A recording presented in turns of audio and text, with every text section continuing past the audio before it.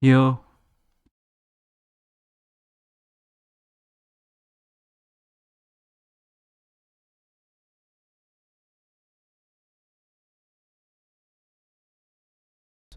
let's try something. And then he did such a good job, we stuck with it. I mean, you made playoffs. So Yeah, I know. against all odds, you made playoffs. I think when it comes to his role, though, you know, he is a prolific lurker. He's probably the best at that role. How does that conflict with having to IGL? I mean, it's not easy for him.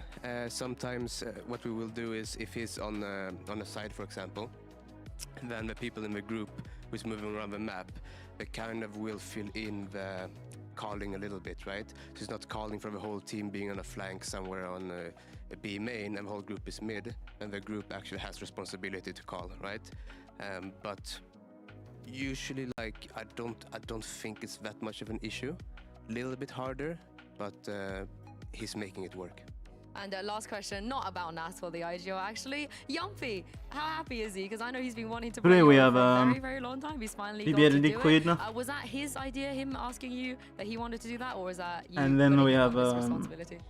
I mean, okay, he always wanted to play Euro, and we gave him the opportunity to Wait, what's just, the game? just do it, you know?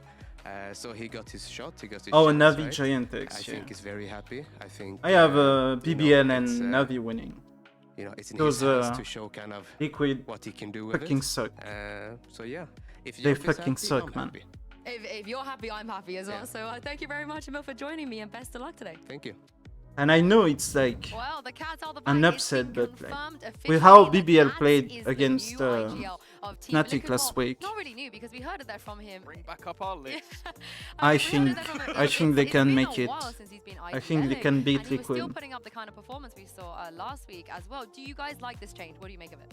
Yeah, do you like this change? I think I actually from do, and I'll tell you like why. I think last Nats, week games, again, brought it's up just prolific downhill player, for someone that's Liquid. very good at getting behind you. Now he can push and pull the map, in Which a is way a that shame he because they have clearly like one of already the understands if how they to have play the this easy game, how group. teams react.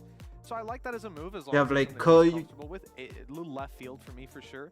But I think the main thing is we'll get to see Enzo off the IGL, so he goes back to fragging Right. ways. It's been a long time since we've seen him not have that responsibility. So now we get a buffed Enzo, and that sounds good Wait, to me. where are the I groups? do think it puts a lot of pressure on Hold him. on. Because now you're looking at someone who was brought in to be a leader.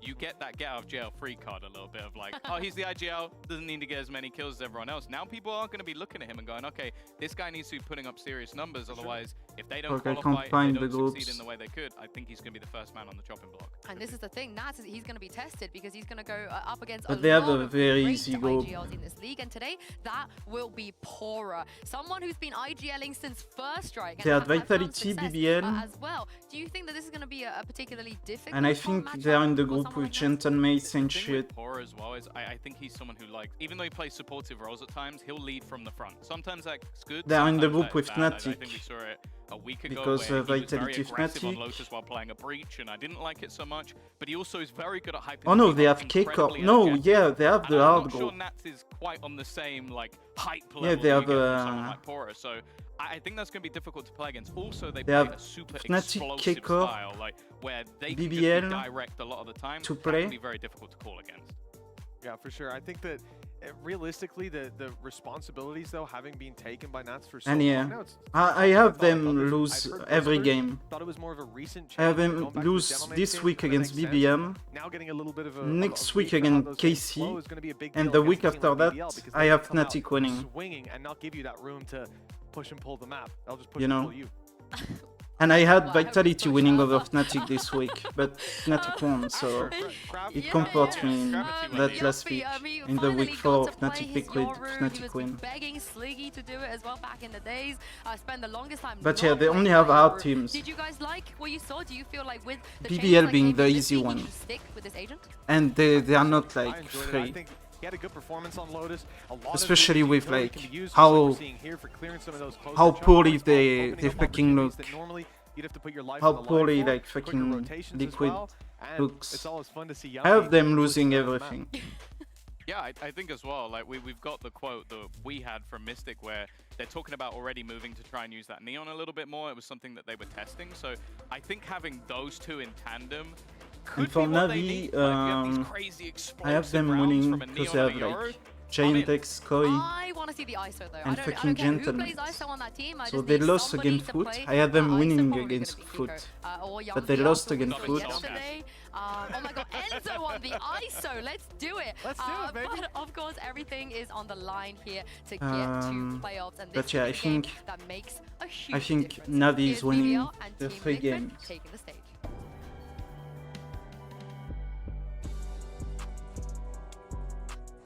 Let me see. Foot is first, 6-2. Heretics is 5-2. They have one death game. Yeah, because they play 2 games next week. In week 3. They play Giant X and Gentlemate. And then after that they have Koi. So yeah, Navi and Heretics have the 3 easy team. Basically. And Foot too, I think. Foot have Gentlemate. They had... Because they already had Heretics and Navi. So yeah. Put as Gentlemate. And then week 4 they play 2 games, right? Oh no, they played 2 games earlier. Yeah, they already beat Koi. They beat Koi, they lose against... No, they beat Koi, they beat Navi. This is going to be a huge game. From now on, every single game, quite literally, every single game will matter and decide the fate of these 2 This teams. week, But let's take a look at the map vetoes before we they go lost into the game. against It Heretics. feels Next like week every single they team, they have something about them. They Gentlemate. have that Fortress, BBL, it's always And been then Descent. week Recently, 4 they brought have it back Giant again. X. So But what Foot about Team should Liquid? What have would you say 2 would be extra a wins. smart choice They for should them? win the next 2 games. I'd say they've looked more comfortable. Which on is ISO gonna put when them it's at been like played. 8 and I think 2, vetoes are probably- and there you go, Heretics are should the be most at 8 interesting and just 2. because both teams were sort of bad at Also, Breeze. So now Breeze and is Navi gone. We've should actually had win it their open next up a 3 little bit games more. because it's I like think the Team 3 Liquid have had worst some rough team, times when it came to the basically. likes of Gentlemate, Split and, as I said, Koi Icebox and is a strong map. Giant Although, X. I'm a little bit interested in So that they sense should be because 7 we and sort of spoke 3. about it before that it's been less of a home turf for BBL in recent times. Like they've kind And of struggled then on with it, so I how feel like they could have Fnatic got have that as a been third map playing, rather it's than gonna be At tough. the same time, maybe they're just I looking have at this from the Fnatic perspective of lose that game against up against KC. Fnatic. Liquid had a fantastic start But to I the had defensive I side, had them 9-3 lose up, against and then it crumbled, ended it's up tomorrow, losing by the map. way. Yeah, to that, the Fnatic, fact that the KC. last map is where Liquid got I had them swamped lose by against Heretics Vitality on and Sunset. they I showed think it's good wise stuff. of BBL to not leave Haven in there where there'd be new So content. now I They don't also know. got I stopped think by top KC, 3. though. So it's kind of like that's I the think thing, top feel like 5 that right last now. game Top right at 6 the end was for just a little playoffs. bit more Let's of do like top a 6. I think it's the current top work. 6. Like they both got slapped. I think it's Foot, or Heretics, Foot, Fnatic, Navi, KC, Vitality. We won't see Haven, but we will probably see And so yeah, I think Liquid, BBL, Gentlemate, Koi, and Giant X if they are were out. to run like a double duelist setup, if they were to try the ISO, who are we looking towards? We're gonna find out in just a second because we have agent select, so you guys don't have to guess. But at least for this map, we're gonna have some Well, slight changes. Kushner, yeah, Kushner going over to that Neon is the change because in the past he's been sticking to the Rays a lot of the time. It's gonna be tough. I think that Because we have a like, Liquid other KC. sort of Turkish If players, KC like loses, Kiwi, who played an incredible role, and he is someone if, who's that aggressive that I think it can work out for them. if they It's lose gonna be a little bit tomorrow sad, though, to see, against that Fnatic, Yoru has gone. No. then maybe Liquid has a right, chance Jumpy playing if a support Liquid agent now. I think that, beat. you know, again, there were some if Liquid opportunities. beats We saw it in KC. some of the highlights. We saw it in the match itself as well. How Yoru can manage to open up a lot of space on the map. But I do But think that other than Breeze in that, general I is don't so see Liquid valuable on a map like Load. It's sad to not see a Viper Make here, it. but that's this I day think and they're age. out. Yeah, and of course my eyes go to this Elite versus Nats head-to-head as well, and especially considering Nats now we know as the IGL. Yeah, for sure. We're going to get to maybe we can compare their headshot percentage towards the end of the game because I feel like Elite has been the maestro of the headshots. He's someone that I think has probably had the biggest come up in this BBL team. Like the guy has been incredible in stage 1, and I'm hoping we get a little bit more because I think they're going to need it to beat this Liquid squad. I think especially the defensive start for BBL is very exciting because I've enjoyed watching Brave with his aggressive A main control consistently around Rubble, always able to find value from there. That's going to be a big problem for Liquid to deal with and something Nats is going to have to look into in that IGL role. Oh, I can't wait to see what solutions they come up for that. And with that said, it's time to jump into the first map of this match and throw this over to your casters. What up, Pavlos and Ash? What up, indeed? Yeah, what up? We're back into this server, and this time it's a match that could have big implications to playoffs contention, right? Team Liquid and BBL both haven't had the best of runs, even though they've been closely contesting some of these teams, right? BBL against Fnatic, Team Liquid against Vitality. It's time to make that performance work on the server and end up with some wins. It really is, especially with both these teams just being right outside of that top 6 as well. Team Liquid being at that 7th place, and for BBL being at that 8th place, where they also had their super week last week when they had some tough matches, but now they got to focus down into one match up against Team Liquid, where again I think the desk was talking about this map pool here, and it really feels like they band out the strengths of each other but aren't necessarily able to pick maps into their strengths either. Let's see how this one goes. We haven't seen a Yoru be picked up in this one, but at least we've got a bit of Neon action coming over from Kushin. It's Kiko first up, looking to move on to this left-hand side, and he has been able to walk through without too much damage inflicted towards him.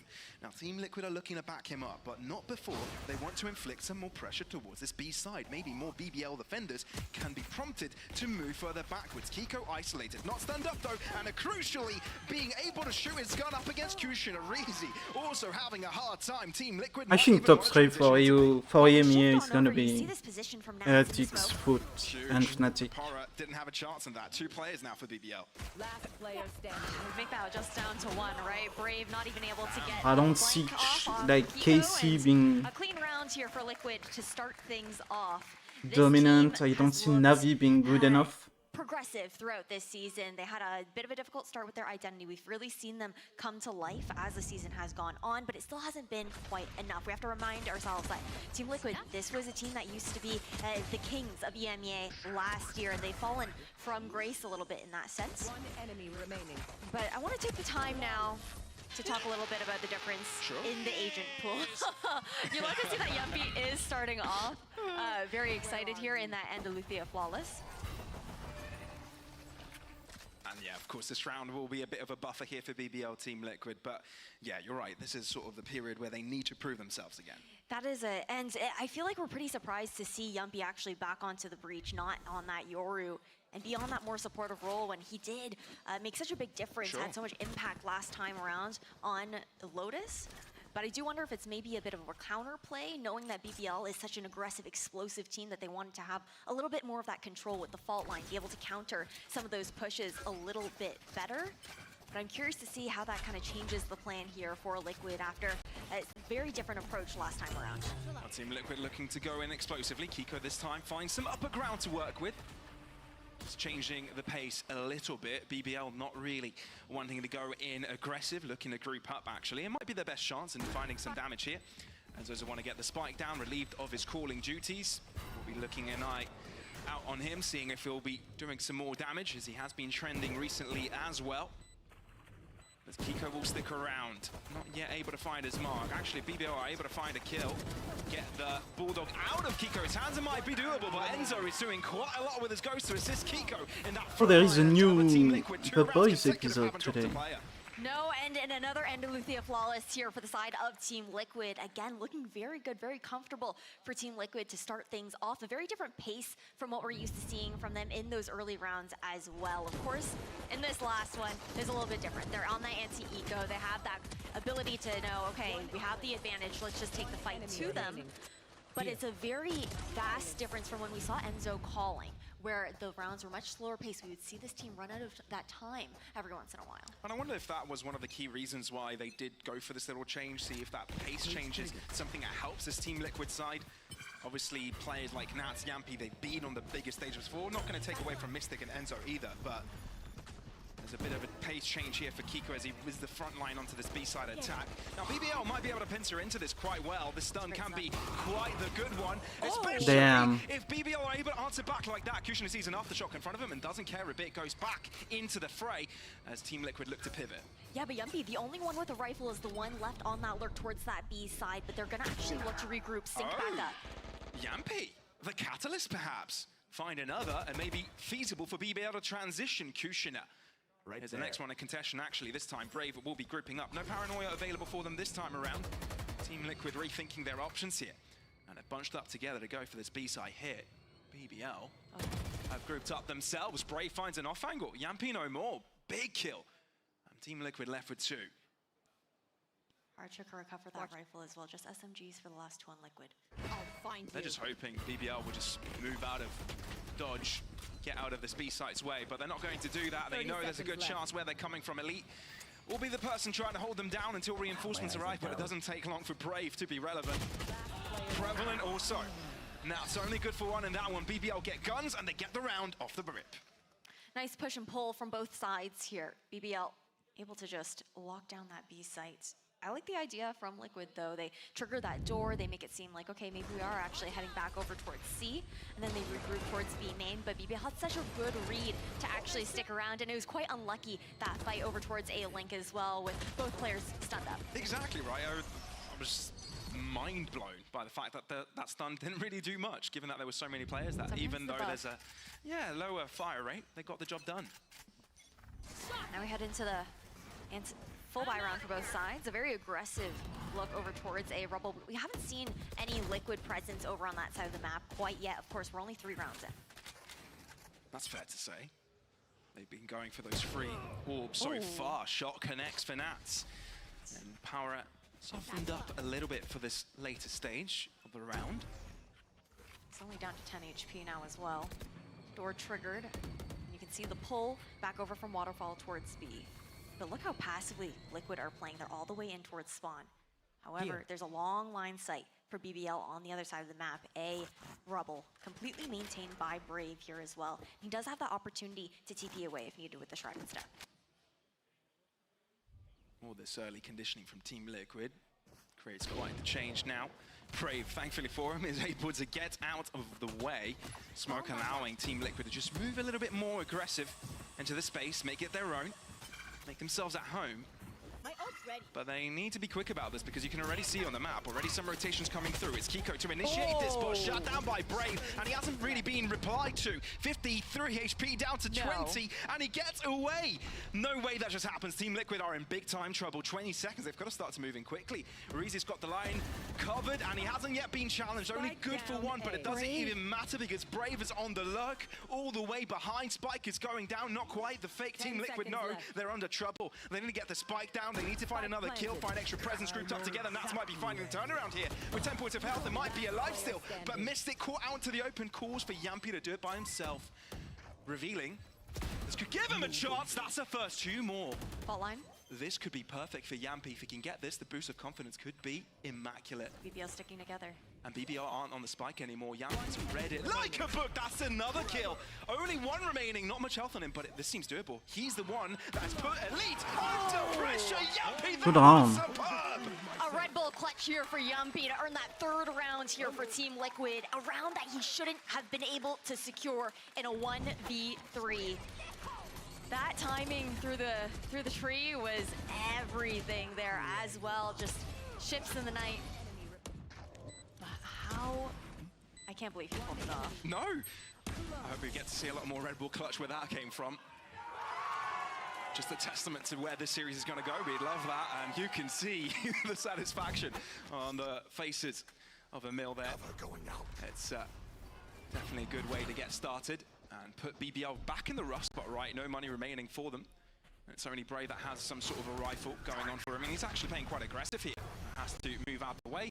Able to do so. Team Liquid allow him that prospect, and now reset their pace yet again.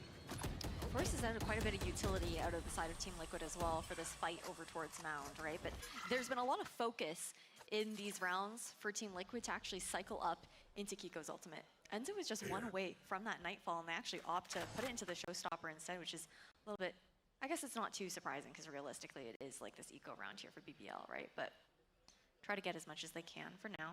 BBL, they just sit far back. They're looking to play some sort of retake together as a team. Brilliant. Look, if Nat's calling and has the confidence to go for these initial engagements like that, why not? It's as if he's playing Chamber or something. It's Nats. You can't expect anything less, right? Nats is Nats. And initialization of the attack has already taken place. BBL will be looking to hold this further back. I'm actually impressed by Team Liquid so far. Pretty much quite confident with what they've been going for.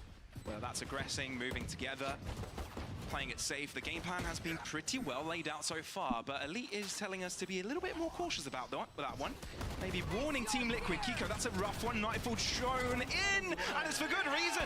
Allows Kiko to clean up with a spray. Nats will be the final player. They put a player to his grave, and that's Team Liquid carrying on that pace. A lovely hot start here for the Stallions, but BBL yet to find their footing here on the defense. And when you're looking over towards these halves for both teams, right?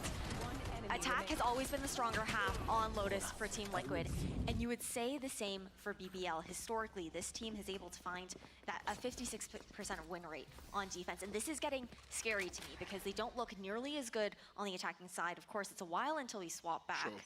But BBL is also an emotional team.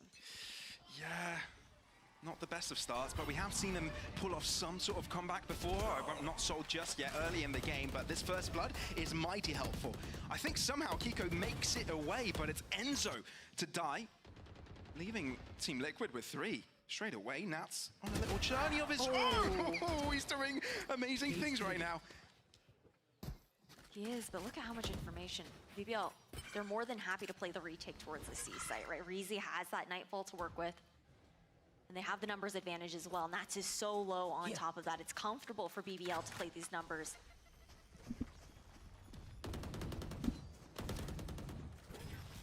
BBL, decent setup. Oh, Kiko. Playing the Matrix game, but how did Elite even find that? Was that a pixel that spotted Kiko? Could be. BBL looking more comfortable by the second. Ultimate's built up on every single one of the remaining players. Team Liquid have a lot to do here. Nats doesn't have much HP to do it with. They are well aware of what they need to do. Nats, of course, can't go down without a bang, but it's still going to be BBL's round for the taking. Getting 2 there is criminal, though. I really saw the vision in getting the second with that swing out straight into his cross. We have a lot of ultimates for BBL.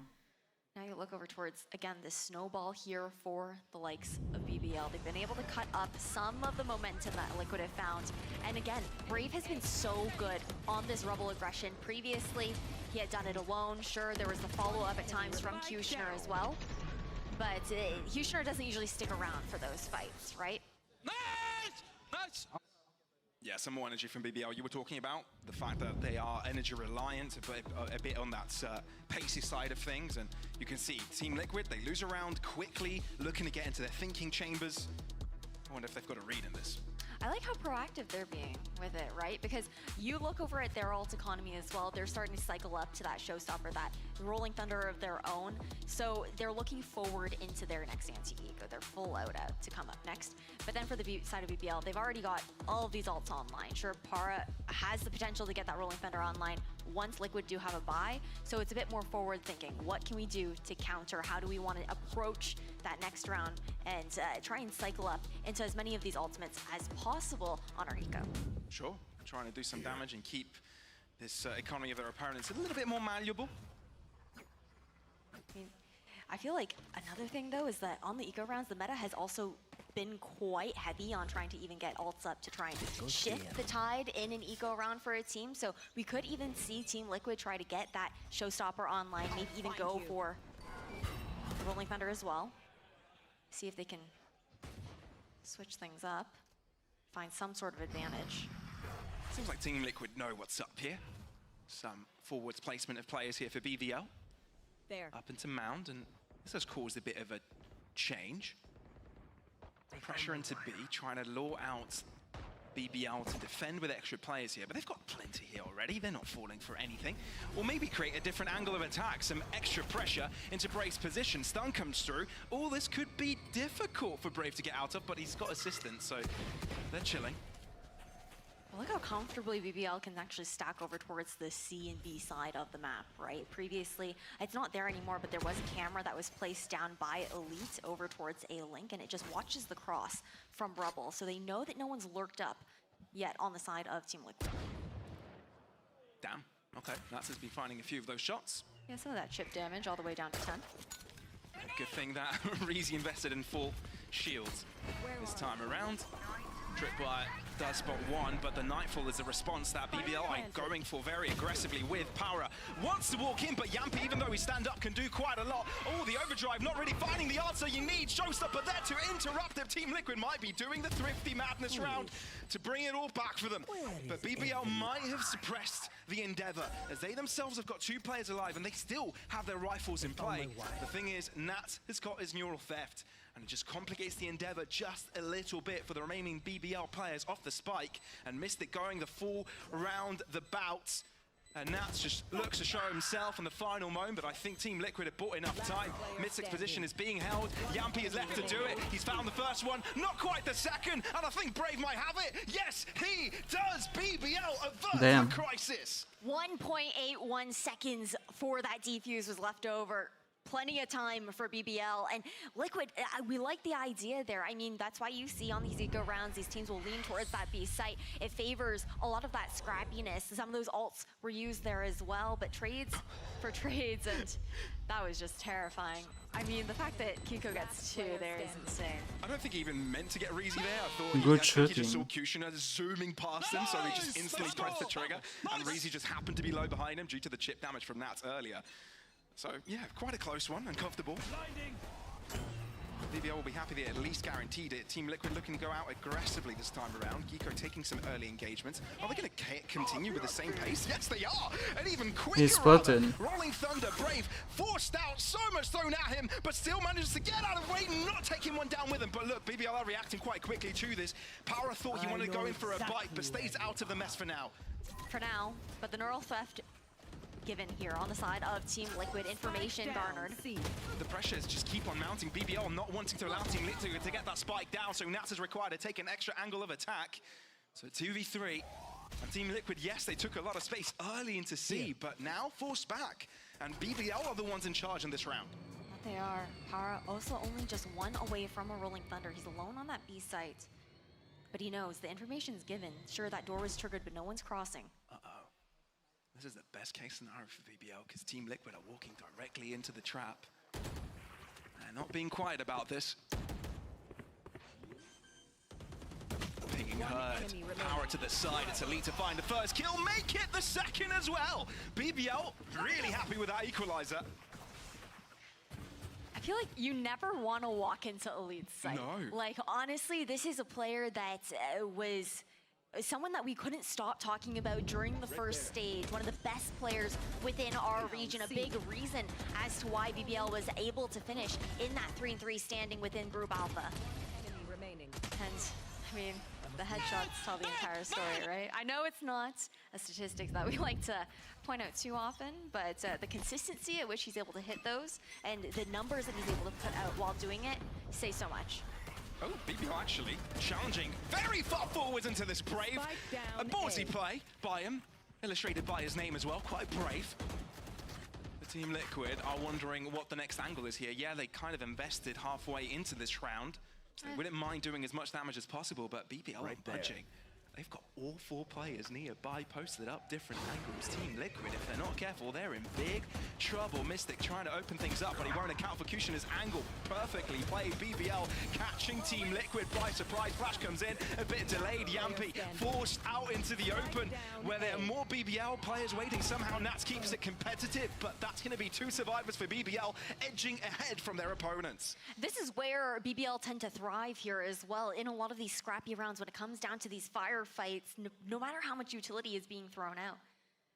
Now, got to take a beat, because we're tied up. BBL, or we're nearly tied up, 1 away here for Team Liquid as they go into their full buy, but it's in 4 rounds in a row that BBL have been able to find that momentum since that timeout that Liquid had actually called. That's true, right? I mean, that's what you always need to think about with these timeouts, is that there's also the ability of your opposing team to talk with the coaching staff and figure out a lay of the lands. And you've got to be a little bit careful with these. A bit of burst of energy coming out from Team Liquid, 4 consecutive, and Team Liquid spending their 2nd timeout already. Yeah, that's kind of scary, because now they have nothing to work with if we go into that second half, right?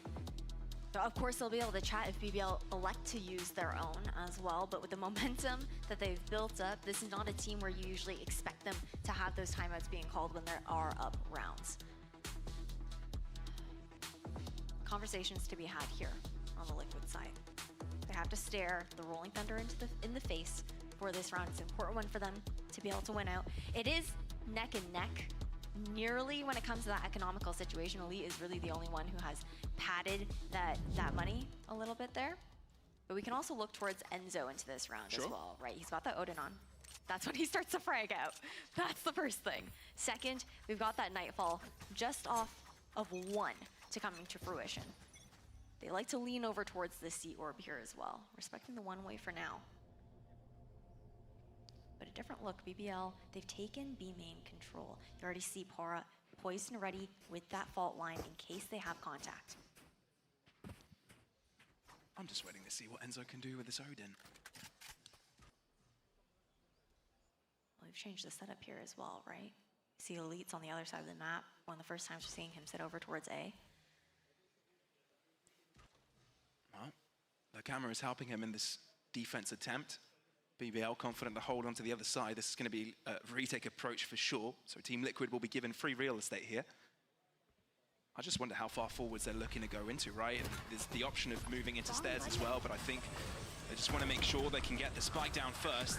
BBL have transitioned very quickly onto the A site already, to the back of it at least. The stun comes out. Mystic is wondering, does he go away? Does he move away? He doesn't, which does cost his life. Reezy, super aggressive off the back of the Rolling Thunder. Makes it a triple kill with Yampy standing alone, wondering what the hell has happened to his teammates. Finds the same fate as them, and Andalusia flawless by the Turkish team of BBL. It was a gorgeous trap play coming out from BBL. They have Elite set up on that site for the information just to stall out a little bit while everyone else went searching for space on the other side of the map. They had the read that it would be towards that A site, and it's such a tight site to fight on as well that the Rolling Thunder just finds so much value paired with that neural theft. All Reezy had to do was shoot. Plain and simple. And the ball is just rolling right now. 5 in a row. Team Liquid need to interrupt this pace. 2 rounds remaining in the half. And if they want to keep the trend of having success on this attacking side and give them the best chances of closing out this map. Damn, look how far forward Mystic has gone into, but everyone is losing their fights in every single front. BBL has completely taken over. Again, once they find this momentum, once they find this energy, they're such an emotional team that they just continue to drive forward, and Team Liquid have yet to stop the bleeding. These rounds have been over within the first like 45 seconds. We really haven't had a long round whatsoever. BBL consistently take the fight to them. I mean, I'm gonna be honest, it felt like Team Liquid tried to take the fight to them in some ends. BBL took the fight to Team Liquid in other ends, but BBL won everywhere. That's the crucial part, winning these duels, the confidence exuberating. I'll find you. 1 round and a half, and Team Liquid not much to work with. I mean, they do have the Nightfall, Sure. at very least. Something that we've kept our eyes on. Cycled up into that Rolling Thunder for Yumpy as well. And BBL have aggressed so far out of the B side already. Team Liquid need to be careful. You might expect the aggression of 1, 2 players. You expect a third, though. Kushina thinking better of it, and so does the rest of his team. This Rolling Thunder's going to come out, and BBL know of it. They've vacated this site entirely, and this is not going to affect them. No, they can easily flood back onto this site. And that's exactly what Elite has done. He knows where Mystic is posted up. This aftershock forcing him back. A great piece of utility to allow Team Liquid an extra piece of comfort, but they've used a lot already, and the spike hasn't gone down yet. Nightfall for Nightfall. At least Yampy has got a couple of flashes of his own, but BBL have got a lot more coming. The Paranoia is the first piece of utility to be thrown in as the spike does go down. Yampy with first blood of the round, and he wants to keep that pace going. Team Liquid wanting to turn things around, but Reezy comes off huge. His power on the hot seat, with Team Liquid looking to flood all around him. It's Mystic with a final shot. 7-5 is still not very good for BBL. It's an attack-faded map, so... It got scary there. Unless you're like G2 or... Both of those teams. I think Gen G2 is very good at defense. A thing of what's going on, and it was a nice hold from Team But yeah, anticipating unless you're the G2, Lotus is an attack-sided map, so... Considering the fact that that's how the pacing has been for the last several rounds where BBL found their success, and Team Liquid, they chose to take a pause and step back up. Now we head into the second pistol though, second half here. And 7-5 half, Team Liquid, they earned that pistol round. It could easily be 7-7. And this is where we get to see Kushina's Neon come out as well on the attack. Right there. how aggressively can break through these lines of defense that Team Liquid can set up. And it's Team Liquid that look to take precedence. Demand space of their own, and it's paying dividends. Kika finding the first shot, somehow surviving, but not for long. Enzo retrieves it right back up, so trades go in favor of the Stallions. This is where Team Liquid will look to shine. BBL, they often rely on some more of that aggression towards Rubble. Trades done. Oh, still the kill for BBL? Yampi so low. Yampi. Oh, out into the open, and I think BBL have just turned the tables around. They're the ones on top, they're the ones with the numbers. Nats caught off by Reese's aggression. He is online today. And Mystic is in trouble. Seemingly BBL having the exact read on his positioning. All three players looking directly at him. Honestly, just probably looking to deny another ult orb over towards Reezy. He's so low to the point where Reezy's either gonna die to Mystic or try and take him out and just try and deny cycling up into that Nightfall as early as possible. Well, Mystic has been on the down low for quite long enough, so BBL will be checking all angles, and Lee has definitely got that one covered out. BBL finding themselves the second pistol of this game. Pistol for a pistol, one each for both sides now. But I like the contact play coming out from Team Liquid over towards B main there. And I think it may have been even a little bit of a surprise to see so many BBL players actually waiting. Typically, this team likes to favor that heavy Rubble control early in the round, or they anticipate the defenders to fight for it as well. And then we've seen them have a little bit of difficulty on attack, pivoting their plan when they actually don't get played into. I think when talking about BBL, we've seen a bit of development from that aspect, right? Being able to have multiple identities within a map itself, not being that one-dimensional. A reason why they've leveled up so much this year, gotten some good wins under their belts. Not so much this stage so far, but they have been contesting some of the biggest teams. Well, we're definitely seeing it on Lotus right now, the adjustment even from the last time we saw them on this map, which was against KC, that 6-13 loss. But again, a loss to a team like KC as well can teach you so much. It can. Gotta go. Team Liquid thinking like they've got the read here. BBL have played them like a fiddle. And going directly to the other side of the map, we'll find it fairly open. The cam will eventually reveal them. I feel like Nats is already looking that direction. We gotta keep an eye on Brave's location as well. Sure, Team Liquid, of course, they're gonna stick together on their eco, play as a pack, and see if they can find as much as possible. But he's actually not gonna be sticking around towards that A site, looking to regroup with the team. Of course, he is one of the players with a rifle, right? He doesn't want to give one away for free. 30 seconds left. The Desk touched on this a lot as well, and in the pre-game, Team Liquid and BBL, both of them are fighting for a spot in playoffs, barely making it through last time around, and I think they know how fine margin it is in that middle of the pack field where a round makes a difference, a map makes a difference, let alone a series. Yes. So, yeah, it's squeaky bum time, whatever match they're playing, and this is a great opportunity for them to get ahead with a match against each other. That's for certain, because you look back towards stage one, you think about BBL and how that went for them previously. They locked out at that 4th place. They had a tough time in their last matchup, where we expected it to be a much closer game up against Foot. And then for the likes of Team Liquid, sure, they make it to playoffs, but there's that daunting knockout round, right, where they ended up falling 1-2 versus Fnatic. But these teams have a lot to prove. Big bonus round for BBL. I think if they land this one and they have like the gear for. Economy on a knife's edge on both sides. I mean, no, BBL has a really good economy right? here. Of course, BBL are going to look really good with the bonus that they have because they did invest 3 of those rifles into the last round. Like BBL has a big chance to land that bonus. Spotted the aggression. We should see BBL take. BBL are thinking about it. Kushin are not quite pulling the trigger, waiting for the spray to come. Take its way forwards. It's actually quite deep into a corner already. BBL though, I've got another fight in mind. The C site is where they're going for. The ping's going out for the C site, right? Seeing if they're going to cross over. 1-for-1. Trade here. A fickle game. Mystic answers back against Brave, and Reezy hasn't got an opportunity to trade it back himself. The stun avoided. Prowler That breach being so far back is... not too far back here, given that they've got so much space control. But what's the plan? The spike still lingering outside of C alone. Uh-oh, Nats might be a little bit closer than Reezy may expect.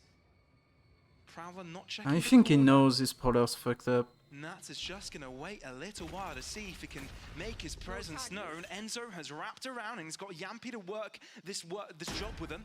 And it's Reezy to try and confront them. Enzo, though, with Fucking the Reezy, man. comfortable as ever. And Power and Elite will look to see what they can do here. 2v4. 2 flashes and the aftershock available here for Para. That's They know right. no one's backstabbing over towards A-Lane. Flash. Not required for player on this BBL side. Elite, maybe the first to show his ground. Good shots. Uh-oh. That fight is huge. A bit of a bad approach. Pora? When a BBL are taking Bro, what the fuck is advantage. Pora doing this round? He's still got a flash for him. Mystic is able to find the return, but I think BBL might have bought enough time. Stun available for him. If he shuts down Mystic, down Nats is off the spike, but I think it's been diffused. It's gone, it's gone. Allows Team Liquid to get back on track with a Mystic, the final player remaining. Fine margins and timing was everything there. Power was hiding in that smoke. Pora was way too passive that round. He was in C main doing nothing with the spike. No utility, nothing. Down to the wire. And then On the side of BBL, these are the last 2 players that you do want to be in those situations. I don't know. His utility came way too late to help Elite. Yeah, I mean, BBL He's definitely 4 and 11. Oh my god. Yeah. Pora is having like a very bad That's game. why they've And already BBL got is winning, 2 so... Vandals from this round. The rest having to be comfortable with Guardians and Bulldogs. Pora is playing very, Defaults here. very badly. We're very happy to give up Like, that B site. Gonna trigger that trap wire early on. yeah, and he cut Put that pressure for some that players trip.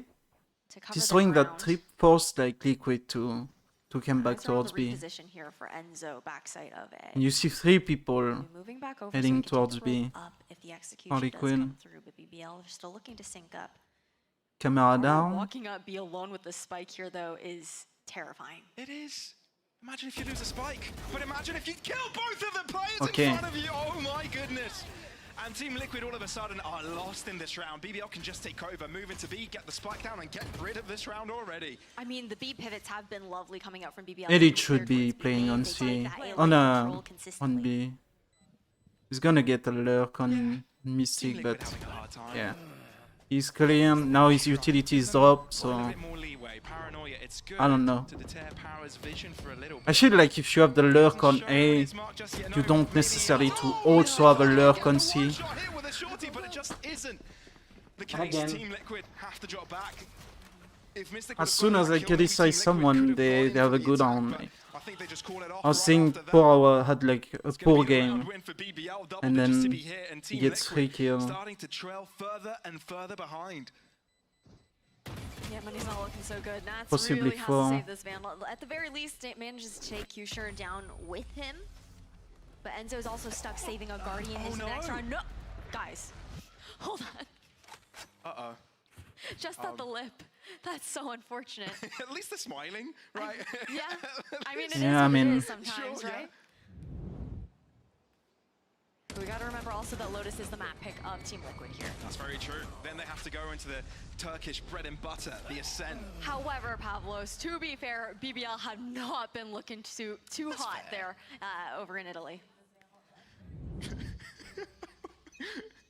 I don't know, was that a bet lost or something? Still.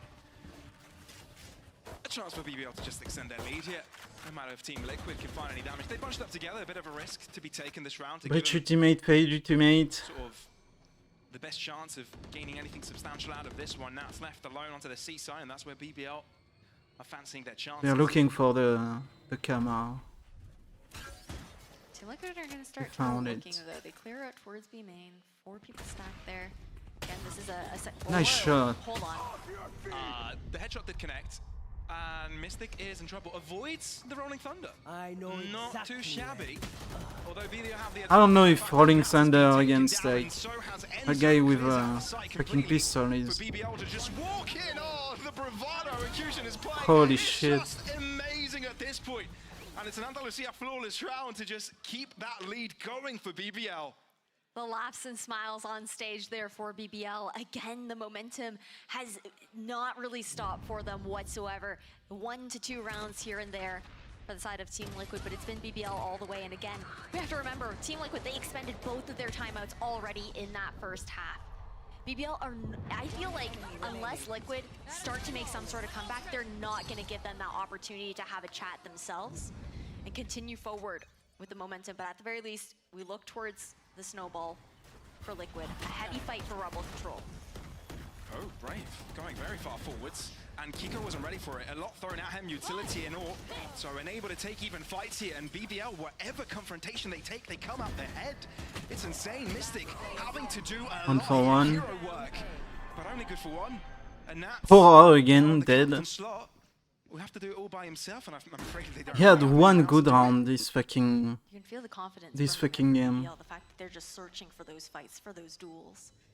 And with the one way, there isn't much Nats can do. And with no money in the bank for any His players ultimate as well, last this round is a was must just save as a hero rifle into the next round. questionable, to say the least. Honestly, it's a bit concerning for Team Liquid. Their chances for making playoffs aren't over with this loss, but with a win, it increases their chances dramatically. BBL, on the other hand, looking quite happy about how things are going so far. With this spike explosion, it'll put them on map points on their opponents' map pick. And maybe they'll get to show us if they've improved and by how much on Ascent. Double the amount of rounds that Team Liquid have gathered so far for BBL. We also have to look towards one of the main differences here for BBL as well, right? We've got Hushner on this Neon previously. He was running the Rays on this map. And it gives that opportunity to go for a lot more of those faster rotations, those quicker pivots towards B, the surprise dashes in towards that A link as well. But look how heavily this time 4 players on Team Liquid look to fight for Rebel. More than happy to give it up. Yeah, they are. They realize that Team Liquid want to go for something aggressive here, demand that space, and they're like, sure, have it. We're just going to go directly the other way. I mean, also when you see the paint shell being thrown out by Kiko there, you're like, okay, I'm out of here. I don't want to deal with that showstopper. And Nats has a decision to make here. Does he stick around trying to do damage? He's stuck around, and Mystic feels a false sense of security to move in, which ends up losing his life. Nats has been able to find the first kill, and now he's got smokes to work with off the back of the neural theft. Kiko might want to throw in a showstopper of his own. Can he stop the show, though? Second tick of the That's neural one. theft, and it's enough to get Kiko enough information to get the kill. Still, power to the back of the site is amazing with this hold. Enzo asked to do it all by And he gets himself, the and nice. he will not be able to do it. Power Holy of the shit, Ents he had 2 loses fucking the rounds. of Lotus. The IGL to step up to steal away the map pick there of Team Liquid, and a stunning attacking side coming out from BBL when that was where we saw them struggle previously. I don't know about you, Ash, but it feels like the redemption arc of BBL starts right now.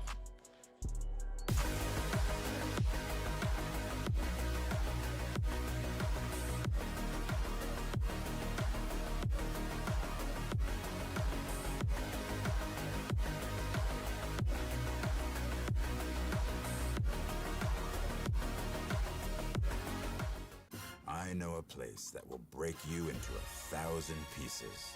Stay away from them. Stay away from Lorca, Paco, and Picasso. Don't ask about Lola.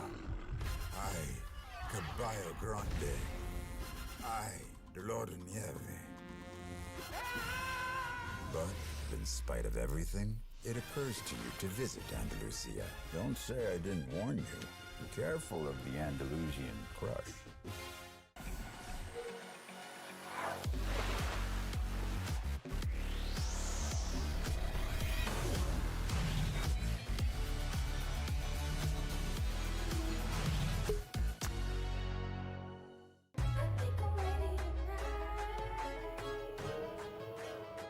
Hey guys, it's Jimmy Lin.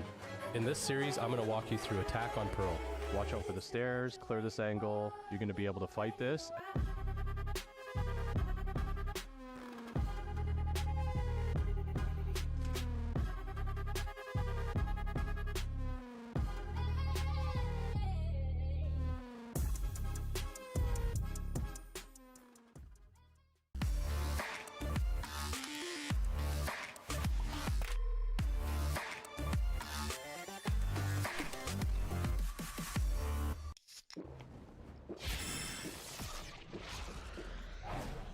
Red Bull gives you wings.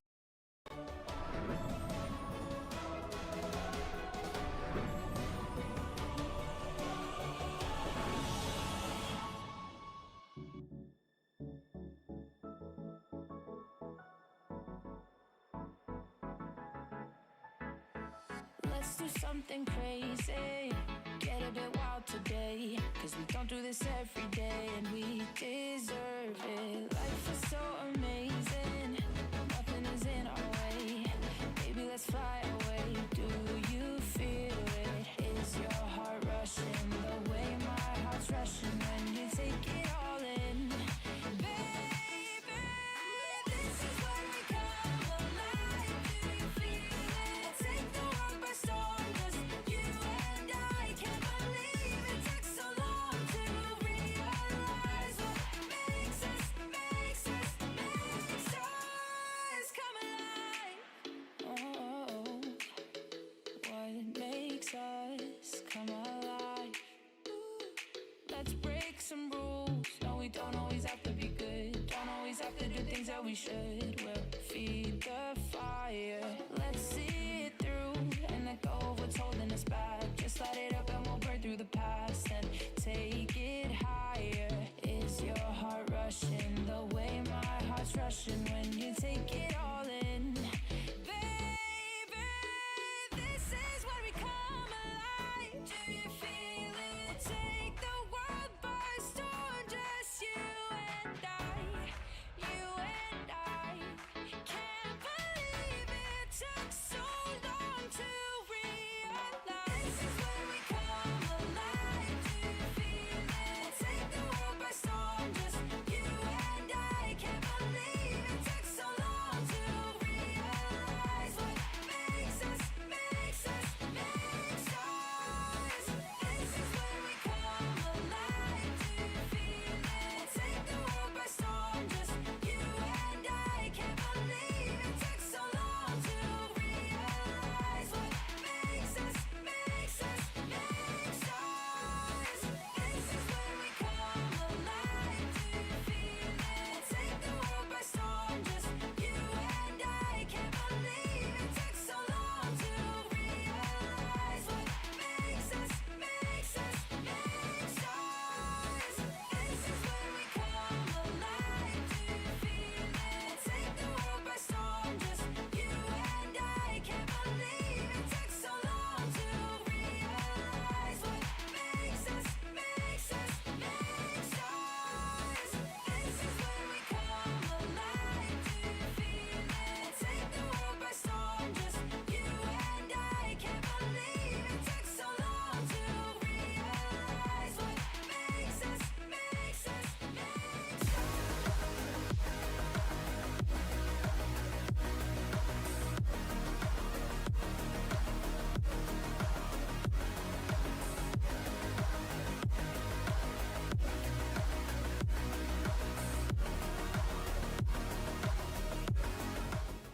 That was a fantastic start for BBL in this match against Team Liquid. I'm your host, Yingsun, and I'm back here with Tom and Mitch. Now, for the only team to have ever, only Turkish team, to have ever taken down Team Liquid, and it feels like the way the BBL are going, they could become the second.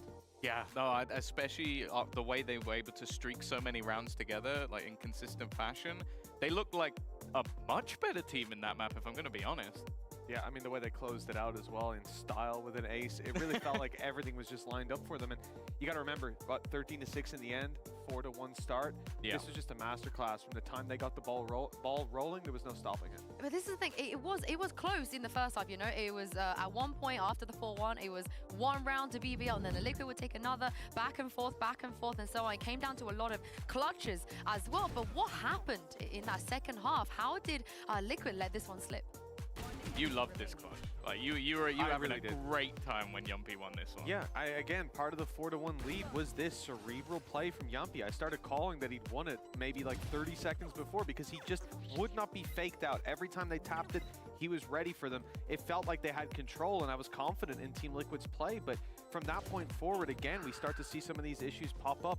Brave's control over Rubble was good. What I really enjoyed, though, is the rounds where they didn't have him Rubble. They were able to send Kushner there, getting the early information and having very quick rotations, which culminated in just before this in round, I think it was 8, where Team Liquid don't go A. There's early A aggression. Kushner has then rotated from A all the way around to C. Brave is point of contact. There's 4 players there, and there were so many of these defensive rounds that they had a clear read on what their opponents were doing on the side of BBL. They had the playbook in front of them. Yeah, and it's the IGL that closes out as well in Pora. We spoke about this before. If we take a look at Pora in the AIM Labs warm-up, he is the seasoned IGL in this matchup. Tom, what did you think of Nats' performance there? But that's the thing, like Pora looked so confident, and especially the early rounds, Nats looked incredible. Like he was someone who was picking up on all of the early fights, but again, it's a scenario where I feel like that sort of pace of BBL was something that was difficult to call against, and especially with the quick rotations and then getting onto the attack, they just looked unstoppable, and it makes me pretty nervous because I think that BBL, although they've not been the team to make long runs in tournaments or make it to playoffs, they're always really difficult to play against. And right now, I don't know if Liquid have what it takes. I think it's going to get harder because we are going to Ascent of all places. But I like the way that Liquid were getting weird on Ascent. They were when nobody else was getting weird, Mitch, they were getting weird. And I hope they keep the weirdness today. Well, I mean, today of all days, this is where you can come in and maybe for the first time in a long time, we're not going to see the same old Ascent. I'm again going to lean towards bring out an ISO. Show me what you've got. This is a roster. Is that just your answer for every map all in day? This week? Yes. Yes, it is. All right. Give me the ISO Yoru. Do it. ISO Yoru? Now we're cooking, Sue. Yeah. That's beautiful. And this is the reality, right? They've just had a rough map. If you're ever going to pull out the Hail Mary like Liquid like to, we have 3% chance to make it a playoffs. Let's switch IGL. Screw it. Like, this is where they can take that out, pull the curveball out of the bag without a Phoenix, and come in strong. I'm down for a Phoenix as well. The Phoenix, yeah. I'm not sure about I that. remember old school Liquid. There was a guy known for his one-taps. He brought out Phoenix. And they were unbeatable when he was on that Phoenix. Yeah, so they need Scream back. What about the Rainer? What about the Rainer as well? You think Rainer is an option? It's always an option. I don't know if it's a good option. It's available in Agent Select, I'll say that. And that's about all. That'll be my choice. I still think it's a good option. I just don't want to see the bog standard, the Jet, the Killjoy, the KO, like, ugh. I also think that, in my mind, BBL, if you go standard, I think BBL win. Because I think that right now they just look better. Like, obviously, both of these teams have had their struggles on this map in general, so it had BBL, we talk about it being a home turf in the past. I think this year they're 0-4, so. Let's go! Okay, Kiko, you know, I'm with it 100%. I'm more excited about Yumpy Jet. Yumpy's return on Jet.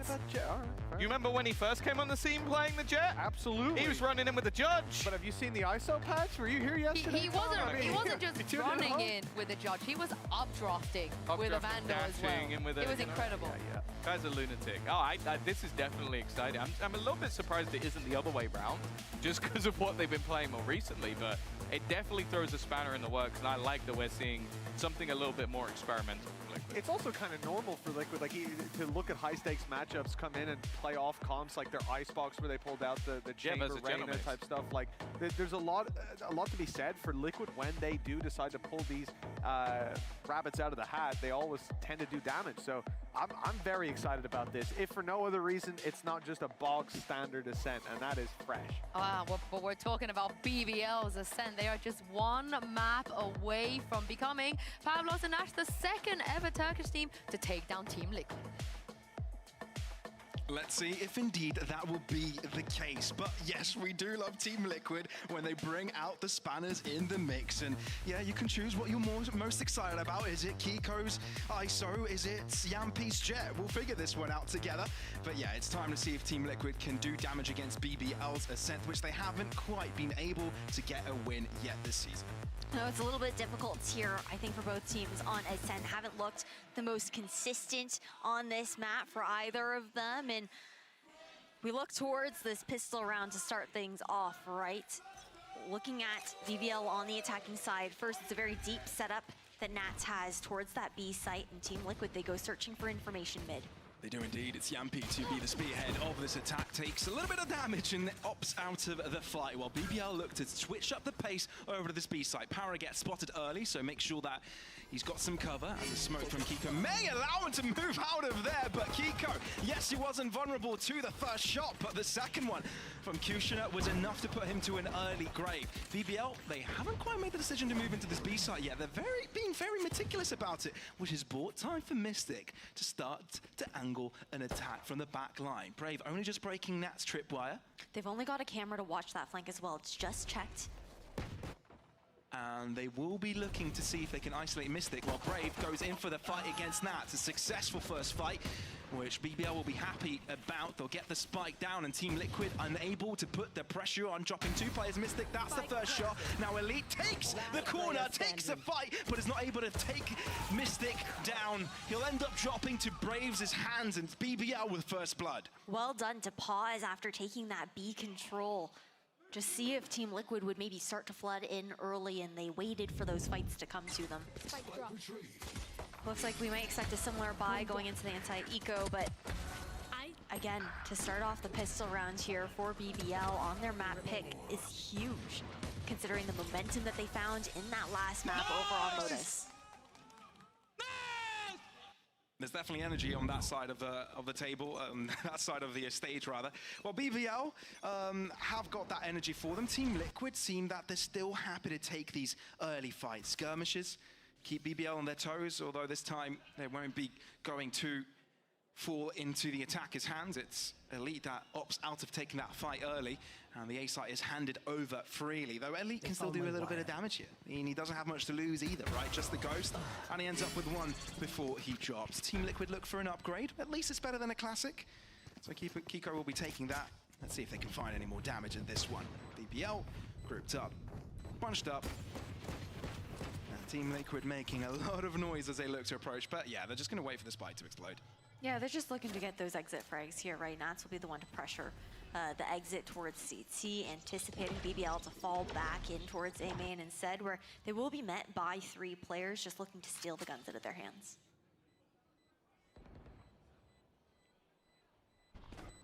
Overall, though, I want to get your take on it, Pavlos. Yeah, give I me mean, the we're question. seeing vanilla Ascent on the side of BBL, right? Yeah, sure. But then, how are you feeling about Kiko being on that ISO? Because I think the desk was talking about it as well. We were quite surprised at that fact. And as I say that, all those weapons lost for BBL. That is a tough look to lose those two rifles. True. I'll answer your question though. Kiko was a madman the previous split when he was playing in Challengers North under Apex. He wasn't, you know, the best in Ascension, but he did a lot of damage. Now, obviously, you think he deserved the step up, but the fact that there've been so many high-end duelists coming in from the Challenger Leagues this season, it's been hard for him to stand out. So there's a lot of pressure on him to actually match that performance. But now on that ISO, he might have a better chance of doing that. It's possible. A lot of heavy presence already shown here by BBL over towards this A site, but Nats has also shifted over. Got a tripwire for mid for A main. BBL, take a pause.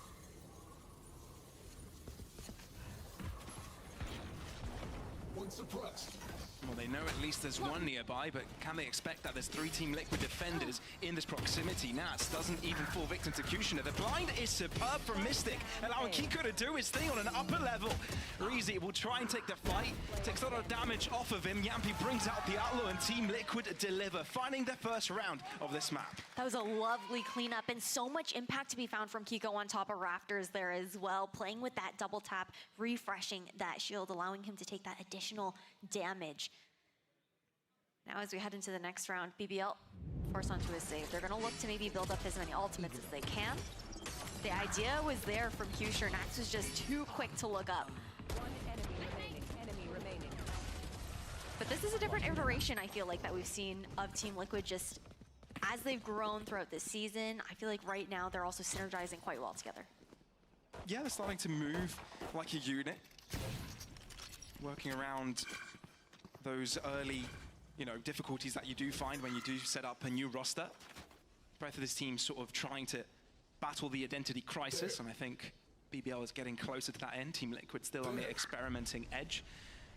But yeah, this is going to be a difficult one. Q-Sure is going to be asked to do a lot here, as he's the only player holding a Vandal. Nat smoked out, but doesn't care. Wow, brilliant stop there due to the tripwire as well. An extra angle was taken to that defense, which was enough to make this round look pretty damn clean from Team Liquid.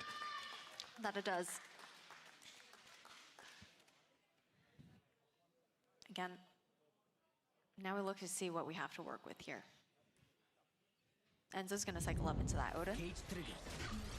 You'll love to see it.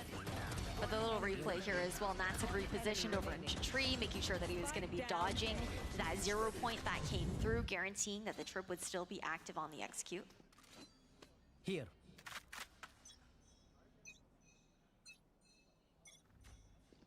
Well, Team Liquid look like they want to be moving into what makes everyone comfortable. As he did mention, Enzo, Odin time. And this is the perfect map to do it. He's already spraying some shots, warning shots against Elite, saying, don't even bother coming through B. And a spread out early attempt from BBL to gain information. And Yampi goes even further forwards. Look at that, Kiko. Can he win this 1v1? Para is going to stand still, and it's Kiko to win it. And Team Liquid play off of the advantage. Q-Sure tries to challenge Kiko, and actually buys a lot of space. He's moved in all the way into the back line. You can see Endo trying to challenge it, but Team Liquid have got to balance this pressure with Reezy moving up into short. It's Nats to deliver the finishing blow. But BBL have gone all the way around into the safe site. 2 angles of attack. Team Liquid try to fend off 2 different places, but it's Mystic to instantly get traded. BBL, can they draw it right back up? Q-Sure low in health. Elite is the one to put BBL right back into even footing, but Q-Sure's aggression doesn't pay dividends, and it's Team Liquid that have got the numbers. Elite trying to close up the gap to take this fight to them, but cannot connect the shots, allowing Team Liquid to take the lead. There's a great read from Team Liquid as well, just to check back over towards that window. I love that play. We saw the smoke over towards tree, and Team Liquid, they choose to play in it, aware of the fact that Q-Sure was in that back line, avoiding the possibility of getting pinched and punishing whoever pushes through. And I mean, it's unfortunate for Kiko that he didn't have anyone watching his back there, but to even find the success in that duel within the kill contract made all the difference. Yeah, indeed. I didn't notice that's how Enzo got the final kill, just jumping Rambo style and finding, of course, bullets through the wall to end up with a guarantee. Kiko to the back of site, trying to clear out Brave, but Q-Sure's pretty damn quick on that approach. BBL have switched up the pace entirely, but Enzo is showing why he's so damn dangerous on the Odin. And this round has gone out of control for BBL. Team Liquid putting their foot on this B site and saying no one shall cross when Enzo is on the Odin here, and Para is left with a sheriff in hand. I mean, such a quick turnaround, right? There really isn't anything that you can do with 3K there for Enzo to tidy things up and maintain this advantage here for Team Liquid. I love that he looks at the camera and says, yeah, that's the way to do it. I mean, that is such a big part of the B main control that Team Liquid have been trying to find, right? Enzo goes for the spam, and it allows previously Yumpy to walk up, find a bit of that information, poke and prod a little bit there as well, and the recon dart there was perfect from Enzo. As we wrap up this replay, we do also see BBL calling a timeout, the first one that they've called within this series. Nice, Enzo, nice. Yeah, a few words of affirmation. It's good. Learning the ropes of that IGL. And BBL, you're right, has gone into that timeout. They've lost 4 in a row. The first 2 were theirs, but ever since Team Liquid had their hands onto rifles, it's been a harder time. Now, yeah, they've got some ultimates available for them. They've got some extra pieces to this play that can allow them to gain the early advantage, but they haven't been able to destabilize Team Liquid's defense yet. No, it's quite an important swing round here for BBL as well. 4 rounds in a row for Liquid. The fact that BBL have the Hunter's Fury, that null command to work with, and they're off the back of this back and forth economy where they're stuck on those ecos, half purchases, and having to flip-flop that with their buys. Meanwhile, with Liquid, Yumpy is online with the operator into this round here as well. And this pause also gave an opportunity to Liquid to chat about how they want to approach it, because they are going to expect Para to be popping that ultimate on the KO for that execution. And it looks like, based on this positioning, Yumpy wants to get ahead of the play here in mid. He does indeed. Let's see how free-flowing he will look here. The smoke is perfect to allow BBL to cross through, but Yumpy doesn't care about smokes. The smokes are just an abstract concept for him. Kiko moves in, but doesn't matter to Kushner. Spray transfer is perfection. But Enzo wants to reply. No, it's actually Reezy's Hunter's Fury. But still, it's BBL ahead here. They've done magnificent work to shut down Team Liquid aggressing in mid. Especially because that null command could deny the Hunter's Fury in return on that plant. It's not going to be used. Team Liquid are struggling to find this opening. Yumpy softened up from earlier. Will second guess his entry attempts. And it's Para's bullets through the bottom end that end up killing Yumpy. So this is going to be a strong round for BBL. They took the time out, they had the read, they just switched up the pace, put pressure into mid, and it was exactly what they needed to end up with the round win. That it is, and they're actually looking to hunt Enzo down, knowing that he's going to be trying to save this operator for Yumpy into the next round. But at the same time, what's a bit dangerous about that is that they don't have the money to deal with, but when it's elite going for you, not much you can do. Not much you can do at all. Enzo was hoping to save that to the next round. Not going to be happening. So the 4-round streak of Team Liquid just stopped by BBL. But let's have a look at this one again, because an insane shot there by Kushner. Not only connecting the first headshot onto Kiba, but keeping that spray transfer going and getting the second to end up on top. Not only that, but he gets a second kill to guarantee this round for them. Brilliant stuff. Team Liquid not going to be so comfortable this time around. No, definitely not. Different coverage this time, too. Smoke towards bottom mid. Yumpy's not going to challenge it this time, not after how the last look went. Full mid control here, comfortable for BBL. Tree contested by 2 players. You do have Mystic with a Paranoia available in case Nats gets in trouble. Kushner not quite fancying his chances. Reezy. Good. Our drone spotting out 2 players. Oh. Hunter's Fury, enabled by Enzo. First tag, successful, but it's easy to find first blood out in mid. Nats gets caught out. Kiko tries to reply, but in the meantime loses his teammate. That's the spike, so it does mean that BBL need to get into shaky ground to retrieve it, but they've got the numbers, and with the smoke, it covers their ground. Yeah, but look at how far Yumpy has walked out here as well. Of course, there is a trip to stall him. Just the pressure that he's looking to put to fall back, knowing that they are at that numbers disadvantage. Sync back up with the team towards A. Well, the broken trip does lure BBL to keep an extra set of eyes in that direction, but the A site is seemingly the BBL plan of attack. Team Liquid might have read this though. Enzo holding out the right corner. That's a good pre-fire shot onto Kushner, but Kiko is in trouble to the back of the site, leaving Yumpy alone. And he's got a less than optimal weapon to work with on this 1v3 clutch. What? Did that connect? It did! Okay. Elite down to 4 HP. And Odin picked up, and that's the perfect one if you want to shut down low players. Vandal in hand now as well. Para and Elite are so low. Does he know it though? Oh, I think the recon landed right on him. Not the recon, rather the attack from the cam. But it's enough to put BBL back into equalization. 2 rounds in a row. What a change. This mid control has done wonders for the side of BBL. It was a nice call from Para as well to shift over to that A site, knowing how much of a threat they had at B, that someone had pushed up so far. They didn't know how many players either. 30 seconds. They opt for the safer option. Neck and neck though. And into... Yeah, I don't know. I was just going to talk about the fact that BBL have been putting a lot of pressure onto teams, but they haven't ended up with many match wins, right? I think they're on a 4-match consecutive lose streak. which isn't quite that positive. But the fact that they put a lot of pressure on teams like Fnatic begs a question. Yeah, there's a bit of improvement here. It's just a matter of fact of matching it on the results page, right? Trying to guarantee that player spot. We are seeing a slight technical pause here, and we'll be relaying the information as soon as we have it. Hopefully it's just a quick one. Yeah. I mean, we have to keep in mind how important this match is for both teams as well, right? BBL, again, they had their super week last week. They lost to both teams. That 0-2 to KC, that 1-2 up against Fnatic. So they only have one more match left aside from this one. If they lose here, it's not looking so good. They have to rely on the other teams to underperform in theirs. Meanwhile, for Liquid, this is the opportunity to try their best to tie things up and maybe overtake BBL or continue to maintain their standing at that 7th place with BBL in 8th. But I'm gonna take this tech pause to chat about something I know. Okay, BBL. They're starting to get that momentum back, right, Pavlos? Yeah. They're up one map. Mitch is on the analyst desk. I'm just saying. You're just putting 2 and 2 together here, I see. I'm putting 2 and 2 together. Okay. Team Liquid haven't won a series with Mitch on the broadcast. Well, at least he's not casting, so maybe it gives him a little bit of a chance, because I believe most of the time No, on the analyst desk too. On the analyst desk too. Yeah, he's cursed all around.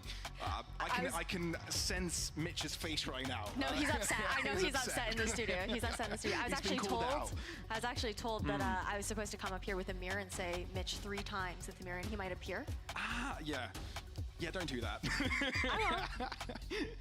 But apparently, the reason of the tech pause is because there was a light on stage that was shining in one of the players' faces. So we're just taking the time to make sure that is no longer the case. So the players, there's no disadvantage on either player's end. Well, sounds like a change that can be quickly fixed up. So no worries there. Team Liquid look relaxed, and that's the sort of tone in change that we've seen throughout today, right? Even though they've lost that first map, there's still some smiles. Even though they've had some difficulties, there's still a little bit of that energy. And I think that's what Team Liquid are trying to battle here, because for the first stage, as well as kickoff, it felt like they didn't have that comfort. They didn't have that confidence. They looked a little bit worried entering the server. You can see a little bit of sweat, a little bit of worry in their eyes. Now that's not the case. So maybe that's an attempt here, try to get some pressure off of Enzo here, allow Nats to do his own thing, and the players play in their comfort roles, which is why we're seeing Yampy get in the jet. He can do his own thing, enabling their players to play the way that they know they can perform in. Again, I think it does come down to that focus. I believe it was Tom who was touching on the desk as well. When we look back to Lotus, that 6-13 loss there for Team Liquid, again, already the way BBL was playing in that second half was very difficult to call against. The speed and pace at which they were going. But I think it gets even more difficult when it is your Sentinel player, when it is Nats, who is a little bit more disconnected from the actual pushback in with the team to make those quicker pivots. Of course, Enzo is going to be that loud second voice as well, that secondary caller for the squad in those scenarios. But BBL, they didn't really give them that room to actually make those adaptations. You know, it was a split second of a moment that you got here on Ascent. It's a different story. The pace has slowed down quite a bit now on the attacking side of BBL. Team Liquid, they have that opportunity to kind of regroup and take their own pace. I see what you did there. Yampy back on the opportunity to see what he can do with this one. Very far backwards. Back in his own spawn. Only Zhao now making his way into mid. Team Liquid fancying maybe a move out into short where Kushner has his sights on. Spike left behind, so no real intention of going anywhere aggressive just yet. Yampy spots out some movement. Kushner takes the chance, and it works out wonderfully. Kiko getting out of trouble here. But is this enough to just launch BBL ahead? And the double tap about to expire here as well. Well, Kiko tried aggressing out in short. Now we'll do it outside of A main. This time with assistance. That's having his back. Oh, Brave gets away in time. Team Liquid are going to clear out A main here and realize no one is there. Is that going to allow Team Liquid to move to B on time? There's only one defender. This crunch at mid could be a little bit damaging. Mystic won't be able to stop it all from happening. He will be able to cross, but he needs to be there to help Enzo do his thing to the back of the site. Onoden, the perfect opportunity to keep things going. He tried to keep things quiet at the start, but Kushner, it's just threading the needle. And it's a Time fucking off the headshot tongue, too, 2 kills like. to nothing. And BBL take B-side control without a casualty to spare. I like the idea. There was a great reposition from Enzo when they were collapsing on him, but now in a 3v5, Team Liquid need to find an opening. Well, they do find one, but it's not without the trade on the other end. Reezy just closes that back up, makes sure that Team Liquid cannot breathe up against the wall.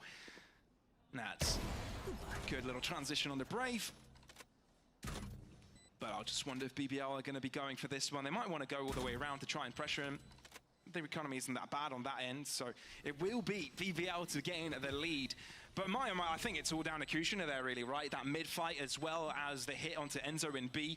Too confident to just move inwards without being punished, as if there's no trouble at playing aggressively with that operator.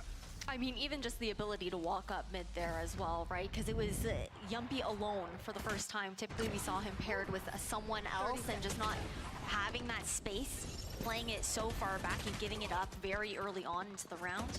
Enemy remaining. But that's the other thing with running the double duelist here on the side of Team Liquid, is that you are going to be lacking that information comparatively to when you do have the KO on the side of BBL Esports. And I get scared a little bit, I think, for the attacking side there as well, because Kushner gets that op online, you have nothing to flash him off. True. But at least now with a Vandal, who'll try and open things up a bit, and it works. Like a charm. Yampi wasn't able to see the bullet that was coming directly towards his head. Kiko is in trouble, spotted, able to get himself into cover.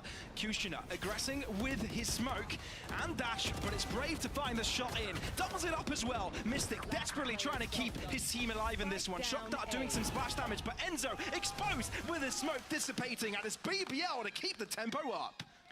The shift in these rounds as well with that pace is massive for BBL. We look at the fact that this team isn't afraid to just step on that gas. And again, I think Para is such a big part of a lot of these plays as well, whether he's on the KO, whether he's on the breach, on whatever map. This setup that he's able to provide Kushner on these executions, those flashes are always hitting. It's always giving an opportunity for BBL to find a comfortable opening pick. And that puts pressure onto Team Liquid here. Now it's their turn to lose 4 in a row. And it's BBL's turn to be the confident team. Team Liquid? Yeah, okay, they've got ultimates going for them, but don't really have the guns to back it up. An eco round would be great, right? A Shiko, isn't that what we call it when the sheriffs are involved? But they haven't had the best of times for finding these openings. It's been the Kushner show for the past couple of rounds. And there seems to be no reply. And even when they go aggressive, right, Ash? Even when they try to go for something explosive themselves, you said they lack the utility, so maybe they try to lack the utility for information, so maybe they try to get that information by pushing themselves. But it always seems like they die in these efforts. So a little bit of a tricky situation that needs an answer right now. I mean, realistically, if they're looking to play that retake for Team Liquid, it's only Enzo that you can mostly look towards to actually find that utility back in. And again, Mystic, sometimes we see the paranoia being used early on. Maybe a bit more of a commitment to the retake idea is a pivot that we could see coming out from Team Liquid, but they've had different ideas with the ebb and flow of this map, right? Again, playing more passive on this mid control. You've got the Blade Storm out here for Yumpy. I mean, it's a good read, but still Brave has an even better one.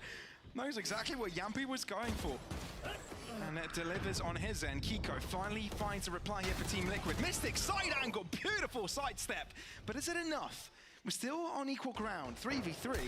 Yes, BBL is softened up, but they're bunched up together, making them harder to pick up one by one. Kiko might have the cross ready for him, while Brave is lurking in the background, trying to catch Team Liquid off guard. And I think he might just be on time. Reezy is playing the safe game, waiting for his team to arrive. It's a shot to do damage. Brave is waiting for them to line up in front of him. He does reset. He thinks they now have the numbers. Just go for the From the Shadows to reset and regroup with his team. Para with the angle on Enzo as he's loud about his movement. And it's BBL to win off an incredible round. Despite the hard clear, there's no way Enzo actually expects Para to be playing so up close over towards Tree when Brave is going for that right position with the From the Shadows. But just so ready. They know that Yumpy had been playing back towards mid-spawn and prepared for that updraft, knowing that the Blades were going to come out to see if he could find that pick towards top mid. I mean, if Yampi got that first kill, it could have been a completely different story, right? Because... You lose your smokes early. Exactly, and Team Liquid kept it competitive nevertheless, right? But now they've got guns. This is a real fight. Last round of the half. Team Liquid loses, and this becomes a very scary affair. They're already a map down.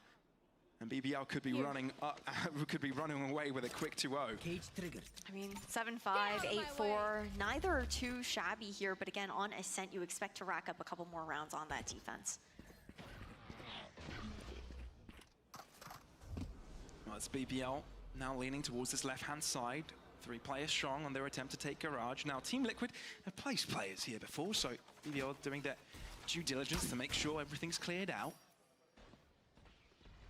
And they will be grouping up together. And the shock dart to even take out that trip towards mid. Inside of Team Liquid to add that pressure.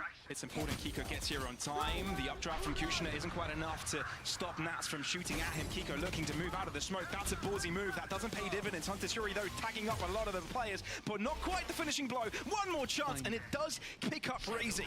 BBL down to 3 players. Now ask the question, what do they do with this? They look to move backwards, trying to go to the A site as quickly as possible if Team Liquid have grouped up in B. But we see the cross though, so the call is going to be made for Team Liquid to rotate back over towards this A site. Enzo is alone, but they have the numbers advantage. Enzo's just looking to chip them up a little bit, and it's enough to shut down Power. Now Team Liquid with double the amount of players on the server right now. Drop the spike. Okay. Looking to get that neural theft up here for Elite. Spike planted. Team Liquid are grouping up. 2v4. Wanting to make this fight as hard as possible for BBL. Recon available. A ball of death approaching BBL. They've spread out. This paranoia could be huge, actually. I think it catches every single one of them and allowing Elite to get a free kill. Brave has walked up to catch them off guard, and it might just be enough, but Mystic has got an ace up his sleeve and gets him and his team the 5th.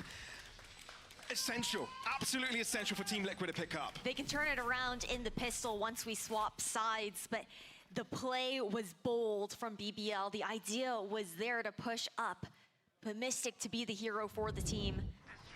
We're going to see it into the replay here as well. It was such a deep commitment originally towards that B site, and this Hunter's Fury coming out from Enzo was everything. His utility made a massive difference in being able to chip down the players on BBL. Player standing. Nice, James. Oh my goodness. Come on, boys. Few words of encouragement. Give us a little bit more than that, Yampi. Sure. Look, BBL keep things close though. Like, even though Team Liquid have gained a round, right? It's no longer the winning streak of BBL. It hasn't been comfortable. None of them seemingly seem to have a grasp of this game. Well, BBL more than Team Liquid. And this pistol could actually make a big difference to the pacing of this map. BBL win this, and they might as well call it a day. Kushner will be holding out mid, the only player, no assistance in that regard. So if he does choose to go for the short peak, he may be in trouble. Team Liquid are looking with, 3 forwards. So check the left-hand side. Oh, Kiko might have had time to adjust there, but not quite. And the dash allows Kushner to walk away. Doesn't take any damage. No. Kushner, what are you doing? Damn. Oh, himself. This is not the BBL show. This is the Kushner show. And Team Liquid have got nothing against it. 1v4 now for Yampi. A little reload on the Sheriff, a little reposition towards that A site. Pora is playing so far up though, tucked into Wine now as well. This is, unless he hard clears out that spot here on Pora, the timing should be perfect for a clean round for BBL. That's as clean as it could be, honestly. Kushner would have loved the ace, but he already did a big dent on Team Liquid's mental after that. Well, I think the thing is you don't expect him to dash out, reposition into the exact same spot, and the shots were just so good. He was spotted out as well by the Raptors player, by the Cat player. On top of that, it just looks so good. Little aim labs moment, you know? Yeah, I mean, if the ace came his way, that might have been the play of the year, honestly. A proper 1v5.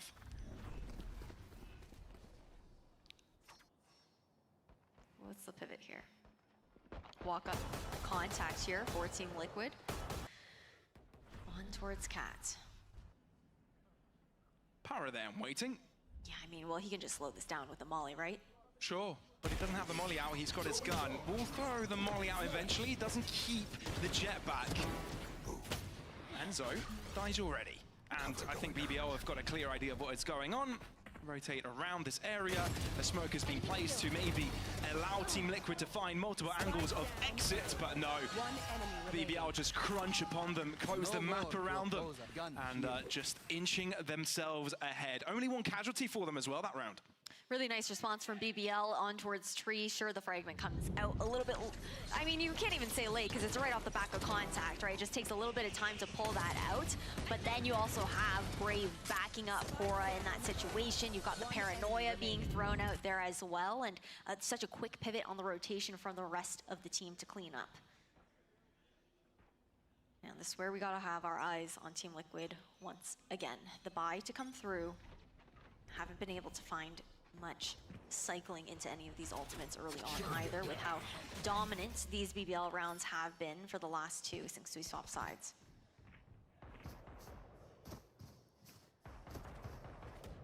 Well, Team Liquid. Oh no!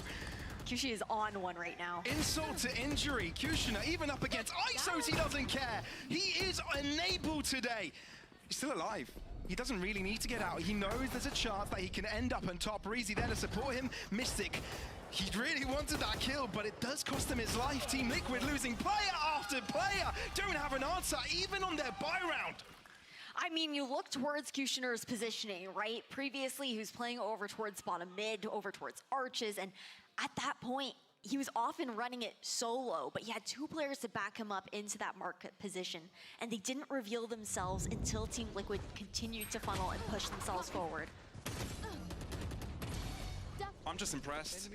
Look, Kushina, he's been an insane player. We know this, right? Even coming from previous seasons, right? We expected that Kushina would be popping off. Now, I think this is some of his best performance up until the season, though, right? I feel like the popping off he's been able to do here has been unmatched. And keeping up with his pace is daunting to play against. It definitely is. He looks very comfortable. I mean, the team also looks incredibly synergized. But again, I don't want to put that on Team Liquid too much, because realistically, it's not like they haven't been going for those adjustments. We see another timeout to be called here. Emil doing some chatting with the team here as well. But they've had different looks, a lot more of that mid control. It's been hard to see them get started. We're only 3 rounds in on the attacking side for them. But they were making adjustments. They kept quite a few of those rounds close, even when BBL found the momentum in that first half. But there's also not much you can do when the team like BBL is shooting back the way that they are. It's really coming down to those duels. And looking at Team Liquid from the start of the year, they haven't really been able to build their confidence, haven't been able to successfully gain a streak of wins, right? Kickoff was a hard time. They did make it into playoffs, but barely, right? It was a, I don't know, 5-way tie. We had so many teams battling for that spot in their group. And, you know, it's been hard for them to catch up against other teams. Now, we know their players have got a lot of potential, but it hasn't just clicked the way that we know it could. And BBL will take full advantage of this. They've done marvelously so far. And with weapons this round, it might just make it a little bit easier. Kiko, he was stuck in that position. Mystic as well, somehow gets away with his life, or at least stays with his life intact. And BBL not over-aggressing here, which is also a note to take from them. They've got the advantage. They know they don't have to be overzealous here. Look at Nats's positioning right now over at Cat. Tree's empty. He's just waiting. They call the pause here outside of the A site. See if they can maybe draw a rotation away from BBL. They contact up. BBL looked like they're starting to bite. Nat's about to be revealed. Doesn't seem like BBL are budging though. Nope. Jump spot here as well. They won't expect Kushner on the left. They're pretty damn strong on both sides, and with a trip in mid, there's no surprise here for Team Liquid. BBL have got it all covered. Smoke on one end, and this is where Yampi looks to move in. Kushner doesn't show his ground. Oh, Yampi tried to interrupt it, but Brave is there to secure the deal. This is clean. Yeah, Team Liquid, no chances in this one. Nats will try and take a couple down with him, successful in doing so. He started off the series with a few explosive kills, but This is simply not good enough. This could be their final buy round, their real chance of getting back into this game here. I mean, you even saw Poison already in that smoke over towards Tree, ready to pop that flash in case things did go awry on site. 1 away from match point now for BBL. They've had 4 rounds in a row. They stole away the bonus, and it's looking tough. BBL just want to make it their home ground again. Make everybody know why this has been the Turkish map since its inception. Breaking down. I think something that we've been missing as well is, sure, okay, we just saw the vulnerable being thrown out there by Kiko, but we haven't seen much of the contingency, the wall to come through. A lot more of the util that we've seen on that ISO pick has revolved around that double tap.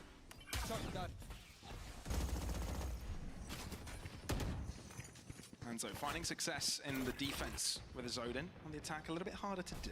I think it's just been a bit of a struggle for Team Liquid to find opportunities to scale up, but look at the positioning. Bypass that trip here, Brave. No one is looking towards him either. They don't think this is a prospect. They don't think there's a chance that Brave has snuck past. So Team Liquid, focused, tunnel visioned in mid. This could be a big deal. Brave has even got a second chance to shut down Kiko. That's 2 kills to nothing. Team Liquid, this should have been their chance. This should have been their round to bring them back into this game, but I think it's just been smashed onto the wall. No way to flash Kushner off this angle. And Kushner will make this hold his own. Team Liquid losing players left and right and center. Oh, the tuck back in. Oh, he gets tagged up, has to dash back away. Not looking to fight that Odin. Oh, good read by Enzo, expecting that Kushner will bounce back. So does give them a chance. Power's got the backline covered though. Not allowing them to move anywhere. Spike left behind as well. Mystic in big trouble. Even if he does collect the spike and end up on site this round, it's not going his way. They can hunt him perfectly. BBL not know what to do. Oh, the lying down. Yeah, you've put a smoke to give you a chance to keep this weapon. But I wouldn't be surprised if Power actually goes for this. Mystic won't be able to survive. BBL have not dropped a single round on their defense so far. Match point here for BBL. Team Liquid, tough looks with their economy going into this round. Sure, might be able to muster a rifle or 2, but we look into this replay here as well, right? The idea was there, but the response was so good from BBL. That positioning, the walk out of A main like that for Brave was everything. Not even having someone close enough to hear the TP over that trip. I mean, it seems to be some positive mental attitude there, at least in words, but in their heads, this can't feel too comfortable. They know this is not where Team Liquid wants to be, where any of these players wants to be. Look at this high-low setup over towards A as well. They're maybe expecting Team Liquid to have pushed over towards A main, try to deny the control that BBL were previously taking from them, so they make the adjustment. They pull a little bit further back. Yampi assisted with Mystic, moving into short. Kushner has got the perfect angle for this. Sideline covered. They're baiting them in.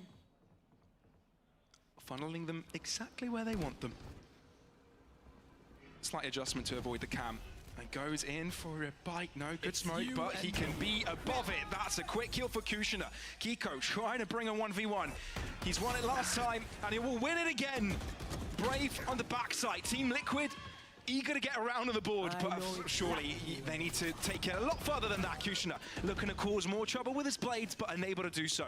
He can opt out of this. He can just walk away and hand this round over to Team Liquid. They've got many more rounds to go for, but they don't care. They just want to give this a fight. Because if they make a 2v4 work, now that is a statement and a half. BBL aren't a team to play around with, toy around with. Nat's at half health as well. There is the Hunter's Fury here for Enzo, but he's not in position to use it. Well, the Fencer was out in the open there. That could have been a potential kill by Kushner, but Nats has got the angle right. The pre-fire comes in from the Jet, but Elite has to trade it. Not much time on the clock. Elite will try and find the kills. Is there time for the defuse? No way. No way there's time for the defuse. There's plenty of time for the defuse. There's plenty of time for the defuse. BBL, a 4v2 clutch to start their redemption story. A Red Bull clutch for BBL to close this out 2-0. The second Turkish team now to take down Team Liquid.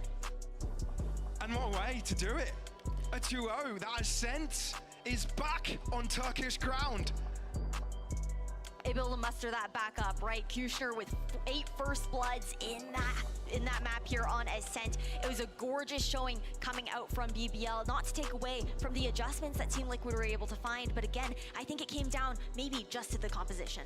It may have just been the case, right? Team Liquid saw what happened yesterday and thought, wow, that ISO can do so much. And maybe this was a plan in the making for a while. They just wanted to spice up this map, knowing that it's probably going to be picked up by BBL. That's exactly what happened, but BBL were the team to come out on top. Tremendous performance, getting themselves their first win in this split. And mighty deserved one as well.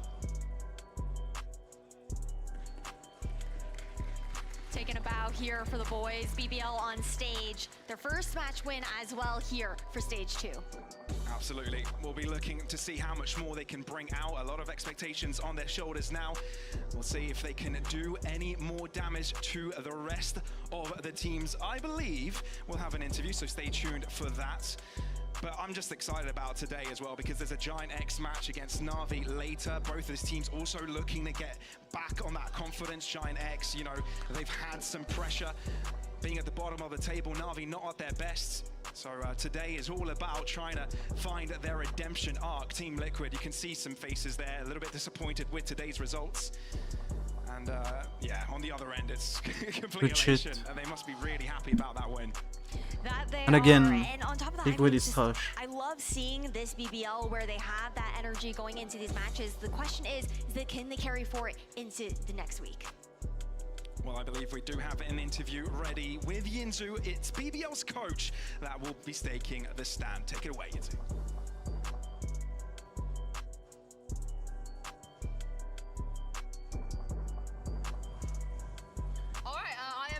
Joined by BBL's new coach, Mark New.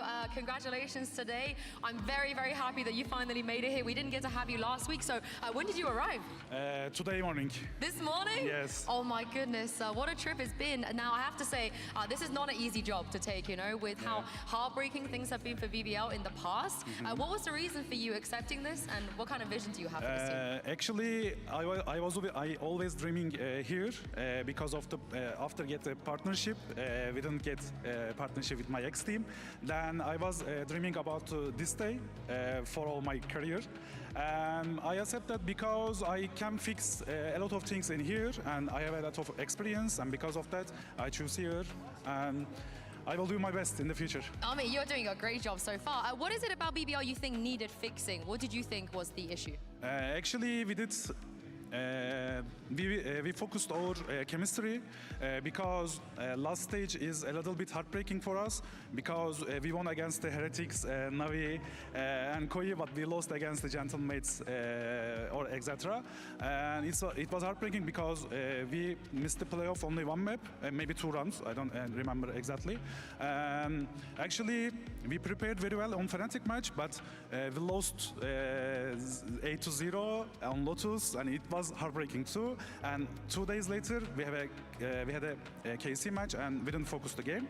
But today, our boys did very well, and they did very well.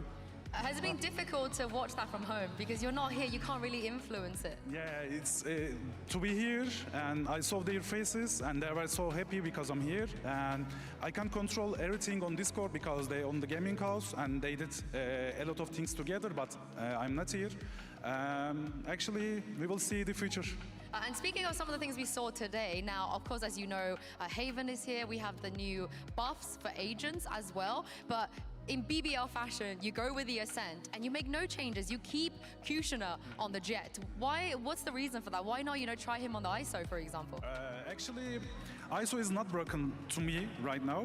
Neon is okay, but ISO is not broken. Actually, yesterday Wood did very well because he was playing ISO on ranked a lot of matches, and Kuti needs to a lot of training on the ISO on ranked, but we don't have a time. And because of that, On our end, we decided to keep our comp and we did play like this.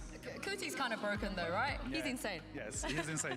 What's it Actually, like my to... team is insane. Yeah, not only everybody's Kuti. insane. Yeah, everyone is insane. I will say, for those people that don't know you very well, Yutaje, Vut, that was with you guys as well, your old team. You spent a lot of time with them. So what's it like for you to see them grow and see them playing so well? Actually, it was a lot of. I'm so happy. I'm proud of them, both of them. They are doing very good their jobs. I met with them when they for 15, I guess, 15 years old. And actually, they're 18 right now, and they are here. And also, Wout is played Masters final in the first season, and Yetuje is also a lot of good things on his team. Actually, I'm so happy, and I'm proud of them. You have your eye for talent, right? You can spot the talent. You can spot the talent. Thank you very much for joining me. Congratulations once again for today. We have another match coming up after this break. GX will be taking on the stage against NAVI.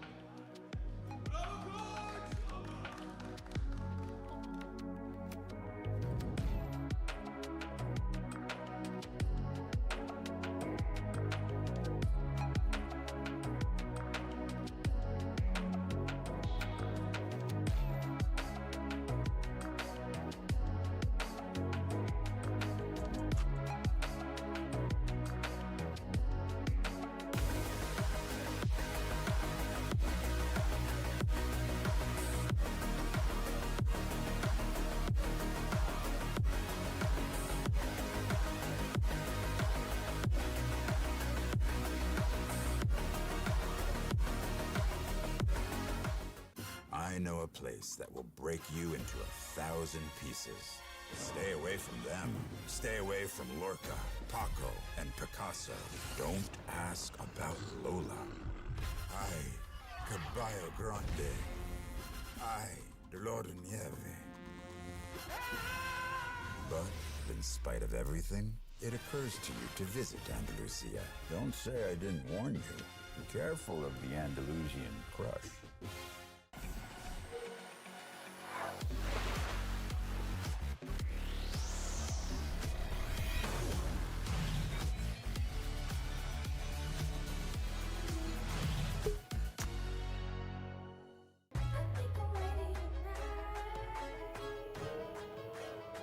Hey guys, it's Jimmy Lin.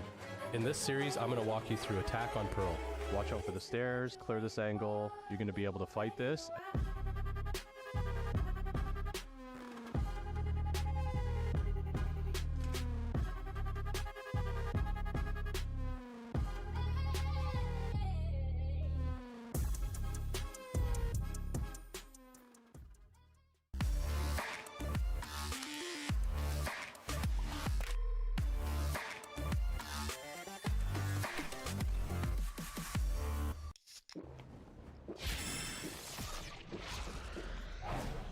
Red Bull gives you wings. I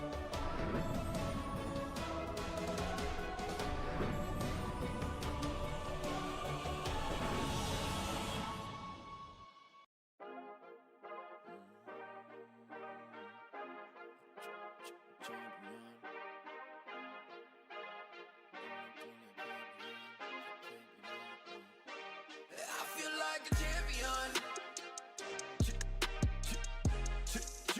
A champion. Ain't nothing that can't be done. Oh yeah. I put it all on the line. Definition of divine. Yeah, I feel like a champion. Ain't nothing that can't be done. They told me I wouldn't be nothing. Came on now second to none. I need me a trophy, I need me a ring. I'm not with the bull, but keep it a beam. Know what it is, you know what I mean? Shit, all I do is win, win, win, win. Haters wanna hate, they ain't made top 10. Double, triple team, what they need to defend. I do left and I'm gone with the win. I'm gone with it. I feel like a champion. A champion. Ain't nothing that can't be done. Oh yeah. I put it all on the line. Definition of divine. I feel like a champion. A champion. Ain't nothing that can't be done. Oh yeah.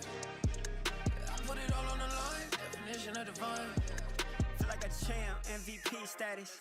Yeah, the win been guaranteed, so let's see about it. you gon' speak about it, then be about it. If you don't bring that energy, no, I can't be around it. Nah, I'ma shoot my shot, I'ma stick it, watch. At the tippy top, I cannot take no loss. 2 seconds on the clock, they gotta give me the rock. I got a game on wet, yeah, I got a game on lock. I feel like a champion. A champion. Ain't nothing that can't be done. Oh yeah. I put it all on the line. Definition of divine. I feel like a champion. A champion. Ain't nothing that can't be done. Oh yeah. I put it all on the line. Definition of divine.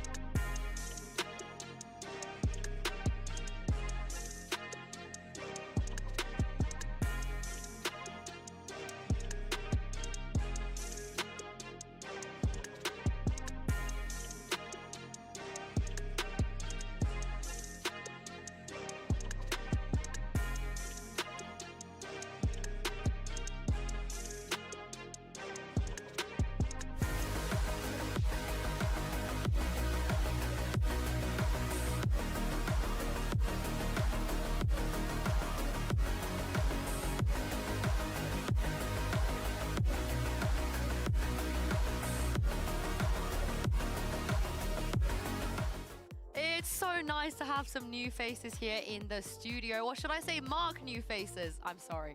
And speaking of the new faces, I'm joined by content creator from NAVI, caster analyst in Polaris, all-round legend, the one and only Meg's boyfriend, So Marcus. I can't believe you've done it. Welcome. I should have like been ready for that, shouldn't I? You should have expected that. Yeah, I'm excited to be here. Yeah, it's great to have you here, Marcus, and Mitch. It's nice to have you here as well. Hi, I'm here too. It's good to see you, Marcus. Granius boyfriend, Mitch. I've turned up. Yeah, maybe I just do that next time. But let's talk about the game we just witnessed, and also talk a little bit about what Mark New was saying in that interview as well. Of course, BBL, they really needed this win. They bring it home, and Mitch, they do it so dominantly against Liquid. They really do. I think you got to give props to Poor, not just for the ace that closed out the first map, but for the direction this team was taking the entire map, the entire series rather. Especially the first map, it felt like they were a step ahead, and on the second, there were ideas there from Liquid. We saw great wall bangs, which put a smile on my face. We saw the combination with ISO abilities to try and make people weak, so the wall bangs are doing a little bit more damage, all this sort of ideas, but it just didn't work. At the end of the day, there was a long time where we referred to Ascent as being a Turkish map, and the teams themselves started to refute that this year, but it seems like we're back on track. Yeah, we're back on track, and no weird things, right? If we take a look at the comp they actually ran, it is the bog standard basic Ascent meta. Well, is it even a meta comp at this point?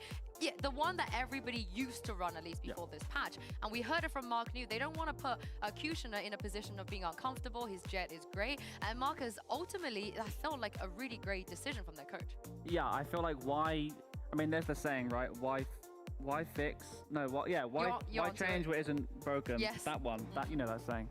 But it's BBL, right? It's a Turkish team. It's Ascent. You want to keep to your guns, right? You want to keep to your basics, and if it's working, like I said, don't change it. And clearly, look at them. Do you think it would eventually hurt them if they don't get on with the the Haven stuff, the ISO stuff, the Reyna stuff, the Neon stuff, and so on? To put it very bluntly, yes, because I don't think this was just a slight meta change, what we've just had. I think this is going to change the longevity of this game, honestly. Yeah. I think the other thing I'll say, though, for now at least, I loved in the interview you asked Mark New about this, and the idea that they didn't have the time to shift over. This is something we talked about this week, that some teams can maybe take the risk of pulling out a composition like an ISO, like a Neon, like both even we've seen. But if it's not something that you have put time into, I know in Liquid's case, they had put time into the Neon beforehand where they've been practicing with it. But if it isn't, then there are going to be gaps in your knowledge. There's going to be reactions that your opponents make that it's the first time you're seeing that, and that's not a good way to play when you don't have the foundations to fall back on. add to that, if we go back in that game and you look at some of the 1v1s that Cutie took up against a guy like Kiko with a shield, and he would just double headshot him. Like, at that point, it just doesn't matter. You know, most people's bullets stop hitting the head after the first one, not this guy. I mean, it's Cutie on Ascent. I feel like he can just play Jet forever. It doesn't really matter what meta we're in. He's going to pop off there. But that was BBL and versus Liquid. We are going to move on very swiftly to the next match, of course. That is going to be NAVI versus Giant Eggs. And before that, I had the chance to talk to another new face, another new coach here for NAVI. Here's Latex. Take a look at this. I am delighted to be joined by NAVI's new head coach, Latex. Thank you so much for joining me. Now, for those people that don't know you, you've been around for a long, long time as a coach. You know, you've been on various teams, and especially on NAVI. So would you be able to tell me just how long have you been with NAVI, and what were your responsibilities before you got promoted? Right. So with NAVI, like I've been basically since franchising. I joined together like with CNED at the start. And before that, like I was a head coach for Giants pre-franchise, and before that I was playing for various teams. Yeah, you're an OG. You've seen it through. Yeah, definitely. You've seen a lot of things throughout your career. And speaking of that, what would you say is your personal philosophy when it comes to being a coach? Like, it's personal philosophy. I'm not sure. Like, I guess it would be like making the players play to their strengths. Like utilizing the players to the maximum value. If you have smart players, like you should use them and not force them into a like set system. And I also think in order to be a part of NAVI, you gotta be creative, right? It's a very, the environment is creative. It allows you to try a lot of things, risky things. So I wanted to ask you, what would you say is your most kind of controversial take when it comes to maybe the meta, the comp? What do you think is something that maybe other people won't agree with you? Like right now, I'm kind of in the pool of everything works if you're playing like to your strengths. Like you can see Casey playing weird comps, and it's like fits them, it works. And you have like Fnatic is starting doing like more like mixing it up, but you have teams like Giants that's playing like more standard. But yeah. That's so Na'Vi of you. I feel like that's a very Na'Vi answer. And speaking of this team, it has such a strong identity. You know, since the beginning of this game, we know exactly how they play, what Na'Vi do, who they are. So how difficult do you think, to maybe implement some things that you feel like they need to do or change when a team has such a strong way of doing things? I think it's harder. Like it's hard when you have like a team with a strong identity, like you're saying. Like one part of why I joined this team and why I got signed is like I share a lot of visuals with Angel and Eric before that. And lastly, I'm gonna have to just poke you a little bit here. Are we gonna see Angel on Clove maybe one day? Is that happening? I mean, one day for sure. One day for sure? Today, maybe not. We'll see. But it's possible. Okay, I'll take it. Thank you so much, Latex, for joining me, and good luck today.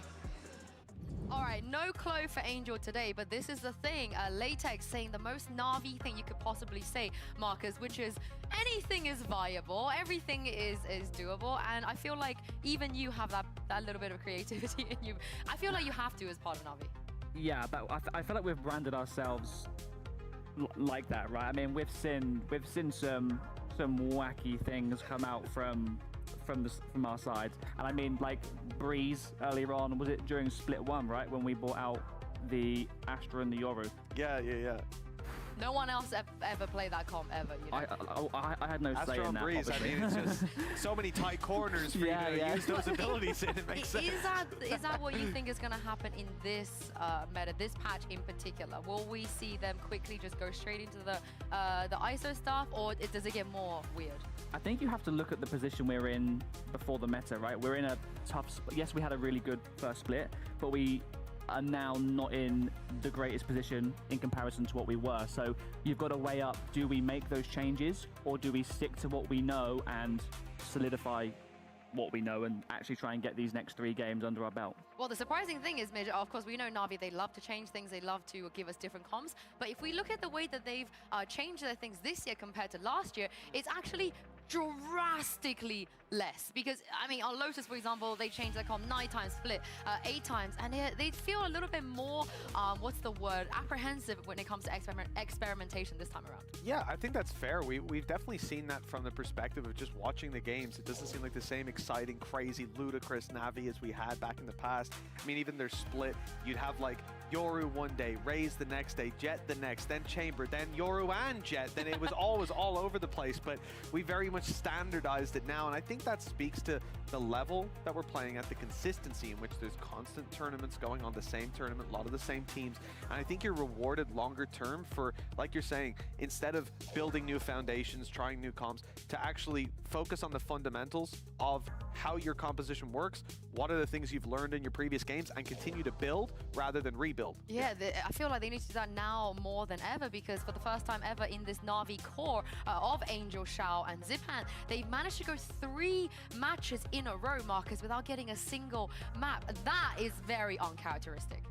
Yeah, it's not normal. It's really not normal, and I think now being more in the camp with the guys and seeing how they react after a loss, after losses where you'd expect them to win, I think you kind of really do feel that those types of like unfortunate facts that are now coming to light is not affecting them, but you can definitely tell that there is a lot more focus. The pressure is there, there's more focus, everyone seems less jokey and very much more our head is in the game right now. And I mean, I can remember days where Navi comp changes, some of the ones we're talking about, albeit in a time where some of the agents that were coming into the pool were also a bit more impactful on day one. But I remember back then there'd be some changes they made based off like, I just felt it today. You know, I just sat down, I just like I said, that guy looks good. And I don't think we get that anymore to the same extent, at least. No. But what about Giant X though? Because if you're in a slump mid at this point where, you know, for Giant X, the chances are looking a lot more slim than Na'Vi. How big of a chance, I guess, it is for GX to pull off an upset? Well, this is it, right? First of all, they need the upset. They need the win. Navi are on weaker form. Like we say, they're not picking up maps now. There's a good streak for them. But I'm going to say the same thing I said in the last game, Sue. It's your time, GX. Pull out the ISL, pull out the Neon, abuse the current meta, and they're the ones that can take those risks, and hopefully it'll pay off. Well, I hope they can hear you, because this is going to be a huge game for both of these teams. GX, they need this to stay alive, and Na'Vi, of course, they want to finally get out of that slump. So it's time to bring the teams onto stage. Here's Giant X and Na'Vi.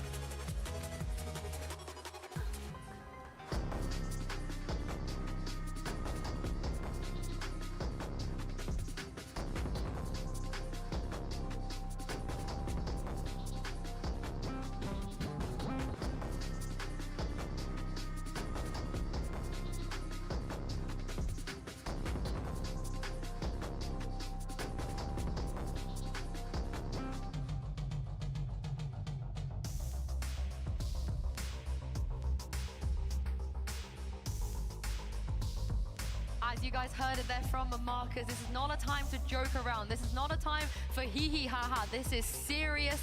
Now, for Na'Vi, it's all about playoffs, and for Giant X, it's about staying alive as well. They are not out. They can still make it. But let's talk about the map pool here, because it feels like for both teams, there are certain places we could go, we could see. My question is, Haven, is it going to come out here today? I mean, it's a big risk. I think for someone like GX, maybe it will be worthwhile pulling out a Haven. We've started out with a Lotus pick from GX. Not surprising, they've wanted to play it recently, but that's been a tough map for them. What, 16-14? It's been multiple OTs up against Vitality.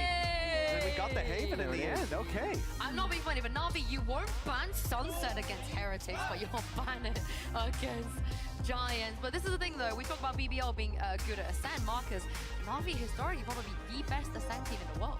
I feel like you said earlier on, Mitch, right? When you were talking about how it started off as a Turkish map Ascent, and then, you know, people were trying to take it over, and I feel like we were one of those teams that tried to take it over, and we don't mess around with the comps. That's one of those. I mean, it's a map that most teams don't mess around with comps, but when we talk about NAVI, you know, comps do change, but fairly often. we just keep it very, very similar. And we got so close last time on Ascent, right? And I don't think it comes down to the macro. I think it comes down to the micros that we play, where we make a few little mistakes and then potentially we lose our heads too quickly.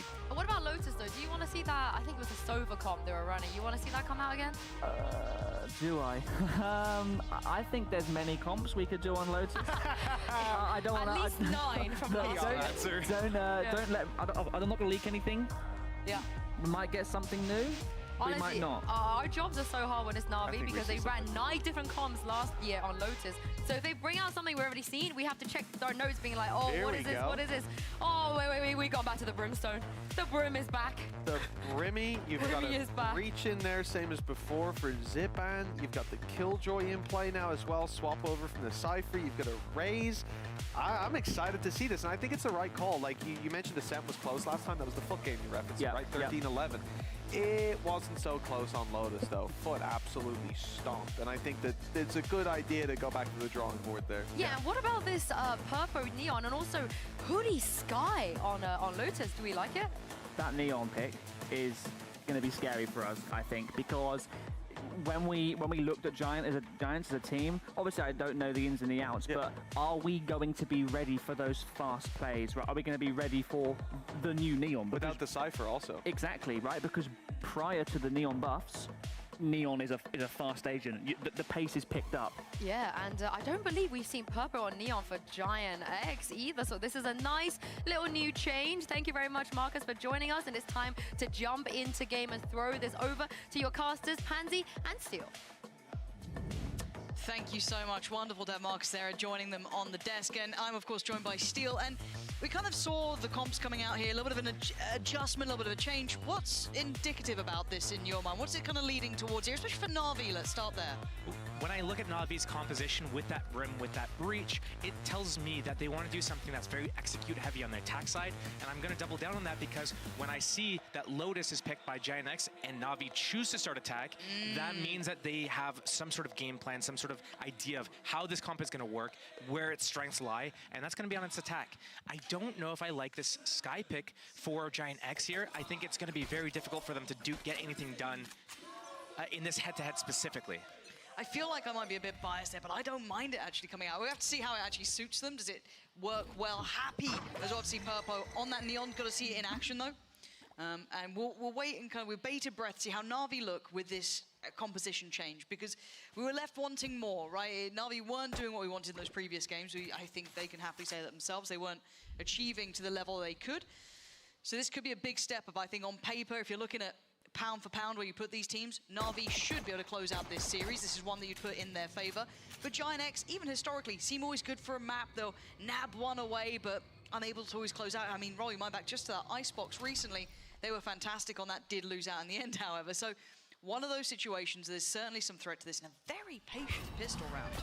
Yeah, the strength behind Giant X's composition with the double initiator, the Sky, and the Fade is that re-clear ability. And they realized, hey, they're faking A. This flank is huge, and the Turk's not going to spot them either. No, it's massive. Oh, and stall, oh my god. The stall is great. They either have to go through it. I mean, Wingman's to be dealt with, surely. There's no chance on that. Angel just first man forwarding it, taking the space he can. It's Redguard to find Zipan, and there's the flank kicking in as well. They're taking the space by Mound. NAVI can only go forward here. There is no retreating anymore, and they're just being crunched down, pinched down. Giant X, perfect read in this. Loved the flank, loved the timing. They read it like an open book. That push by Giant X actually saved me from looking silly, because I was going to say, NAVI, like the whole point of NAVI going so slow there was because they knew we're against Fade and Sky. They have Haunt, they have Birds. They're going to re-clear something. We want them to use this info, the Haunt, the Flash. Yep. Get info that we're A, and then we get to go back to C. But it never came. Giant X was so patient on that site in that three-man stack that NAVI, they were just running low on time. By the time they re-cleared, boom, instantly going for the flank. NAVI, no options. Oh, this is going to be tough for NAVI. Already going to be put on the back foot here. Coming into this round, we do see the Sheriff out for Angel and no one else really investing much, but Of course, for Giant X, you're looking at those ult progressions as well. Can they farm it up? Coutinho, sharp today. Nice little shot there towards Zipan. Easier targets, of course, but again, he'll be happy with that. Get that confidence building. I do still feel Giant X can be one of those confidence-based teams. They need some of that push in the right direction. Sometimes once they get it, they can look pretty deadly. But now Navi have to kind of somewhat suffer through this. You're looking to try and take some of these rifles away. There's some prized possessions out, right? 3 Guardians, 1 Bulldog, and just that Ghost for Cloud. But again, very, very reserved with the utility investment. Nothing too early. Could be a pop flash here and the Horn in combination. Do they get to walk up, though? Cloud might be on the chopping block. No, really nicely handled. The Paranoia does come in. Might be in a bit of danger. No, they fight as 5 almost, it feels like. Beautifully handled there, Josh. They didn't look too threatened. No, on this Andalusia Flawless for this round 2, getting that opening pick with the Guardian, I do wonder kind of what Navi's intentions were there. You can't win every round. No, of course. So when you're on eco rounds, you have to have a specific goal. It's not necessarily to win the round, but you have to get something out of it. Whether it's a spike plant, you're getting towards orbs, you're damaging the enemy economy, something like that. Didn't look like they had really a cohesive plan there. No, I feel as though Artis has been building towards his ult. I think he's made the furthest progression from the Navi side. Yeah, 4 points gathered so far. A big ult, to be completely honest. So not to be fair, he has a kill on 2 deaths. That's 3 right there. Yeah. Cloud doesn't get... he got a little bit of chip damage. Okay, so Zipan and Angel both getting a little bit of chip. Spamming this out. You can already see the support is there. You've got the flash ready if needed as well. That's going to be with Hoodie and then Door. So this is where it gets quite tricky to hold on to. If someone wants to pressure, push, they get the means to do so. Paranoia on top of it. They're pushing this one. They can try and make this hurt, and they are. Giant X, really good form here. Being proactive in these scenarios. Shao, Sugetsu, dealt with, handled, nearly flawless in this one. That was perfect. That was. It actually was. We saw everything coming into form for Giant X there. They were waiting for all their utility to combo with the Sky Flash, the Paranoia, the Neon was stunning at the same time, and then they swing together. That was looking really good. And you know, you don't get to hear me say that too often. I'd say that's a rare occurrence. Clip it, please. But you're right, though. That was very much everyone on the same page. Good job. Love to see them getting proactive, working off the back of the utility, and for someone like Navi, they pushed that money so early here. And that was the bonus round for Giant X, so they're getting a really comfortable lead right now. What's the plan for Navi?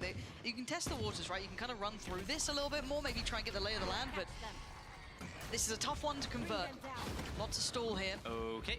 There goes Wingman. Oh, that was not pretty from Cloud. Okay, a chance! Okay. A big chance for Zipan hitting shots like that.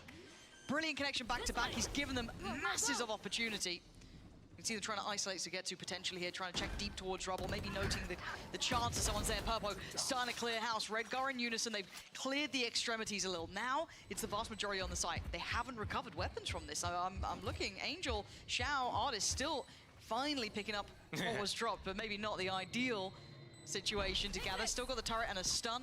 And that's it. Not sure when that smoke's back up for Redgar. Coutinho clean with it. This guy's on today. And now on Angel in a 1v2. It was a 1v3. Angel! He'll take that every day of the week. The Red Bull clutch for him, saving Na'Vi from a disastrous beginning. And I feel like there's got to be some sort of trend here where every time I start, you know, being very optimistic and giving a lot of credit to a team, the very next round, it's just like a disaster. It happens. And I mean, up until this point, it was looking like Giant X were about to kind of convert this again. There it was, just lining up at the end there. Take that when you get them. Giant X were very much trying to lead the pace here. I don't know if they got any early contact on that. I think they were just playing behind the smoke and behind the door. So Purpo, so quick on rotations too. That Neon. The Flash not finding anything. Might give him a bit more freedom or loosen up a player to try and support over towards C or potentially B. Big info. I think that was 2 players that he got spotted. So we see this heavy shift around Giant X moving in. And the smoke's up, so they're going to have to walk the smoke. Already stalled out by the utility from Killjoy, but Coutinho playing this right and falling off. Don't know if they have any ults to play retake with. They don't, but they've got the Paranoia, the stun. A couple of... Oh, and the spam. Spike down, C. Oh, dear. Need some help on this, because they might try and get back in. Yeah, here comes the flash. They're working off the back too. There's the Paranoia. It's going to force them away. They can't get the plant down. Are they going to pivot towards towards B. It looks like that's the case. The alarm bot just got broken as well, so they've got to know this is coming. Already Purpo's eyes are being drawn this side, but do they go all the way through potentially? He gets thrashed off this plant as well. He might be able to use that to extend and get some space, but they're split off here. Why? One has blue, one has mid. A little unnecessary on that. This could be big though, maybe Artis. The reflank. But it puts a lot of pressure on Xiao and Sugetsu to make sure that they can't just flood the site and take full control, right? They've got so many bodies they can throw at this. So Sugetsu going to be held back by the stun. I don't know if the swank's going to come in in time. Waiting to see if anything comes in. Something needs to do it. They've got to halfway. There's nothing there. What was the game plan? Gotta go. I don't know. I don't think Navi knew either. They get the thrash off the plant. Yes. They can use that to extend. Yep. Sugetsu already has blue door control. Which is great. We have the Brim and the Breach, both with middle control. Brim has a Molly still, so you can play that post-plant Molly. You can use the thrash to extend and get some space, but it's 1-1. And then Artis was going for a reflank, so it was basically 1-1-1-1. And that's not the Navi that we need to see. We need to see the Navi that goes together. That's the first red flag. First of many. Yes, there are. It's the first one that's really rather poignant, slapping you in the face. And Giant are just pushing, man. They are making this one sting. That's going to be a lot of info. Going to set up Purpo. Beautiful. Could have even got some more, but the rest of Giant are there. It is a team effort today. Sugetsu, yeah, nothing now. Hoodie's got to be close to that ult as well. Yeah, one away. All of those ults cycling in. Navi might need to pump the brakes early here. I'm a bit worried that we're seeing them in this sort of situation early. Yeah, they've got 5 ultimates stacked up now as well. True. The only round that they've won was that round in a 1 versus 3 on their eco, where we could arguably say Giant dropped the ball on 2 occasions. 1, the opening kills that Zypin got, and then 2 was that 1 versus 3 to Angel's Odin. Yep. Repeatable success, hard to look into, and it's those sort of factors, right? Yep. So give us a plan for these ults here. Navi, this is, you know, you got the full hand, you got everything you need. You couldn't ask for more. Maybe missing out in 1, at least with the weaponry when it comes to Sugetsu, but you got 4 with 4 rifles. And they chose to start this side. This was an active choice. Quick pressure. Good damage. Look at who is it? Zipan. Ouch. The lockdown gonna be coming in. Flash Hoodie. Oh, that was a little ambitious, but I mean, Cloud's there and the lockdown's gone. So actually, Giant get the net gain on this, holding on to the site control, stopping the push off the back. The pivot to B is not looking easy either. Fatinho's here, Purpo's here. They've got presence everywhere. Navi are left with Blue Room. That's all they got. And Cloud's patrolling. You can see him. You can see that shorty in hand too. He's ready for this. If they do come back in, Prowler. Every person has an ultimate right now who's alive. There's 7 ults on the board. Maybe one of them could be pretty valuable here. This is what they're opting to go for. Little look towards B. They've got the first couple of steps into the site. They're going to leave 1 player further away. That's going to be Artis. He needs to almost over-deliver here. Needs to be good for 2. He's completely tunnel-visioned, overwhelmed, surrounded. Nothing he could get out of it. Now Angel Dream being drawn back this way, trying to play away from that lockdown. Horn comes in, and the Nightfall, comes in. It's so simple for them. They have so many ults to bank on. Now Zipan, a 1v3 is what we're asking of you. With 19 HP, he took so much damage early on from that Odin. He's been left hemorrhaging as they get halfway already. It's done for. High, low, ults out. Giant X, they are not letting go of this grip. This is really impressive from Giant X. They look completely reformed. Loving to see how they're rotating around on their defense side. It's not just like a matter of Navi making mistakes that Giant X is capitalizing on. They're in the right spots at the right time. They are doing stuff together. They're waiting for confirmation, communication. Hey, this is what's happening right now. This is the plan. Let's act on this plan now. And rolling our minds back to Giant X's previous game where we saw some of those issues really towards the forefront. Kind of communications, looking on the same page, playing together. Some of these kind of fundamental problems were really quite obvious to us until it got to, I think, Icebox, and I mean, that was interesting in itself due to Redgar's performance. But pausing that part of the thought, they have seemed to grow in some really key areas here. We are seeing tangible, better results. Maybe, and again, this is why I kind of like seeing someone like Hoodie playing towards that Sky and kind of seeing these roles that they are so much more committed to playing as a collective. They play off this information that's confirmed. They're getting aggressive in Navi's face, completely disrupting any of their intentions. I mean, I'm a little worried for Na'Vi at this point. If they're not able to control the tempo of the game, Josh, what are they meant to do? So the only silver lining type thing that I can put out there is that Na'Vi isn't great on Lotus, and we know this. We've seen them ban it before. We've seen when it has been picked against them, they've not done great on it. And it's showing here. It's almost as if this is one of those maps where, okay, it's going to go in the favor of Giant X, then it's going to go to Ascent, Navi's going to win that, and then they play the decider out. That's what it almost feels like is going to happen here. Yeah, I'm with you. And I don't mind it because Haven's third. I'm down for it, don't get me wrong. But Giant X get to flex a little, build the confidence here potentially. At 6-1, you're certainly feeling that. Yeah, they invested their ults, but not a problem for me. And look at this reposition. Yeah, Prowler. But so many, they're there. So many ults, like this Breach ultimate can completely disable Purpo. They just need to get that information. But I quite like this switch up as well, that they've now got kind of Fatinho playing a little bit deeper towards A, maybe trying to avoid any of those potential ults, still having the utility in position. Hoodie playing over towards the C site, just with the flashes with Seekers. He's still got his dog. There's the ult towards B. That will catch at least Purpo. Now, considering he was stunned apparently, he got away pretty easy. And now 3 clear. Cloud takes a step back forward. No flash to set it in motion. And Na'Vi starting to clear up here. This is a lot on the line, actually. Ooh, those Seekers, I thought they could have maybe connected then. But actually, all good. Okay, so using one of those ults, pivoting into B, job done.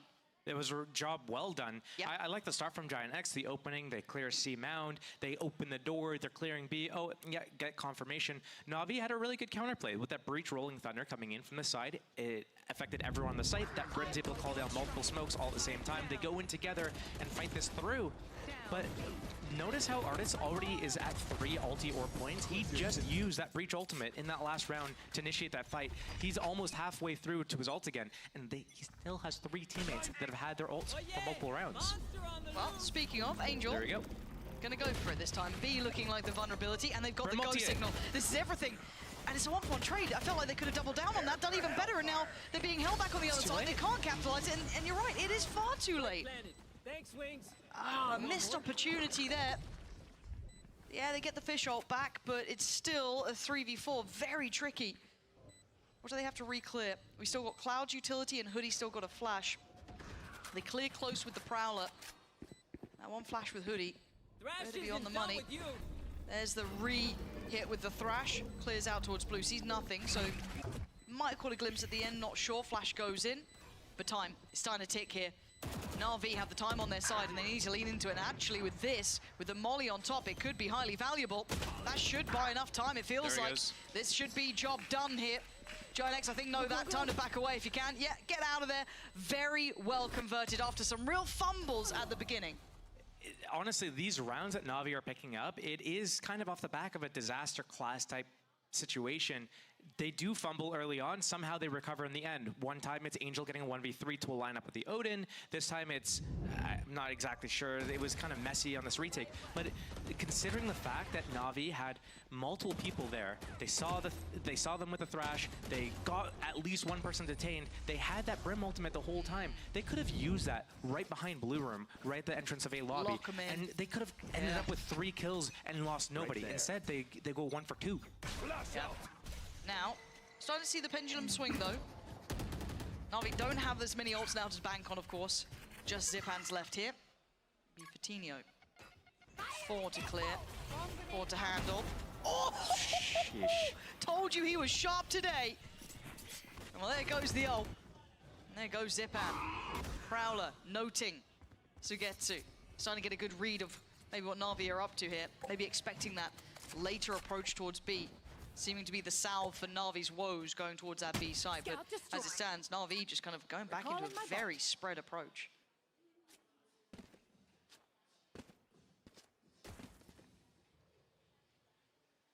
That's 1 spotted. This guy's got the cross. Be a little paranoid about B, but he can focus on this. Yeah, turret's got B. He's even got Redgar on top in case they need additional help. Now, there is the Dizzy and everything. Oh, this is nice. That was a really good attempt there to try and close down here. Dizzy does get dealt with, and so does Angel. A quick turn, a quick glance. He could have had faith in Redgar on the turret there. He could have focused towards Blue, but the trade's going back and forth, but it is Artis still alive. A 1v2. A man so capable of these things, but he's got a lot of work in front of him and only 20 seconds. Prowler sees in play. Trying to disrespect it. Oh, it was a valid attempt to try and get that 1v1. Not gonna happen now. The Seas comes out. Cloud in control, looking calm and composed. And Giant kind of picked back up. The only reason why I could think that maybe Giant was confused about could they sneak in front B there was because the Killjoy was positioned here. I wonder if it was out of range, maybe? Out of range, but that's the only thing that could really make any sense to me about why there was that sort of confusion. A little bit of doubt, right? It was just that kind of look back. But they keep control in the end. They kind of stop any sort of rebuild from NAVI, who, as said, had that one-off round when that Angel had that 1v3, and it's been 3 off to the back of that, and then now 2.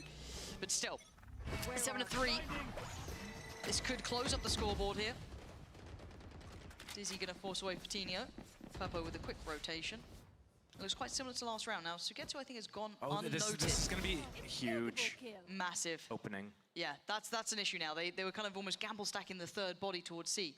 Now they have to give some sort of credit to this pick coming in. The rotation's actually splitting Giant X up here.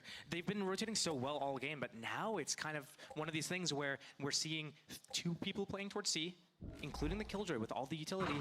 Omen's on B alone and then just 1 on A. They have to play for the retakes here. Chance there.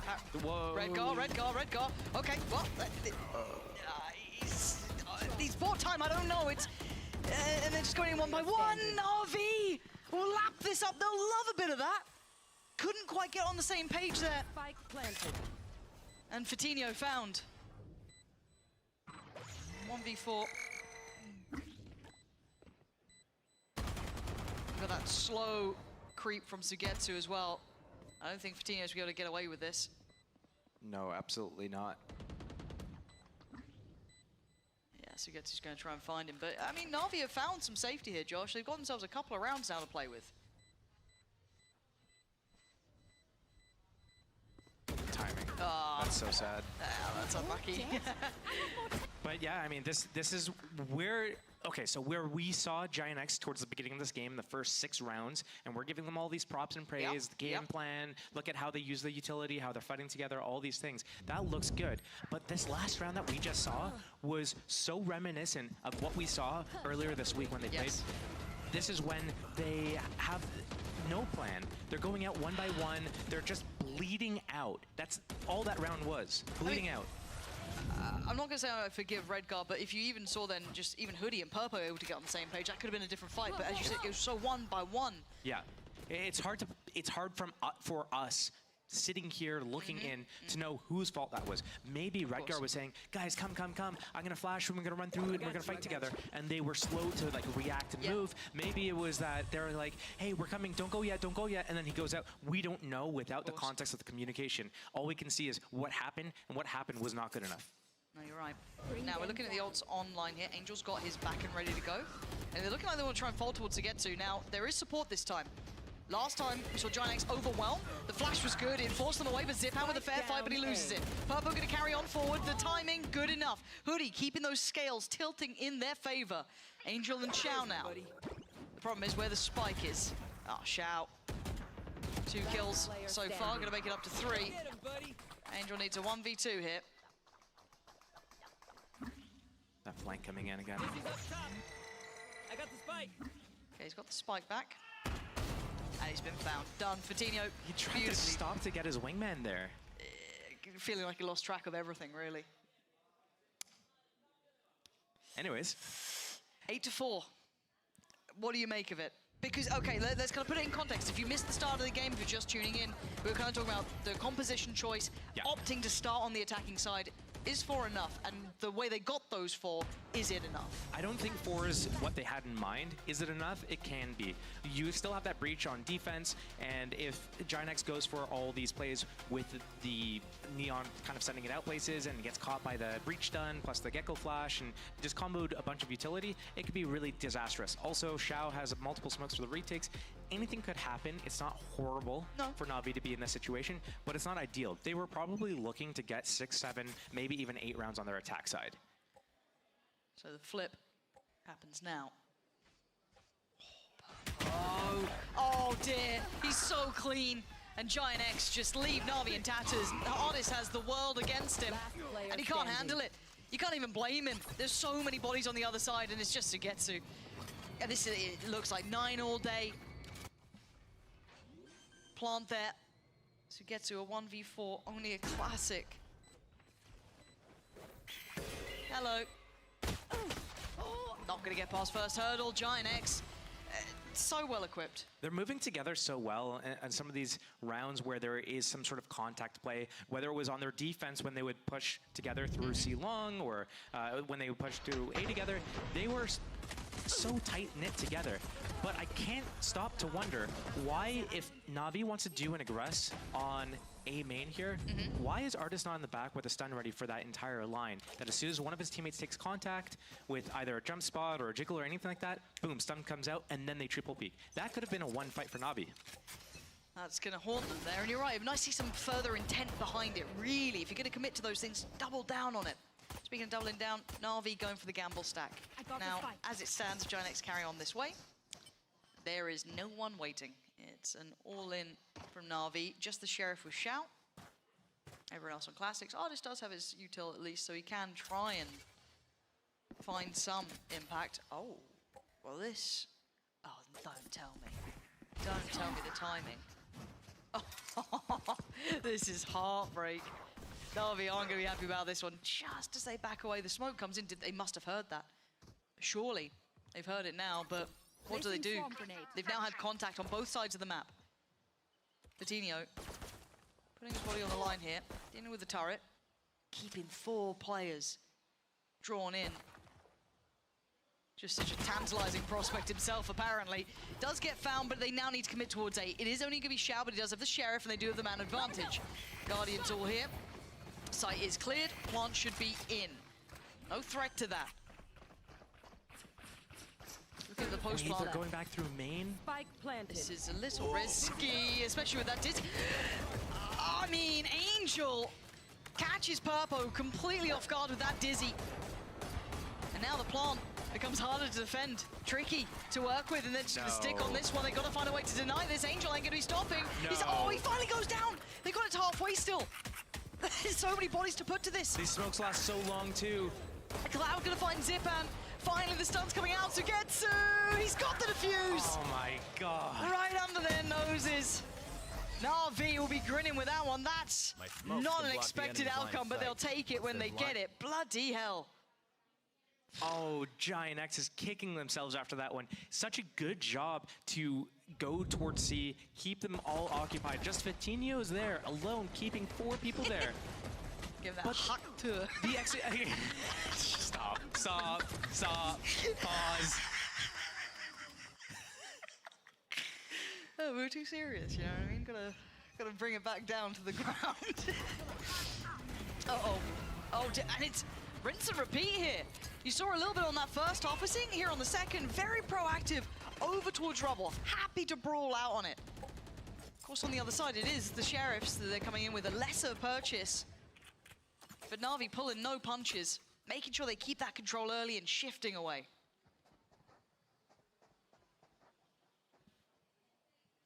You good? Just relaxing for a second. The brain rot has been really creeping in recently, man. It's been rough. High-low here. So if they do try and get any close towards B, it's an execution waiting. Now, Vitinho did get Sugetsu, so there's a high chance of a plant. And a 1v1 potential there. Plant's in. Okay, I mean, that is going to be Cloud's ult online. Okay, Hoodie, you got 4 HP. You shouldn't be doing any of this. And there's still a Haunt with Cloud. There's still a, Prowler coming in. But it's Vandals, right? Any more is not good. Any more is actually very bad. Uh-oh. Okay. Why am I getting worried? Yeah, he's gone for it. Ult's in. He knows they're both there. Oh, but he overextends for a little bit. Maybe trying to play that together could have worked out, but Navi's so prepared. They get left in ruins. They're down to 2 alive. So Giant X will be happy that they've done so much damage in this sort of round, but still, Navi walk away with a round under their belt. Hey, a round's a round. And I thought that Haunt could have been useful there in that situation. Surprised that that wasn't used. But scoreline getting a little bit closer. 9-6. The gap is closing.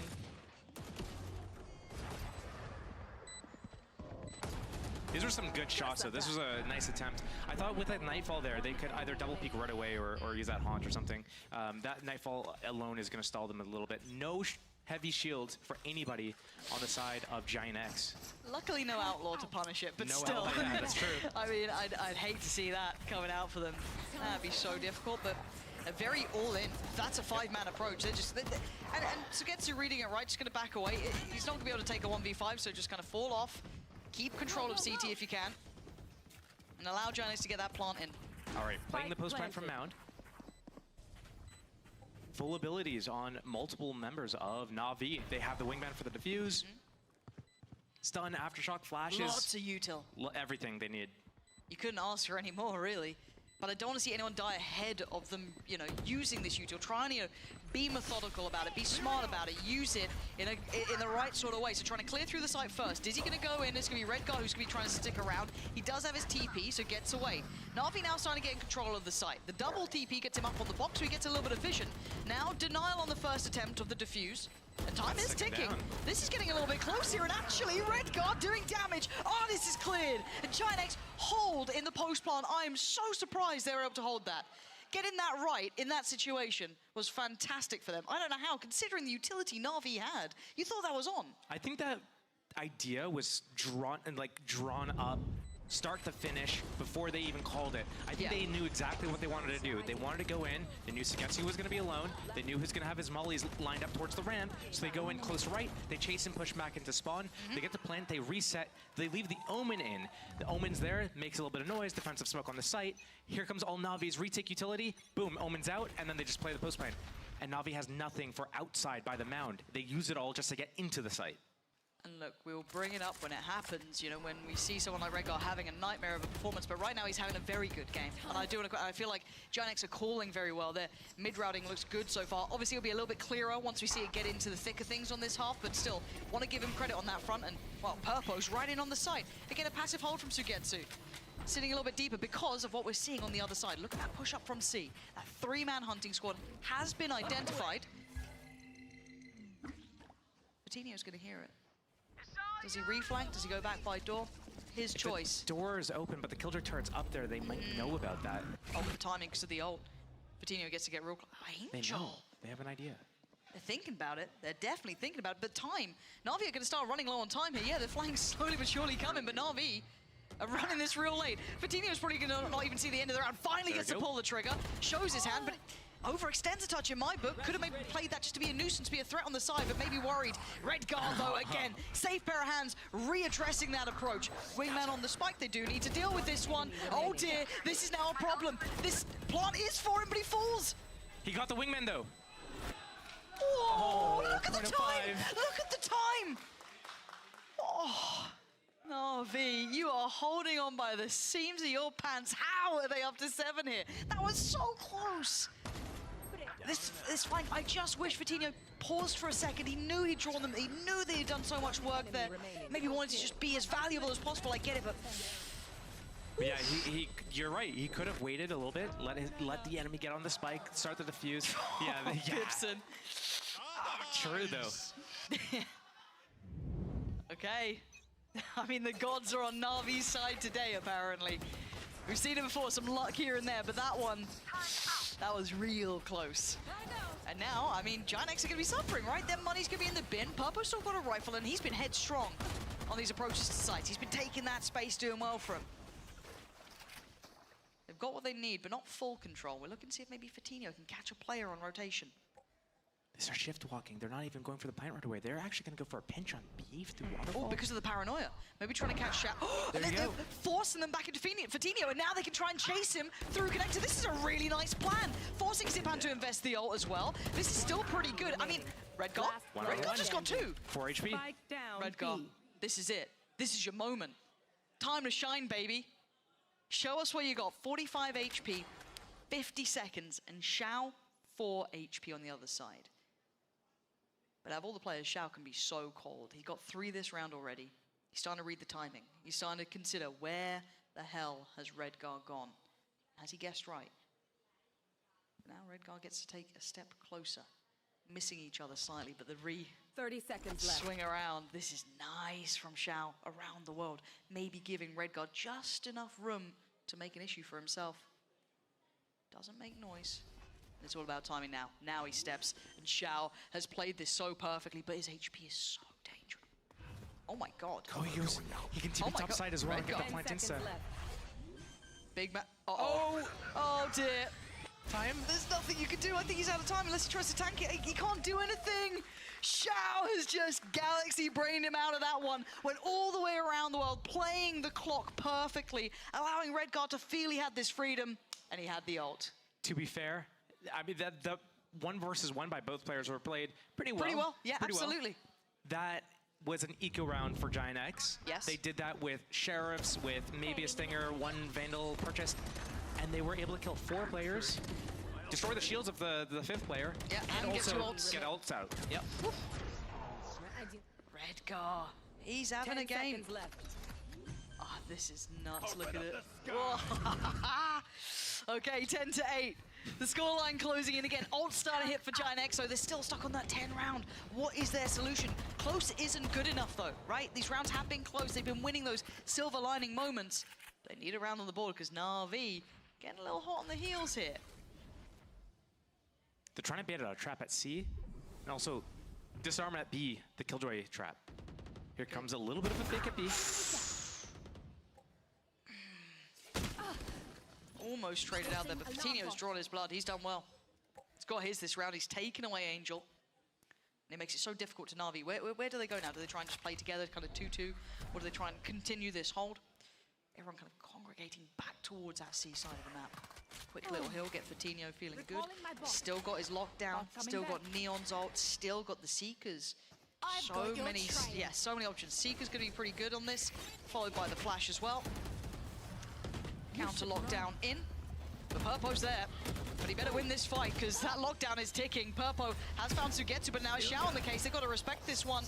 The lockdown is in, and it might just catch. Did it get anyone on that side? No, they all got away from it, and the re-hit. So almost kind of drawing away from each other to re-aggress again with less utility. Still with the dog there. Ult now coming in off the back of Artis. This time they've got to commit to it. Purpo greets it with a smile, takes down Xiao. You're going to hear that ult coming out from, I think, Purpo here, trying to get in the back lines. 10 seconds now. Zipan, he can't get away with a 1v2. Giant X just about squeaking past. These rounds are heating up.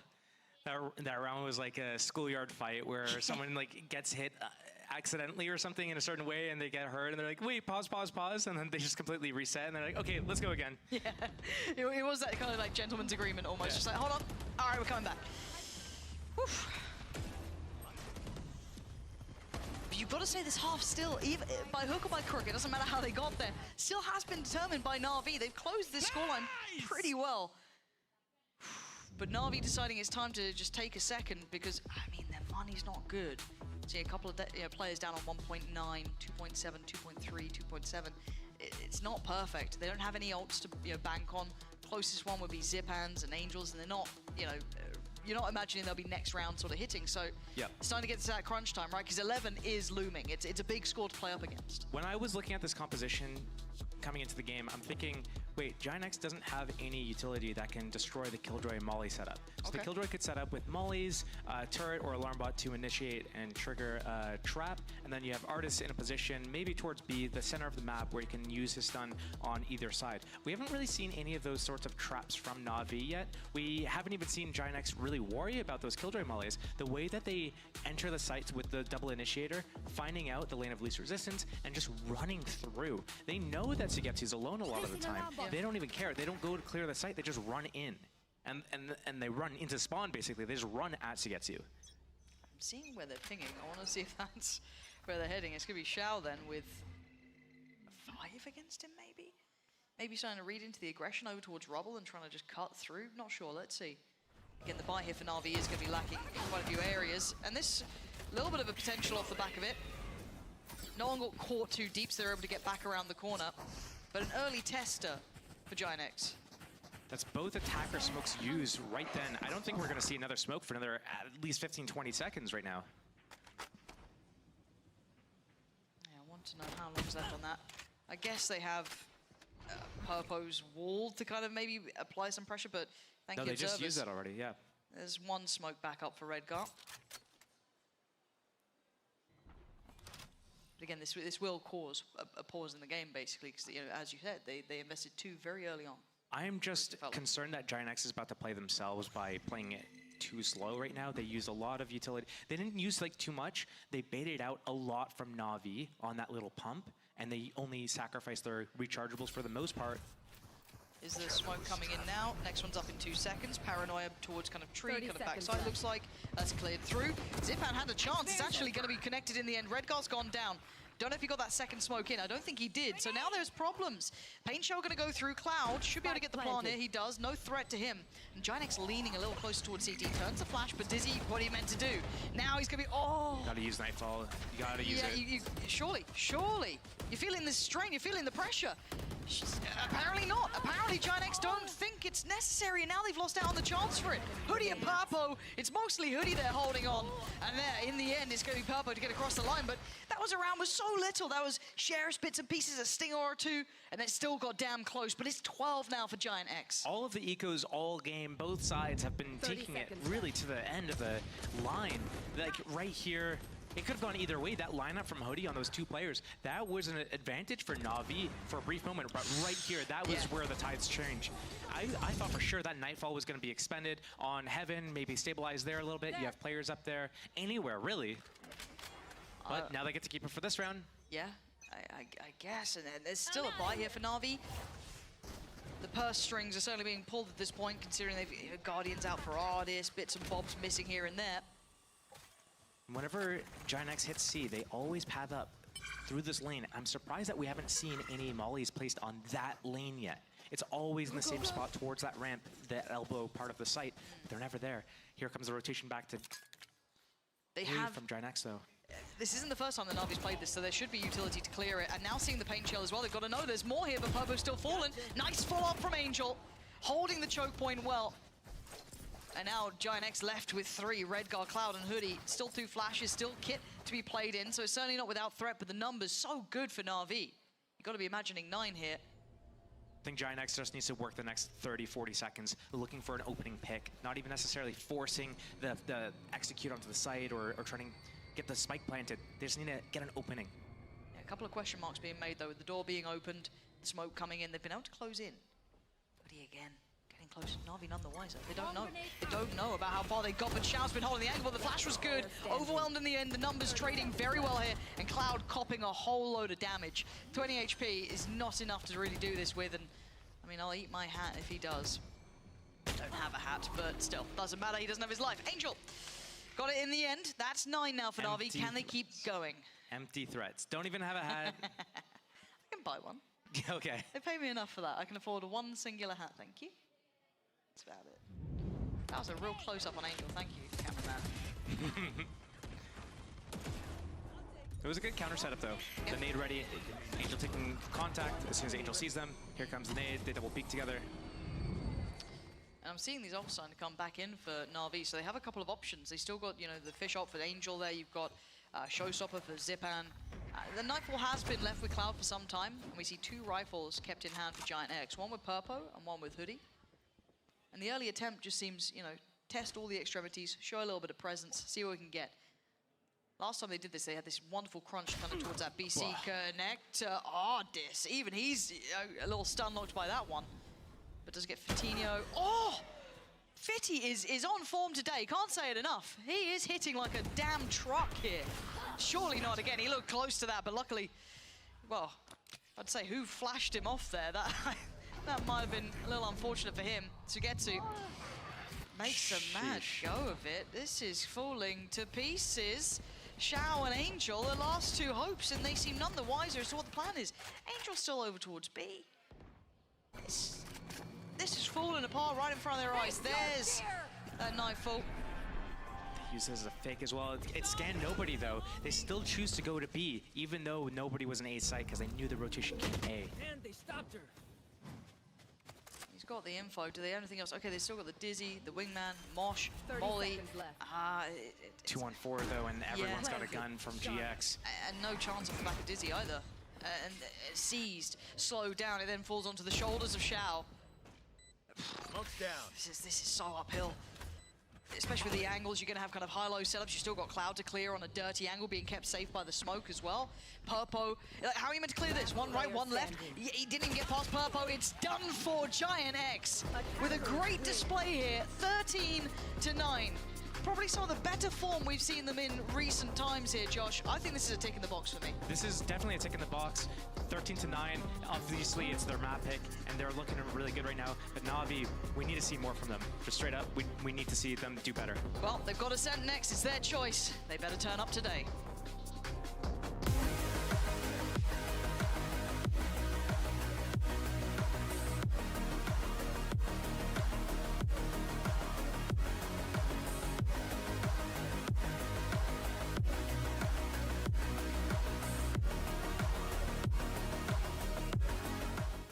I know a place that will break you into 1,000 pieces. Stay away from them. Stay away from Lorca, Paco, and Picasso. Don't ask about Lola. Ay, Caballo Grande. Ay, Dolor de Nieve. But in spite of everything, it occurs to you to visit Andalusia. Don't say I didn't warn you. Be careful of the Andalusian crush.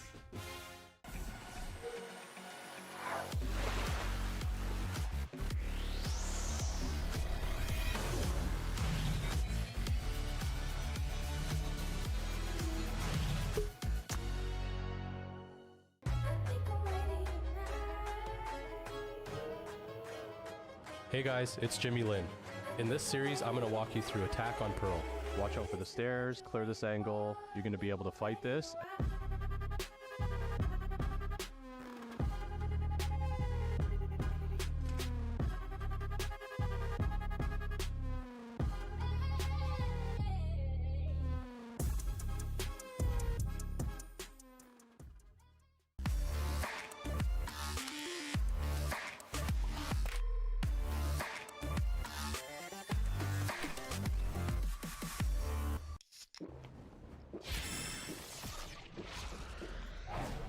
Red Bull gives you wings.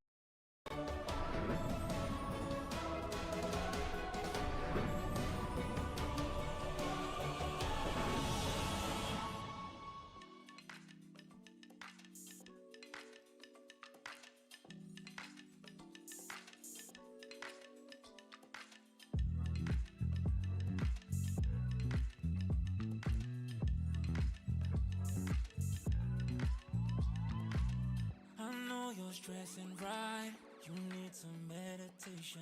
Don't let them ruin your vibe. No time for rumination. Let's leave it all behind. Take a flight, aviation. Want you, girl, by my side. Let me show my appreciation. I want you here with me. I miss your body, baby. No, I cannot believe that you're still single, lady. Wishing I could retreat. You here with me. Be my lover, be my trophy, be my woman, be my lover, be my trophy, be my the only one I want. Be my preliminary.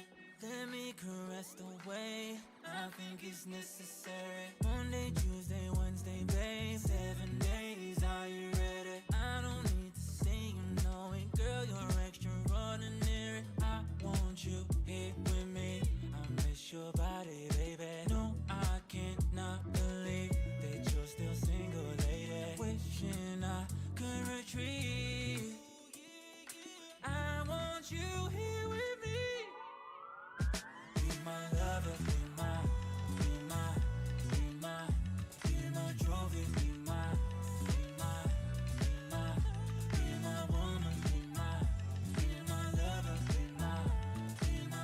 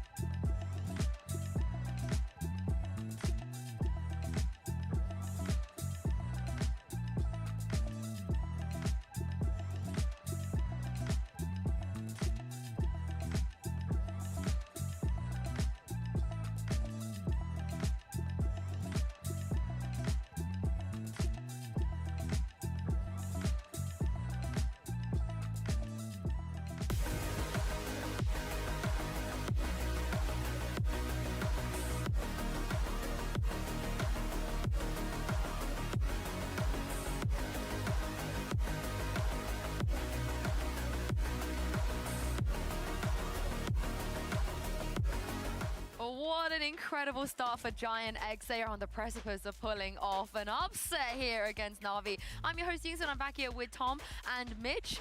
Things were weird. Yeah, But exciting. I would say more so from one side than the other. I feel like GX started the game off, and from the get-go, I feel like they looked like the better team, or pretty much all the way through the map. Yeah, it was well, not at every moment. There were a couple of turns in the road, a couple of forks that were met. I mean, look, when it comes down to clutch plays, to narrow rounds, it's always an exciting game, but I have to say I'm being really impressed by the form that GX have been able to bring out over the last 2 weeks, mainly. Like, they've gotten a lot better. -1 game. Yeah, but it was very exciting. It was super entertaining. We saw some crazy clutches. We saw some crazy plays as well. And Tom, it does feel like, though, Navi kind of also beat themselves a little bit. Yeah, it's like a lot of the takes, especially on that attack side, just felt very disjointed. Like, you'd see the wingman thrown in with not a lot of support, and it was very easy then for just Giant X to take it out and have very quick rotations.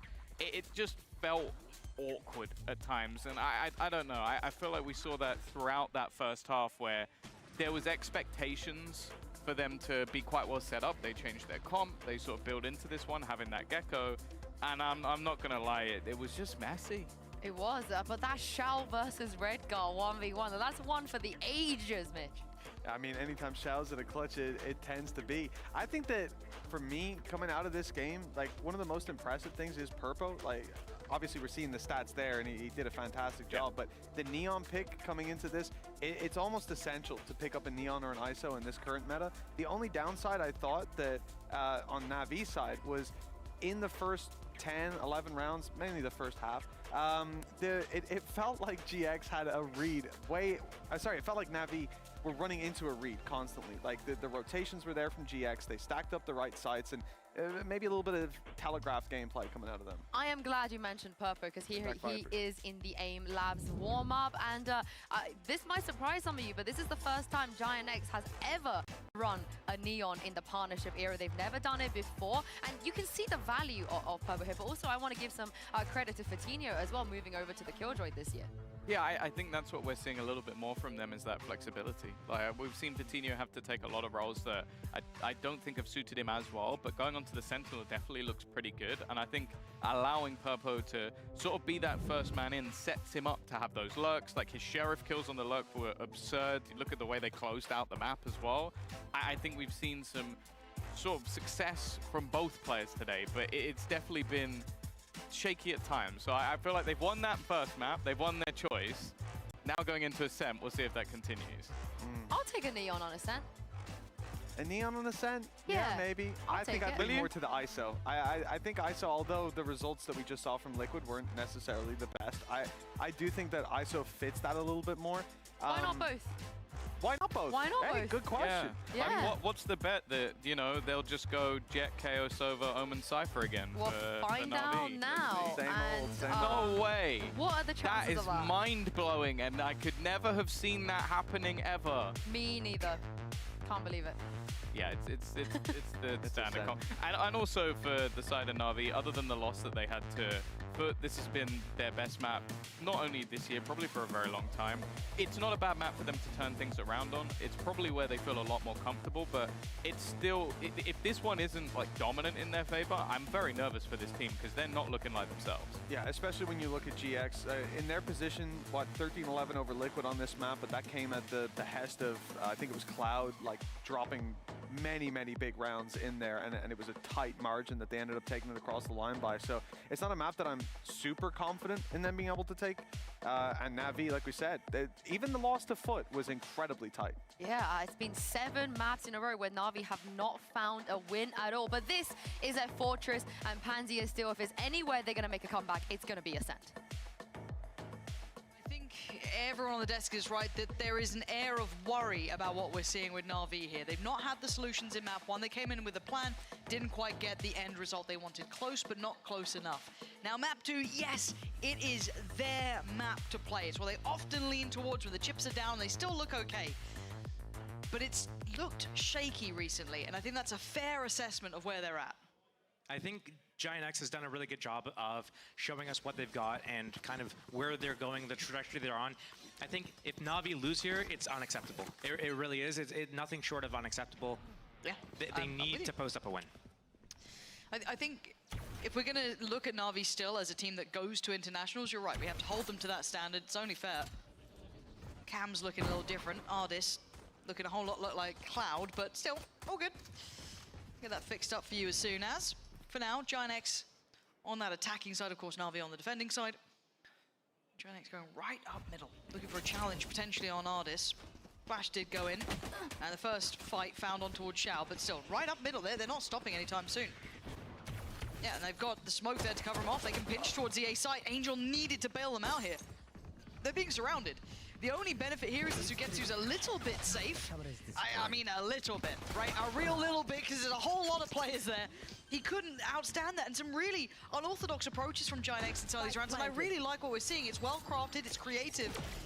So they have to get past the rest of the storm here, which is going to be Ardis, Xiao, and Zipan trying to find value, but what do they have to play in with? A flash with Zipan, and that's it, really. It's better be a damn good flash. There it is. Hoodie's already taken down Ardis. Looking like Raps here. There's the knife coming back through, but still they're just standing tall. Giant X with a, as said, very creative but well-considered pistol there. I think it's not just the first time that we've seen this as well from Giant X. We saw a lot of it on Lotus as well. Some of their drawn-out plays, whether it be pistol round strats, whether it be some of their gun round strats, or even ulti-based plays. We're seeing a lot of that innovation, and I wonder if maybe that is something indicative of where they're at as players, that when they have this really well drawn out plan, they're really good at it. They can execute that. But when things don't go exactly their way, that's when things get a little bit weird. Ardis, that's no outlaw. But we saw what he did before. Roll your mind back. Do you remember when he got those mad shots there? I think he got 3, yeah. But that was against the Eco, okay? He was on, they won pistol. Fair. Look, I see Ardis, I see Ascent. I'm always on his side. I can't help it. They're actually taking a good amount of mid-space here. This could get a little tricky for Giant X. Got to be careful with how they try and path through this. Had a glance towards that B site. Leaning further away now. And, well, Outlaw against Marshall. That connected. Oh, it did. He took 25 damage. That could have been the Ghost, though. That's exactly the damage the Ghost does, right? You tell me, mate. I'm a play-by-play caster. I just say the words loudly. You think I can do math? Wild. Big knife. 4. That's pretty much as telling as you can get. And Giant X is going to be kind of bullishly going into this. Taking fights, taking steps. Purpo, wait on the flash. Nice. Really nice. The only unexpected element was Xiao. Gets cleared. Purpo on the tear now. 30 seconds left. 3 this round for him. Angel. Bye-bye. And Sugetsu is over towards Cat, so maybe already looking to try and catch one on the way out here, do what he can maybe, but there's no good options when you're up against this. This position's a bit... Oh! 2 tapped. Oh! Always looks so good, doesn't it? Nasty. With the classic, it's satisfying. It's just like, you never know what you're gonna get with it. Sometimes you just right-click burst across the map. Sometimes you're right in their face and nothing. Any more? If they get one more, that's pretty good. That's pretty good. I think they're already... I can't quite remember what Giant X came in with, but they might have actually lost a rifle off this. I'm trying to remember. And Sugetsu gonna just opt probably to try and catch one on the heels as best he can. Nah, no more. Off to the spike we go. And I want to remember what they came in with. Do you remember if they came with only 3 or if they had another Guardian, perhaps? On Giant X, I know that they had a Ghost, an Outlaw. I don't 100% remember. No, but still. I mean, taken down 2, but overall, if you're looking at just holistically a confidence boost around for Purpo, who's doing real nice for himself here. Good job, guys. Good job. XQC looking calm. Stop. What? Would you not say you are a juicer? Yes. Use the stream symphony in Overwatch. It feels like, you know, when people are like clinging to their like, I went to high school with him. Hey, I'm not saying like, oh, I used to be a varsity sports sound a athlete or little something like like it, John. that. I don't know. You brought up my peaked in fanatic bias. college. You brought up my fanatic bias. I got to pay you back some way. You know what I mean? Yeah, that's fair. That's fair. I was been, I've been seething away on that for like the last 2 days. As it stands, though, we are into the bonus for Giant X, so a whole lot of Guardians still out. 2 Vandals and that Outlaw for Purpo. On the other side, Odin's back into play, so Mitch will be happy. That's nice. In the hands of Angel. Similar look here, at least with that walk up middle. This time with the Owl drone to add on top. It's a bonus round. They're using this as fake pressure. They're going to actually go up Cat into a Cat split. Let Hoodie come in late, control the rotations. Yeah, but Navi hasn't moved. And they've got 2 players posted on this one. One tree, one close. Artist has to turn the flash. He's fine and stalled out. This is good. This is nice from Navi. It's good fine. amount of 30 time. seconds left. I'm surprised that they're just pumping back towards B, but they're going to hit A again here. And the rotation's coming. Zipek's leaving. Artist, the timing. He's done really well to find 2 there. It looked a little bit fraught, a little bit messy, but he does get away with 2 kills and at least tease them up for the next couple of steps here. 13 seconds. That's not good enough, Shao. Overwhelmed, and now the site's looking open for the taking. Plants coming in completely uncontested. And the last 2 players pretty far away. Retaking without Odin could be difficult as well. So Getsu going for the Cat approach. Angel looking to spam out, see if he can clear. They seem very aware of this anyway, already playing away from help. 2 shock darts for him. Oh, he's just not getting play here. Nah, Redguard playing from a distance, keeping him arm's length. Bonus round is won. Giant X, I thought with Artis's work on Cat there, that kind of catching 2 up on short might have been enough. It wasn't. I think this is where we're seeing a lot of things going wrong for Navi. In that situation, you're absolutely right. Artist is here, he gets 2. You'd think, hey, this is actually a winnable situation. But the problem is, they keep the same setup that they had the whole round, except Zipen is leaving Cat. He's leaving Artist's side to go rotate towards B. So they're not on the same page, and they're all trying to lock down so many different parts of the map. You can't control everything. Control what you can. Just focus on 2 or 3 spots, and then lock those down. And now they're going to try and do it with far less shares. Light armor as well, so it's not completely without threat, but let's see what Giant X do on their approach now. Going in towards the site.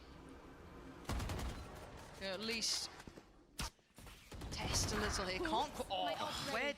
I don't know if he saw him above the smoke or just saw where it came from. Just shot towards market, and Angel's walking out the door. Well, he's walking out of the round. Knocking on heaven's door.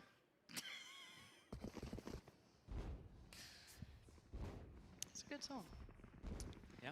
I really have to change up my, song vocab when I'm with someone who's above the age of 30. When normally I'm trying to appeal to Zoomers. As you're wearing them, can I point it out? No. No? No, okay. Not allowed. Not allowed to? No, because otherwise it's just Billie Eilish and Chapel Roan, and that's it. You know what I mean? That's how I get the Zoomers in. But yeah, you're rolling back the years here. This is exposing you. Yeah. Look, I'm in my 30s as well. It's clear as day. That's all the info you're gonna get. You can't get any more than that. That's everything you could dream of, and the chance. I thought that first one could have been on. It's not. Now it's looking shoddy. Seeing Purpo getting a little bit more confident, taking more aggressive fights. Spike planted. Makes me worry, because you're already starting to see the money swell. You're looking at Redgar, 6K at this point. Cloud, 4.6. I mean, they're going from strength to strength here, and this is meant to be the stronghold for Na'Vi. I want to see a bit more damage. I want to see someone more than just Artist finding impact. I want to see a little bit more from the Na'Vi side. No one really giving him much play here. Already exiting through main. Chance, it was slim. 4 standing. It was Purpo who went down, but Giant X looked completely unfazed by anything Na'Vi are doing. I wouldn't be surprised to see an early timeout for Na'Vi. It's got to be after this round, if anything. I wouldn't be surprised either, because they need to stop the rot. They need to be able to somehow bring this back. They're on defense side of Ascent. It's their map pick. It's the easier side. It's their comfortable agents. It's, the map that they're known for. We need to see something coming out, and something coming soon. And if there's no timeout anytime soon, it's indicative of what's going on. What's the coaching situation? Who's in control of this team right now? Because it feels like nobody is. That is a worrying prospect, isn't it? Now, looks like a flash in. Gonna force at least the first man away. That's gonna be Shout. Should cloud burst the dart. middle. And in we go. Looking at the spacing here, it's good. They follow him through. Xiao's in ball, but he actually gets away with daylight robbery. No one considering him. The reaggress through short. Still a chance here, but it's so minute for Purpo and Fatinho. They can't even clear sight here. The paranoia perfect. Purpo trying to close the gap, but it's already hardest to find Fatinho.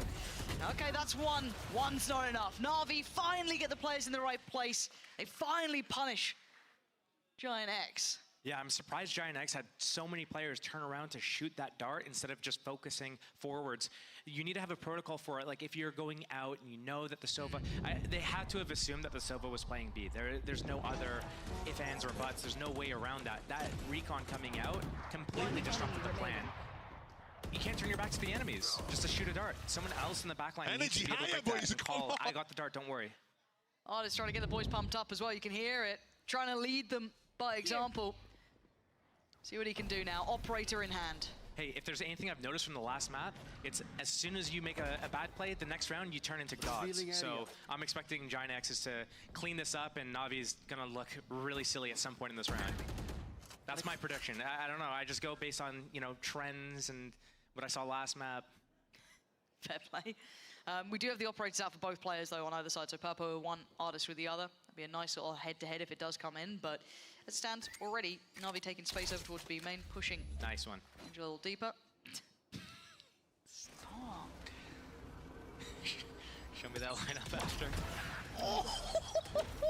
That was a good peek. That's clean.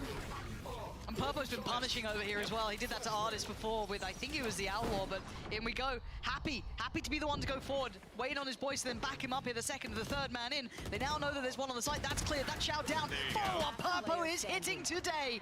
Looking right on the money. Angel's got no options here. None. All of those removed. That was big work from Purpo there. Like I said, they turned Looking into like gods. yeah. Oh, that's a bitter pill to swallow for Na'Vi. 5 HP, he's just gonna try to save his life. But he's getting hunted down. These guys smell blood. Like sharks in the water. Don't think the knife got him, so see if he can live. He's hearing him close in. It's a sinking feeling when you start hearing the steps. You're like, oh god. They start chasing so early though, it's... Okay, you don't want to lose that operator. That's an expensive tool to lose out on. He's gonna shock himself. He's dead. But the operator will come back in. A little bit of damage afterwards, but money wasn't a huge problem for Giant X. Nope. The scoreboard is getting an issue for Na'Vi, so I'm waiting for the timeout. If I'm already hearing Artists trying to tell the boys to get excited, get pumped up. Thank you, observers. EVS observers, you treat us right today. Everyone's on the board. It's no timeout for Na'Vi either, it looks like. They're just carrying on it. One thing you would see with a lot of jet oppers there in a situation like that is they would pass the op to one of the people in the back, and then they would dash in with a rifle and get to work. But here, he's dashing in with the op, creating a little bit of space so his teammates can come out, and they peek after. He's still able to just flick around, snap to a target, and pick another one off in heaven. I mean, seeing the progress from Purpo as well since kind of coming into this roster has been really fun to witness. A very talented young player. So seeing him here in a bit more of a comfort zone, in a comfort role, looks really good with him. Standing ahead. See what the game plan is going in now. Not a good buy for Na'Vi, of course. We do have that one rifle on Angel. Not happy with that, but you're right. Bladestorm at least with Artis. And Angel, of course, naturally, with the Vandal. Hey, last time he doubted him, he did pretty good. So you know what? Yeah, well. Maybe that's what it needs. Maybe just give it to Sugetsu. Oh, did the knife get Angel as, sorry, I think so. Artis as well? Yeah, it did. Oh, that's rough. So they know exactly what they're up to. That's 3 spotted. Hunter's Fury. He's got the Vandal as well, and he's occupied. Okay, it's okay. He gets saved by Xiao. He gets saved by Xiao. Na'Vi being saved by Xiao in this moment. Redgar and Hoodie kind of playing him from main. They were the kind of 3-2 split. They were the 2 part of it. It's a near on impossible moment. Near on, because there's recovered rifles. There's they've still got paranoia. There's still smokes. Okay, Sugetsu's got an angle. Perfect. I mean, thank you, Xiao. Thank you, Xiao. They got Na'Vi smoke there. Oh man, he doesn't even look happy about it. This. That was pretty big. I mean, without that, you can imagine it, because again, we had Angel in the Hunter's Fury, so he was kind of removed from, the next couple of seconds. Sight's probably open. Yeah. Starts firing no recovered weapons then. Nice, They guys, disarmed, come on. yeah, they completely disarmed them from believing there was anybody going to be in that smoke. Yep. Okay, they're back on a buy here, Na'Vi. Can they string a round or two together? Hardest back on that operator. So much pressure on him early. Identifying where he is part of, it seems like, the plan. Find him as quick as they can. That flash, yeah, I was going to say, they know he's there, they need to use a flash, or they need to avoid it. Are they challenging? Oh my god, Purpo, you're feeling yourself here, but Zipan dives in head first. Straight off Cat, Na'Vi going for the crunch here. Just going in for a straight up brawl, and Redgar and Fatinho finding the players on the other side. Sugetsu tries to walk on the side of the cage, and it's all just gone. Oh, Pete Tong. Shao, 1v3. You're going to be spotted no matter where you go.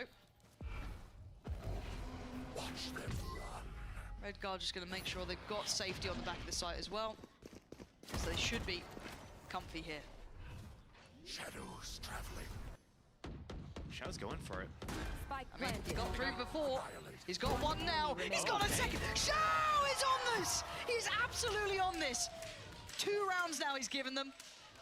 Out of the 3 that Na'Vi have, he has given them 2. Shao, finally a smile from him. It looked like Giant X felt like they'd already won the round. And a stark reminder of who these players can be. Na'Vi, no slouches individually here in the Red Bull clutch. You get to watch it back from start to end. And it was a brawl in the beginning. It was a big brawl, and this is the second 1 versus 3 that these guys have gotten this series. Angel getting the first one on Lotus. Spike planted. In those situations at the start of the round, when you control that brawl, that 3 versus 3, you're not looking to end the round there. You're looking to go and take that fight, get whatever kills you can get to get your advantage, clear it out, and then you're supposed to reset. These guys kept going, kept going, kept going. It's like, stop at some point. No stop, only No forward. stop, only go, yeah. And Purpo trying to get past Artist. The pace change here, they're going quick. Hunter's Fury being sent in. Will he consider Shao again? The Danger Man himself. It looks like he's on for another. He is. Denies Purpo a step forward towards the side. Redgar gets a great shot to get to, but Shao still firing on all cylinders. Na'Vi now in the right place. Hoodie on the clear, but it's a 1v1. Angel against Cloud, and it's Cloud this time. Whew, we are getting some high-octane rounds between these two. Giant X just looked like they just shifted gear there. Yeah, I mean, they sent basically just one per layer up Cat alone. That was Purpo going for that Cat split. They had the Hunter's Fury behind it as well. Ults going off left, right, center. Players flooding out every single hole. Heaven, door, everywhere.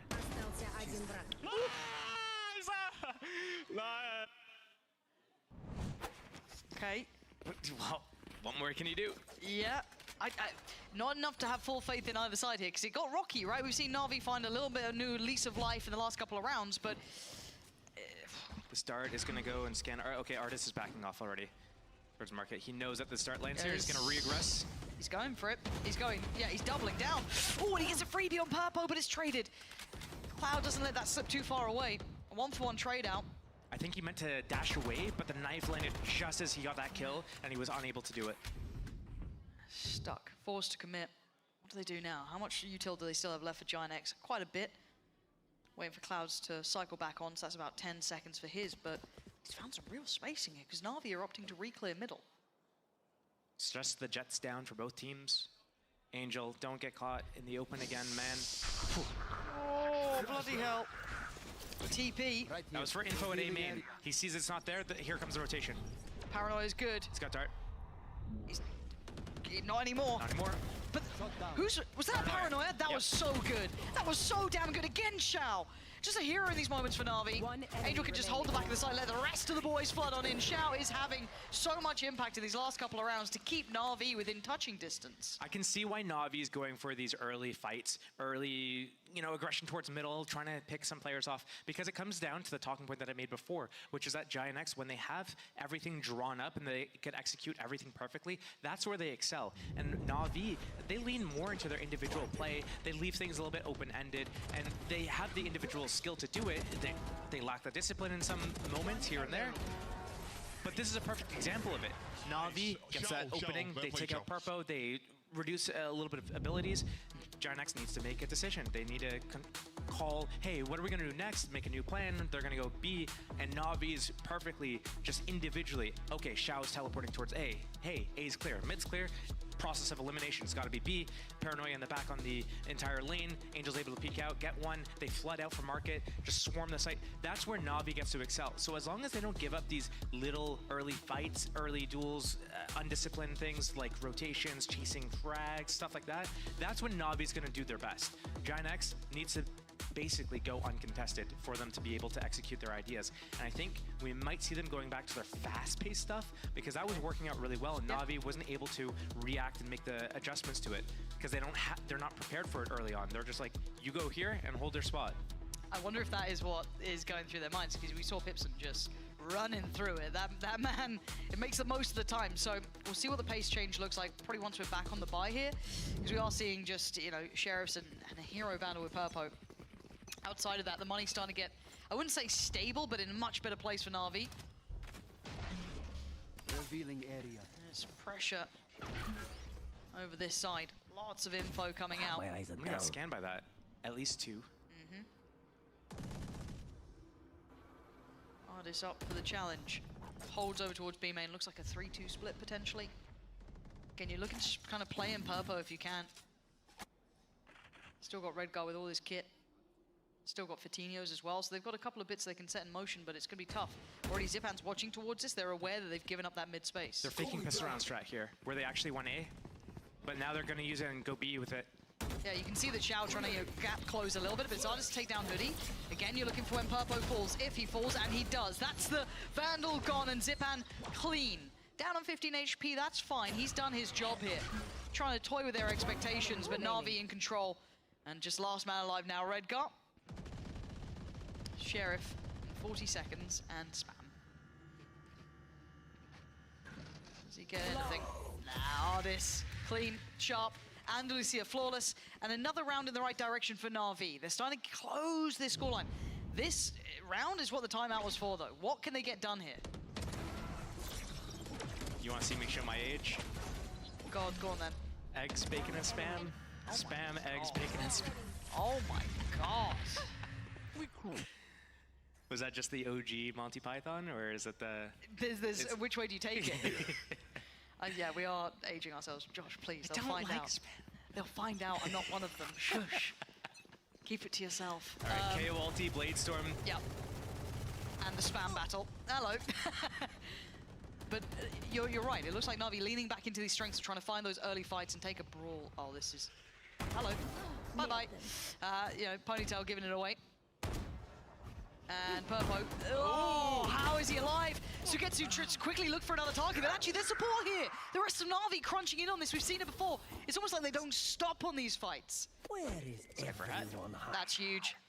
There it is. Big info. One more kill and he can Omen ulti as well. Oh. It's just slowing down though. Angel. No, Hoodie. Don't be a bad boy. Hoodie. Hoodie. Oh, okay. He wins it. Just disrespecting Angel there, walking on in. They're so split though. Where is He can't Redguard plant here? yet. He can't plant yet. He needs Redguard to get closer. Redguard, please. Did he get caught by the knife? I don't know if he did. I don't. He had to have gotten caught by the knife, but it doesn't matter. There's only one place that this guy can be. They seem confused, dazed, and now they're in trouble. Flashes there. It's Redguard up again. Zipan doesn't spot him on the first try. Smoke goes in. Paranoia does not land. He gets the spike back. Still one off from that ult. He'd have loved to have that now, but he doesn't get it. Zipan creeping closer. Redguard gets plant in. TP. That's all he's got. Where does he gamble? Oh, perfect. He's taking a chance. He's taking a risk, and Redguard with a lovely reposition. That's gnarly to have that in the 1v1 late round. It's just, you don't know where they've gone. You know that they've done it. That's all you can know, though. Did they go boathouse? Did they go lane? Lane would have been a really risky play, though, right? If Zipan's up there, he just teleports right into the Zipan, instant loss. So that's a huge risk to take to go up there. I'm surprised that Zipan red lane instead of boathouse, which would have been, I think, the more common choice for an Omen player.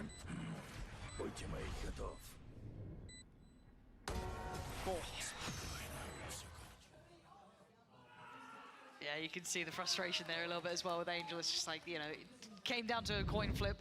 An unfavorable one, but we go into the half at a 5-7. Ginex still in the lead, yes, but it is close between these two. No raid bosses made, just a couple of ghosts, a couple of bits and pieces. Let's see what Na'Vi look like on this attack. Enemy mark. It's going to be a cat split. That knife is a big tell. They used it to scan this area, close cat, realize that nobody's there. So they're going to think that they can go Fatinho spotting them, getting the nade off in a rotation on the way as well. 3 suppressed. 3. Caught on cat. See that trip? Just a bit deeper. You'd have to fully commit to this. Oh, it's causing pause for thought here. There's the pressure. Paranoia comes out and a little bit of a reclear, but you're right. But look who's waiting. Purpo's not really moved from this. You still have support from Hoodie. Sugetsu gets one in the end. Cloud goes down, but they now know the Ginex are hot on their heels. They've got to speed up the pace. Purpo just gets caught. Holding for the off angle. I don't know. Artist on the punish, and now Hoodie left. Oh, okay. Shao wasn't expecting it at all. Hoodie's given them a new lease of life. If you still have Artist with that Sheriff, you still have Zipan alive. Can they work together? Can they hold this crossfire, create pressure? Yeah, he sticks around for that shot. Goes in for more. Zipan, it's all on Fatinho now. A 1v1, and Artist 25 HP. Tag, no frag. Both are one-shottable. This is so dangerous. The timing, Artist has it. Looking like they can close the gap now. Bloody hell, that was tense. You can see it on Artist's face there as well. He is sweating bullets. Everyone was tense up there. Me, you, them. I'm surprised. I need to see this back from Purpo's perspective. Why did he leave B main there? He had a 1v1 against Angel. He didn't know it. We know it because we can see. But that doesn't matter. The fact is, if he leaves B main, he's getting pinched from Market and B main at the same time. If he stays in B main, he only has to fight B main. So there's only one area he has to look at in that situation. I'm very surprised he left. That could have been a big give up to that round. 1 suppressed. Now, Na'Vi get to enjoy this. Looking at the buy, though, we are seeing quite a heavy investment behind it. Just Sugetsu down on the Sheriff, and that's it. Vandal in for Ardis, Guardian, 2 Bulldogs. On the other side, just the Frenzy and a Sheriff here. Oh, Purpo. Bye-bye. Just cleared so easy. Ginex hoping for the best and probably expecting the worst, but for Na'Vi, just going to be taking, hopefully, very careful steps throughout this. Yeah, we've seen them time and time again, losing these types of rounds. In the last week, last 2 weeks, round 1, they win the pistol. Round 2, against an eco, just falls apart. Right place for it. What value do they get? It's going to be late presence towards B main, which makes Hoodie's life harder. The chance made and just swept through. Nice work from Na'Vi, and no real problems in the end. Yeah, Shao goes down, but hopefully Sugetsu can pick up that rifle if needed. He does, so no real losses there overall. All things considered, against the stack on the B site there, and some of the Ginex players even having the jump. The lane player had a jump, the B main player had the jump, as Navi's coming out of market there. So to only lose 1 player in that round, pretty clean. Good stuff. I always wait with bated breath with Na'Vi. I don't want to get too excited when I start seeing them do the right things. It truly is the bare minimum, but we're like, oh, okay, maybe this is the one. So we see, I think, is there an upgrade in here? I see another Vandal coming out, so that could be a little bit of an upgrade. So that's going to be Sugetsu, and still obviously Ardis with his. On the other side, of course. Ginex with their first chance to get the real weaponry in hand. And the bonus round here for Na'Vi. Looking like they want to put a lot of pressure on this middle plate. Purpo could be in a little bit of trouble. In market? Yeah, it is. And somehow Purpo still gets value, still finds Ardis. And they can't springboard fast enough to try and punish any of these players backing away here. Already the smoke comes out, already the stall's in play. Na'Vi looking for a little bit of a gear shift, pace change. Purpo's gone down, but Cloud on the trade. Still being held towards market. They haven't been able to work the... Shao, I mean, you've got to hope that someone's trading that. I mean, Zipan yet, next step in. And then it falls to the likes of Cloud, who's already down very low. His HP is probably the roughest part of this. Still has a dart, but he's cleared. Oh, no. This is nice from Na'Vi, step by step. Good unison. Aren't there. Fatinho stalls it out. One red guard closing in as well. Only got 1 on the knife, so they don't know where the second player is. This is going to give it away. One's planting, one's spamming. Paranoia still for Redgar and a smoke. He can smoke off one side of the boathouse, use the Paranoia to go in, combo with a flash from Fatinho, and they double swing. Let's see it. There's the Paranoia. And Redgar, the first man in, just takes steps, walks it forward. Angel, a 1v2 is tricky, and look at his position, swinging together. Giants taking no chances in that final moment there. Really robust, and managed to do what they need to. Still good damage on a bonus round, though, for NAVI. That was good. They had a bonus round. I think Na'Vi did invest in a decent amount in the rifles in the second round, but they didn't lose too many shields on that round. So I think they're still going to be okay here. 4-buy. Expensive for Giant X, but I do like how they approached that retake. It was really, honestly perfect. They smoked off the right side of the boathouse. They used the Paranoia. They KO flash at the same time at lane, and then they paused. They waited, and that caused. You saw Na'Vi was like looking the right way, and then they're like, wait, they're not in yet. Looks the wrong way, gets flanked. Well played. Yeah, worked out very well for them. Even a well played from Josh Steele in this ever. I can't believe it. When you get those, you know better that, believe it. Yeah. They're authentic. True. Crazy you've never said you like working with me. It's crazy. It's not like Halloween, you know? You're just like giving it away, well played and everything. Like got it. Hard fought for candy. Yeah.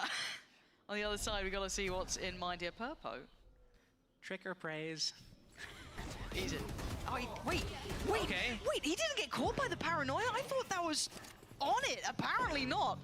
Now, Zipan will be able to get res, so it will only be that real pick on Artist that gets transferred to later value.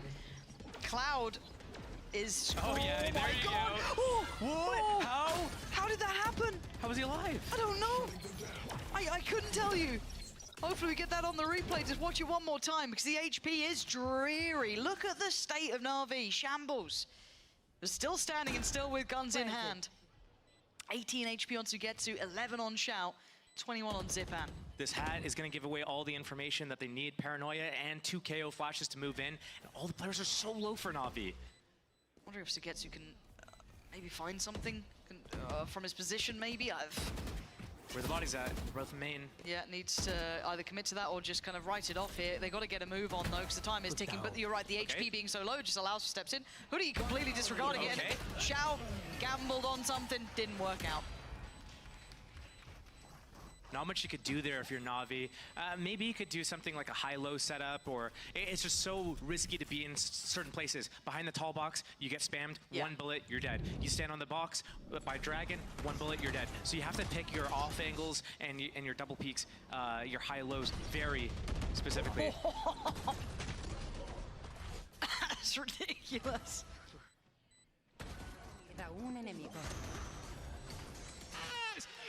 Insane! Nice!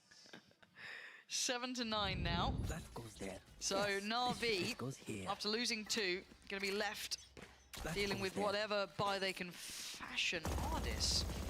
Oh, the counter spam. That's so sick. And he's got his Blade Storm off that too. Yep, and he gave the Guardian to Sugetsu. What a guy. So good the camera stopped working. Truly looking like Jesus right now. What can we do, though, beyond that? You're looking at Purple. Again, this angle makes me a little nervous here that he's banking on this. Because it's just him. It's fine, he's got an Outlaw. These guys have light shields, all of them. Zipan, look at this. Again, they're getting so much chip damage on him early on. This has been brutal. And how do they try and make him uncomfortable? You don't! Apparently Purpo is just ice cold with it down to the classic, but they don't know about how low Zipan is. And how is Purpo standing? He's got another! He's still going! Artis trying to keep it up! Trying to go head to head here! We've got the anime fight coming in on Artis! A stark reminder of who this man is, but a 1v1. Redgar on the other side. The knives are out. 35 HP for Artis. Redgar, Paranoia, smoke, and he's just pausing. He's letting Artis sweat a little bit here. This man, once upon a time, could do no wrong, but he's got to be clean with this, and he is! An ace for Artis! Exceptional! Stepping up when Na'Vi need him most, and a lovely round for him. Matt Purpo tried, though. Jesus, Purpo tried. Yeah, no, that was actually a really good attempt on the site there. Pinging the box, knowing exactly where to line it up. Taking his time, lining up the shot before he pulls the trigger there. But yeah, this disrupted the hell out of that retake from Giant X. If you're Purpo, you're sat there going like, boys, I've literally got 4. Yeah. Can one of you help? And it came down to it did come down to the anime fight, right? Bloody hell. Okay, Purpo made an attempt here, forced away very early. So Na'Vi going through the protocol steps, trying to identify maybe where that operator could be if he was coming out to play. Glass cannon as well. Still got a buy here for Giant X. Na'Vi. Got to be cautious about this one. Very important round scoreline-wise between the two.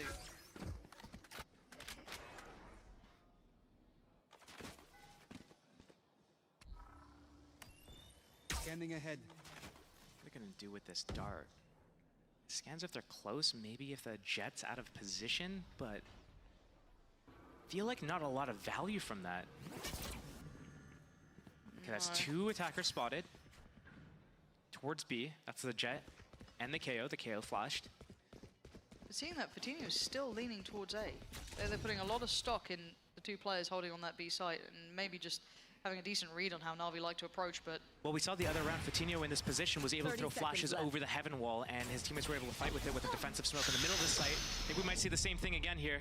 And they're in trouble, they're in so much danger. The split's coming in and already the damage being done pretty heavily. Purpo, actually it's Redguard to succeed on 1, but now you got to see Purpo find his value, find his man. He's already got 1 down. He knows there's pressure coming in through by Tree. He knows that this is not going to be an easy fight here. He's still alive. This time, his teammates are there with him though. Giant X hold together.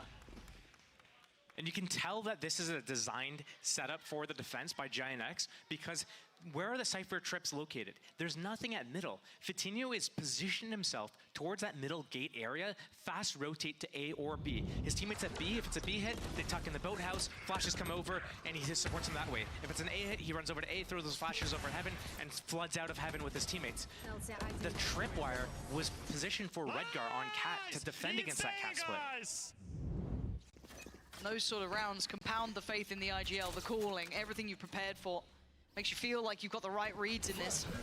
And this is all in. Artis, hero in this one. The rest, Sheriffs. And oh, Fatinho just found Artis. It's not a good opener for Na'Vi here. No, not when they're trailing. And that rifle is nowhere to be picked up. And look at Purpo's position. Got to be careful. If he overextends, could have been vulnerable. He's not. He's got his man. Backs away. Doesn't need to go too far here. Na'Vi's reposition, fully noted. He's taking the angle again at B. He's shutting the door on them, really, isn't he? Oh. It looks close from Yeah, Purpo's POV. It was probably far away, but... Here. Oh, a little unnerving. You can see Na'Vi just trying to maybe work a pick, see if they can maybe pick up the Vandal loss, which I think they've got in the hands of Sugetsu now. That was the one that Artis couldn't bring much further with. But they've lost that A main control. It means that Redguard gets to be a real nuisance. It'd be so poetic if Na'Vi, if this is the round Na'Vi wins now, though. Knowing Na'Vi, it could be. But now with the ult, it's going to make it very difficult. They didn't have much to work with in the first place, but even without the the knife, the smoke, very, very tricky. Oh, God. Oh. Can't cancel it now. No, you better commit. That does spur on Na'Vi, but there were bodies here. There were players behind this. They had people in the right place. There has to be a timeout for Na'Vi. If they've got any left, I'm pretty sure they have at least one, if not, yeah. If not both. I don't remember their timeout. I remember we were talking about on round 4 or 5, hey, maybe it's a good time for Na'Vi to do it because they're down so many rounds, and they didn't. But here it comes. It's getting to the point where it's getting a little bit spooky for Na'Vi. They're down by trailing by 3 on their map pick. Their arguably best map, otherwise why pick it? On the second map of BO3 when they've lost the first map already. This is crunch time. It is. It's do or die. Yeah, it's feeling a little like the first map though. Scoreline-wise ended up looking quite close. The rounds were pretty, high tempo. We saw some great stuff out of Giant X. I was thoroughly impressed. Na'Vi let it slip away. I'm worried they get held around this point. I'm not seeing the coaches being the ones to be the main conversation pieces. I'm looking to see who it is from the team, really. Be it Angel, Artis, not sure. Yeah, this could be Angel. But the problem is, like when we look, I think we brought it up, mentioned it briefly, Na'Vi are supposed to be one of those teams that are at the top of EMEA, top Yes. of the world, really. Yep. And the copium, the excuses, oh, well, you know, single round playoff, the knockout round they get against Heretics, you know, arguably one of the top 2-3 teams in the world right now. Unlucky draft, you know, but they're up there. They're up there still. Like, we can't keep saying that if Until they we see can't it. convert this game right here. This is a big kind of question mark. This is absolutely everything for NAVI. They need this. They need to come back. Cover going You're right. Pressure moment now for NAVI. They have a purchase here. They have ults to play with. They have what they need. All the tools are there. And on the other side, Giant X looking ready for mid-pressure. I'm not sure if that's just a good read that they've been going for, or maybe just something they were expecting here, but... Vitinha's got the op. He's got the flash ready. They're going to use, the camera as a trap. The flash comes over. The jet swings with it. And NAVI And pulls the paranoia as well. It would come from this angle. So they've got a lot ready for this mid-crunch. If that, I don't know if it's just a good read that they've had or something they know that NAVI like to do, but for now we are seeing the Na'Vi-esque round for the CS fans out there. Wait for 40 seconds odd and then they might make a go. The Aldrone not going to go deep enough. Oh my god, is this the right read? Perfect made trap could be in play. I think it scans only Purpo. I think so. And Hunter's Fury is there. There's the high flashes. Artist does get one man, but it's Hoodie who gets everything else rewarded on the other end, but a 3v3. Not out of the woods just yet, but look at the flank coming in. Cloud, not the ideal weapon at all, but he's got the chance on it. The hat of that timing. Outrageous. And now Cloud just coming alive. Giant X with the perfect read, and they are rewarded. That's just absurd right there. And I thought it was everything falling apart for Giant X because the way Artist moved that middle there, he smoked on the floor at the market entrance and the flash did not affect him. So he was actually able to dispatch of Purpo easily. This flash comes over, but Artist is in a smoke, so he's protected. But this push here, that changed everything. Hoodie got the 2 stragglers in the back off the flash. Got to highlight as well, a little, you know, off script, but the observers are absolutely catching everything. I love seeing that from start to end. Beautifully done on the replays. Outstanding. Love getting to watch the full intention of that mid setup, and they've just obviously dismantled that. That was a one-time thing, but Purpo's still going to find Angel. Back to business. Purpo showing off now. That's a follow-up. Artist has fallen. And now, plenty of targets and plenty of chances. Purpo is lapping it up. Hunter's Fury on top. Why not? Where are you going to run? Where are you going to run? Nowhere to run, nowhere to hide. 13-8. Giant X crush NAVI. And this could be the time where the tides truly turn for NAVI. We were asking questions of them. Are they up to task? Are they looking revitalized on this patch now coming in? Is this the new side we were going to see? The answer is no today. It just leads to more questions. Questions about why is Doombros out? What is happening with, like, who's in charge of the team? Who's in charge of the strats? Who's in charge? Like, who is making these decisions right now? Who's the one that gets to decide things? Is it Angel? Is it other players on the team? Is it that the whole team wants something done a certain way? We're seeing these timeouts and the coaches are barely talking. So whose team is it? Who's got the keys to the car? You're right. That's a big question mark. It certainly is. And obviously on the flip side, we were highly critical of Giant X at times in the last couple of games. Just a few times. Just a few times. But today, some of the set pieces, those little trap plays, their approach to the game, Josh, I'm really impressed with how good they look today. Yeah, like I said before, if they're able to execute the game plan that they have, whether it be one round or whether it be an entire map and the entire series even, if they go uncontested, we can see the good things that they have under the belt. It's when it comes down to little itty-bitty things, getting players a little bit more experience, getting them more equipped for making decisions on their own at an individual level, that's the next step for these guys. But they have a solid foundation for now, and it's only that they can move up from here. Yeah, it's a great day for Giant X. This could be a turning point for them. Looking like they had the right plan. They came in equipped, they came in ready. The veto was solid. Everything looked great, and they should be happy with this win. Want to look back on, look at what they've been able to achieve. They managed to topple NAVI on arguably some of the better maps. They're having Ascent as one of the keys to the castle, to their compositions. But again, enough from us, I think. It looks like we are ready to head over to the post plant that you don't want to miss. That is right. You don't want to miss this one indeed. We will be joined shortly by Cloud and Milan here for post plant. from Giant X. And right now I have Tom here with me, and I have something for you guys as well. I think... No, I don't, but let's talk about it. I thought I did. I'm getting trolled, but it's all good. It's all good. I love getting trolled. How are you doing, Tom? I think you might. Do you maybe have it now? No. Oh, no, it was there, and then it was gone. So we're getting lost. I'm doing pretty well. I think that for GX, that is a huge victory. We know that obviously they're running out of lifelines, so to be able to have that sort of victory versus Na'Vi, I think a victory that many wouldn't have expected going into today. With even though Na'Vi have been out of form, it's like they lost a foot in Heretics. We were giving them the benefit of the doubt. Now it looks like a turning point of, okay, that team's in the dumps, and GX, other than losing to Koi, have actually been on quite an upward turn. Yeah, but the thing is, the last 2 games is Heretics and Foot. So I'm hoping... They need a big upward turn. I am hoping the win streak continues for them. But while we wait for Milan and Cloud, we have a limited time pay safe card offer for you guys. Register now for a €5 sign-up bonus, and you can use it to back your favorite VCT EMEA team with their bundle, or you can grind the new battle pass. Don't miss out, so make sure you pick yours up. Whose bundle are you rocking, Tom? I haven't actually got one yet. I've been thinking about buying the Mates one for a while, and for some reason I haven't. But their one is aesthetically, I think, my favorite. I like it a lot, but I know not EMEA, but PaperX.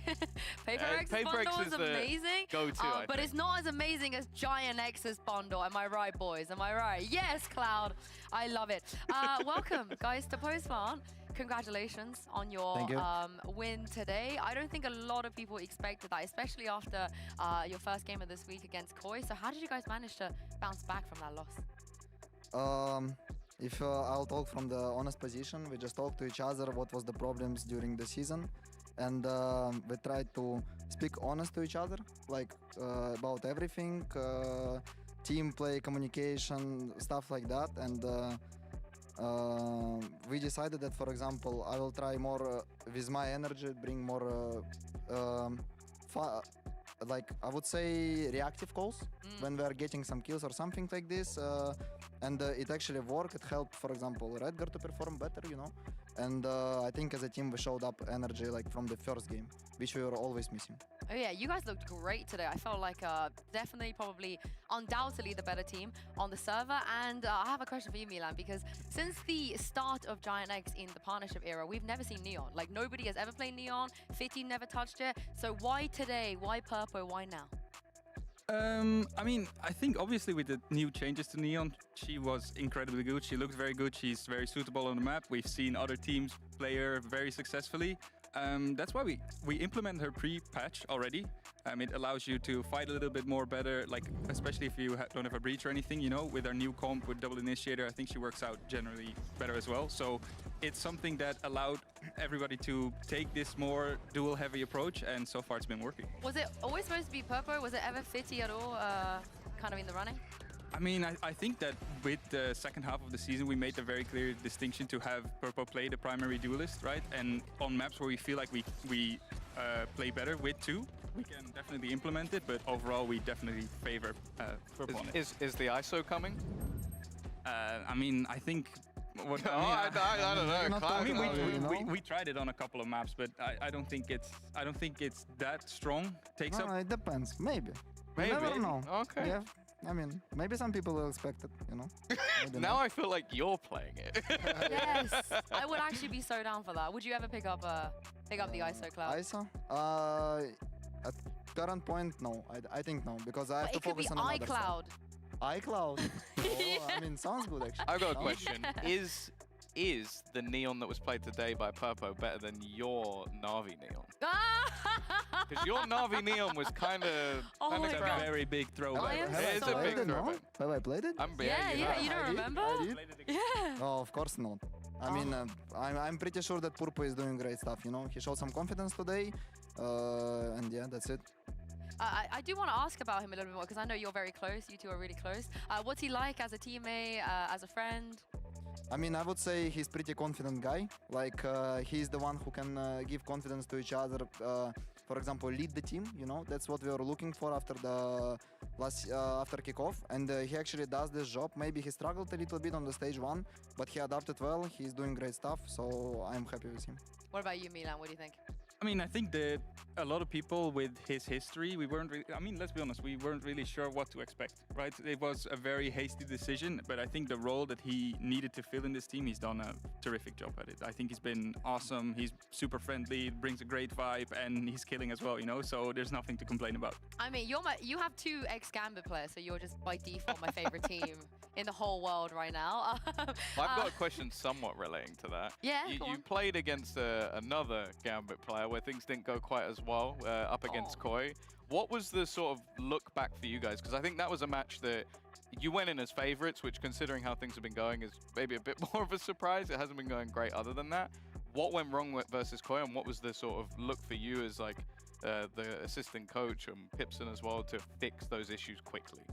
I mean, I think Kirill spoke about it a little bit already. We did change calling, right? So Kirill has become or tried to primary call for this game, and it's not because the calling was bad, but we really felt like we needed a little bit more energy. Okay. It felt quite stale against the game of Koi. I felt like we needed to try something else, and I think I also want to shout out Redgar because he's done a terrific or a very good job today, adding to He was Kirill's hitting stuff, shots. and Yeah. he's killing, right? So this is something that we were hoping. Today's outcome was the best that we could have imagined. We had great vibes, good energy. This guy did an amazing job, and then Igor was also adding a lot of good stuff, you know. So he's been unleashed, I feel like. So would it be fair to say if we were to kind of use the verbiage of IGL of Giant X right now, it would be you? I mean, Is that fair to say? I mean, maybe in a way, but also guys helped me a lot in that way because it's first game official where I was like IGLing, try to take over the people, and I mean, Igor was also helping me with the stuff. So yeah, maybe. So you have 2 IGLs basically, or are you still the primary one? Or is it Paper X and you have 5? Yeah. I would say this game I was primary one, but other games Igor was calling, and I was trying to help him to do a reactive calls, but yeah. So what about going forward? Because your last 2 games, probably the hardest 2 games. I don't want to exaggerate, but in any league, in my opinion, to go against Foot and Heretics back to back is crazy. So 2 questions. First of all, will you still be the primary caller for those 2 games? I think we got a week to prepare for all the stuff, and yeah, I will try. I need to gain more experience because I had only 1 day. Honestly, I had no idea what is gonna happen today, but I think I dealt with the pressure good. So yeah, I will try to be more. You beat Angel of all people. I feel like that's the best experience you can I mean, get. for me, Angel is kinda for me it's easy because he's calling in a CS way, you know, and he's trying to call simple. But some of the guys, for example, like Heretics, they're just crazy. One guy can pick something and kill all 5 your teammates. You know? And second question, I guess, for you, Milan, is how do you beat Foot and Heretics? I know that's such a silly question because if everybody knew, then they would do it. But if he has that, he's not going to say it here. But in your opinion, like, how do you approach that? I mean, they do look like the 2 best teams in EMEA right now. I mean, they had a very close game this week, I think it was, right?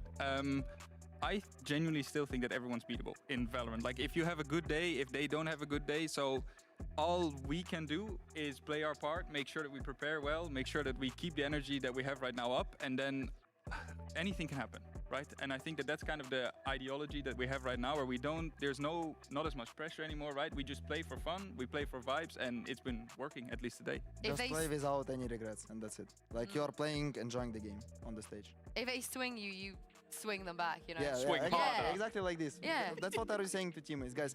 If you want to do something, do it together and swing them back. And kill them, and that's it. This is the thing, but the teams that you're playing against are the vibe teams, you know? They are the teams that are known for their vibes. Like Heretics, I feel like they, as a group, they're crazy, they're up here. I'm pretty sure Yuta J has broken the sound barrier a few times with his screaming as well. So how do you out-vibe? How do you out-vibe that? I think we just need to start our own Clash of Clan group. Guys, I feel like they have one going. I think that's the advantage that they have over everyone in EMEA right now. You see them on that server. I see. We fight it out on Clash of Clan first. We did a veto there, and then we just play them on the server after. No, I think I don't. It might work actually. I agree. I think. Can you cast Clash of Clans? You wanna do this? I can give it a go. Yeah, I think we do this. I'll make just it up. about create a nice feeling. We have a day off tomorrow. We'll go and do some fun stuff. We'll prepare. We'll keep working with this guy. See how we can set him up more for success. But I think winning today was already the biggest start, right? That's exactly what we needed. And I think if we can build some momentum and ride that wave out, we'll be at least I'm sure we can make it competitive. I think this would be At like minimum. the run to end all runs, I feel like. Which you had at LCQ. I feel like it's a very similar vibe. And, who No? did, and they beat Navi? I mean, might be. You Oh, know, you yeah. never know. 3-0. I mean, But that game also didn't big matter. shout out to Pipson for his pause calls and overall for his pistol call sometimes. He was doing also a great job. No screaming, no taking his head. No screaming. comment. No. Good. I think Oh, when no. he sees We the could score visibly that we are see the leading- screaming. when he sees the score that we are leading, he's like, I can calm down, you know? My favorite thing is he says that before he screams, he says, "Okay, guys, I'm going to scream." Yeah, he and gave then them a warning screams. last time. It was very kind of him. How much do you think I would have to pay him to wear a heartbeat monitor for the entire game? Because that in itself is content. I think it would be great. I mean, you're doing some stuff for VCT, right? Might be one of the things you Just could for the suggest. match. Just Yeah. whenever he has a timeout, you just see the heart rate at the top of the For screen. science, I think Yes, we should do for it. science. I mean, we talked about who we should pit up UTJ against in a scream off. It's Pipson. I feel like that's the obvious choice. But he's not even that loud. Yeah. I genuinely don't think Pipson is that loud. He's just very Emotional. Well, emotional. does he scream at you? Because he's No, screaming but at him. I think that a lot of people they get this vibe that he can sometimes be angry or anything. He's the most passionate person that I've met in esport, and I think that that's his biggest quality, and it's something that I've learned from a lot, right? But he looks like an angry guy sometimes. He has this very small and lovable heart. I don't know if that's the correct expression. But he's a very Well, you kind-hearted say person. you've learned from him, but I've never seen you scream at anyone. No, but that's because I'm trying to level it out a little bit. You know, when we got those things going on, I'm trying to at least The make yin sure. and yang. He's got to be as With chill yin as and yang, possible. Yeah, There you I'm go. chill and he's just vibe, yeah. But if we did make him have a scream off against UTJ, are you backing Pipson? Do you believe in your coach? I don't think course, Yetujay always. stands a chance. Yes, of course. Yeah.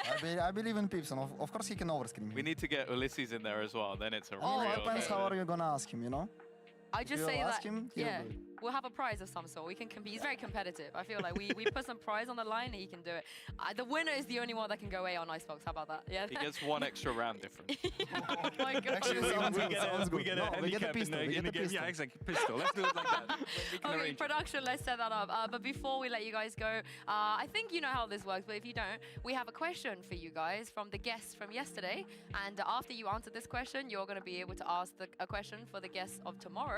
So I'll give you guys a little bit of time to think while you listen to this question. And this is from Alpha and Hero. What the team that won does, like during the day. This before, let's try. I'm it. hero. Yeah, Are okay. ready for me? Oh!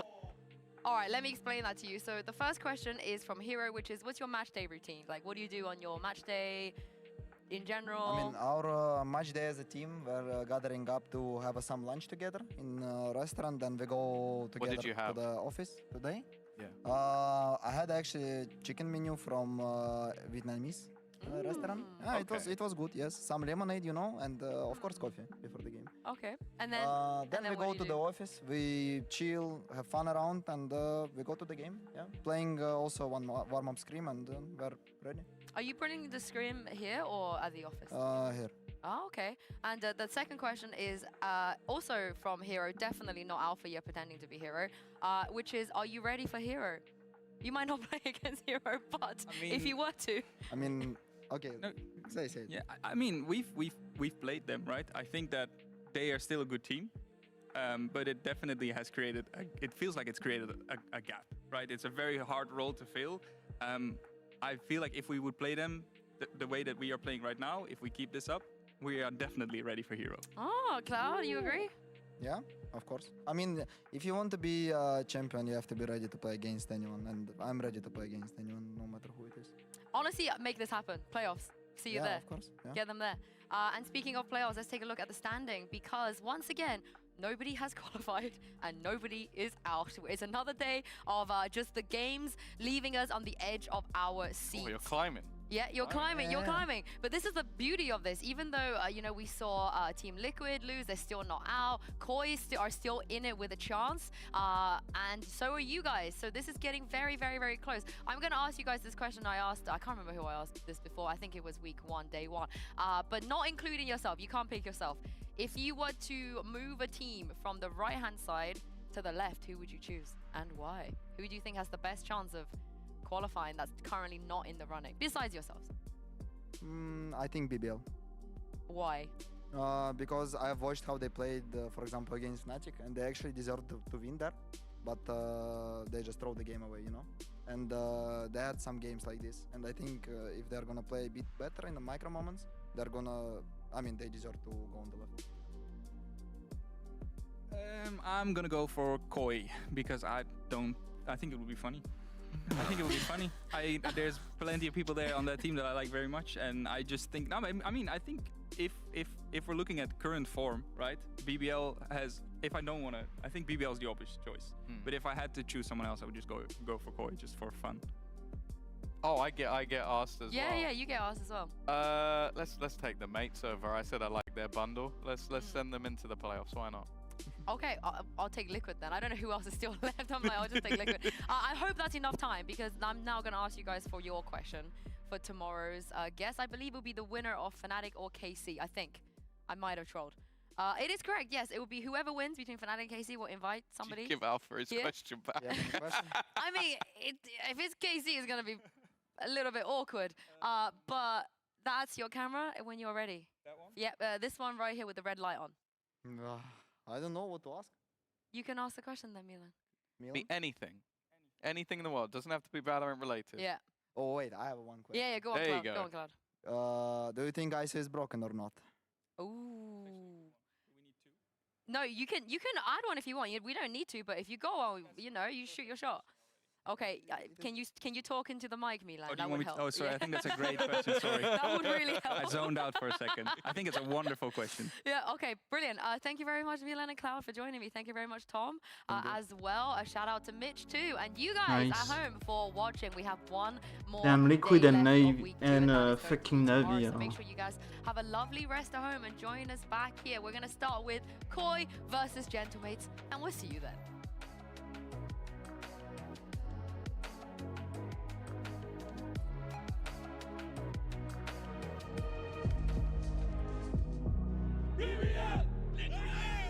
Team Liquid and BBL both haven't had the best of runs. It's time to make that performance work on the server and end up with some wins.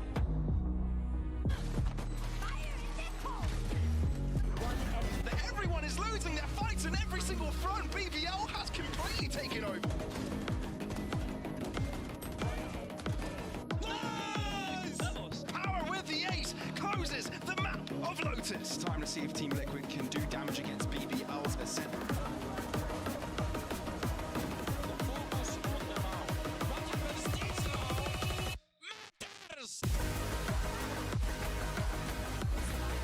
All by himself!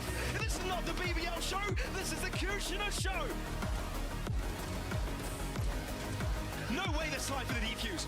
There's plenty of time. There's plenty of time for the defuse. BBL, a 4v2 clutch to start their redemption story. Lotus is picked by Giant X and Navi choose to start attack. That means that they have some sort of game plan. We'll wait and kind of with bated breath see how Navi look with this composition change. Now he's gonna be Navi. Yeah, he didn't get past Purpo. It's done for Giant X with a great display here. 13-9. Give him that huck to There is an air of worry about what we're seeing with Navi here. Now, map 2, yes, it is their map to play. It's what they often lean towards when the chips are down. They still look okay. If Navi lose here, it's unacceptable.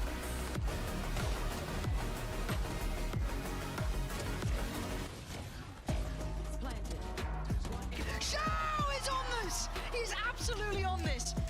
2 rounds now he's given them. Now we have Koi, Gentlemate, But he's got the chance and Fnatic KC. timing. Outrageous. I think I have And now Cloud just coming alive. Gentlemate and with KC the winning. perfect read, and they are rewarded. Purpo is lapping it up. Hunter's Fury on top. Why not? Where you gonna run?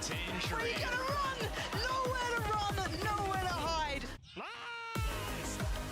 Giant X crush Na'Vi. And this could be the time where the tides truly turn for Na'Vi.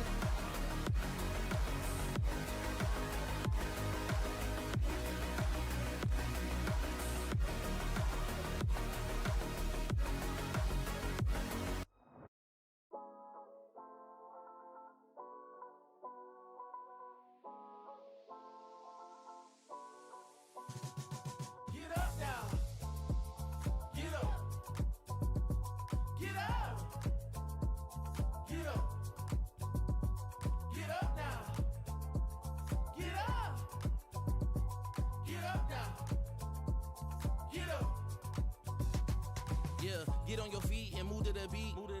Pour up some drinks and then we repeat. Yeah, chasing my purpose, need a release. Yeah, my life's a beach, I'm lost in the breeze. Do this with ease, don't play with my dreams. Yeah, it's so together. So yeah, I'm gonna cut it for today, and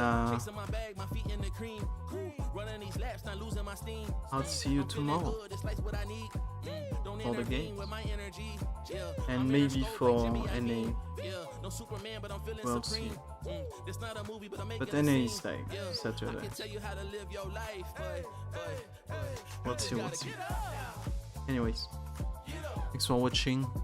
Bye bye.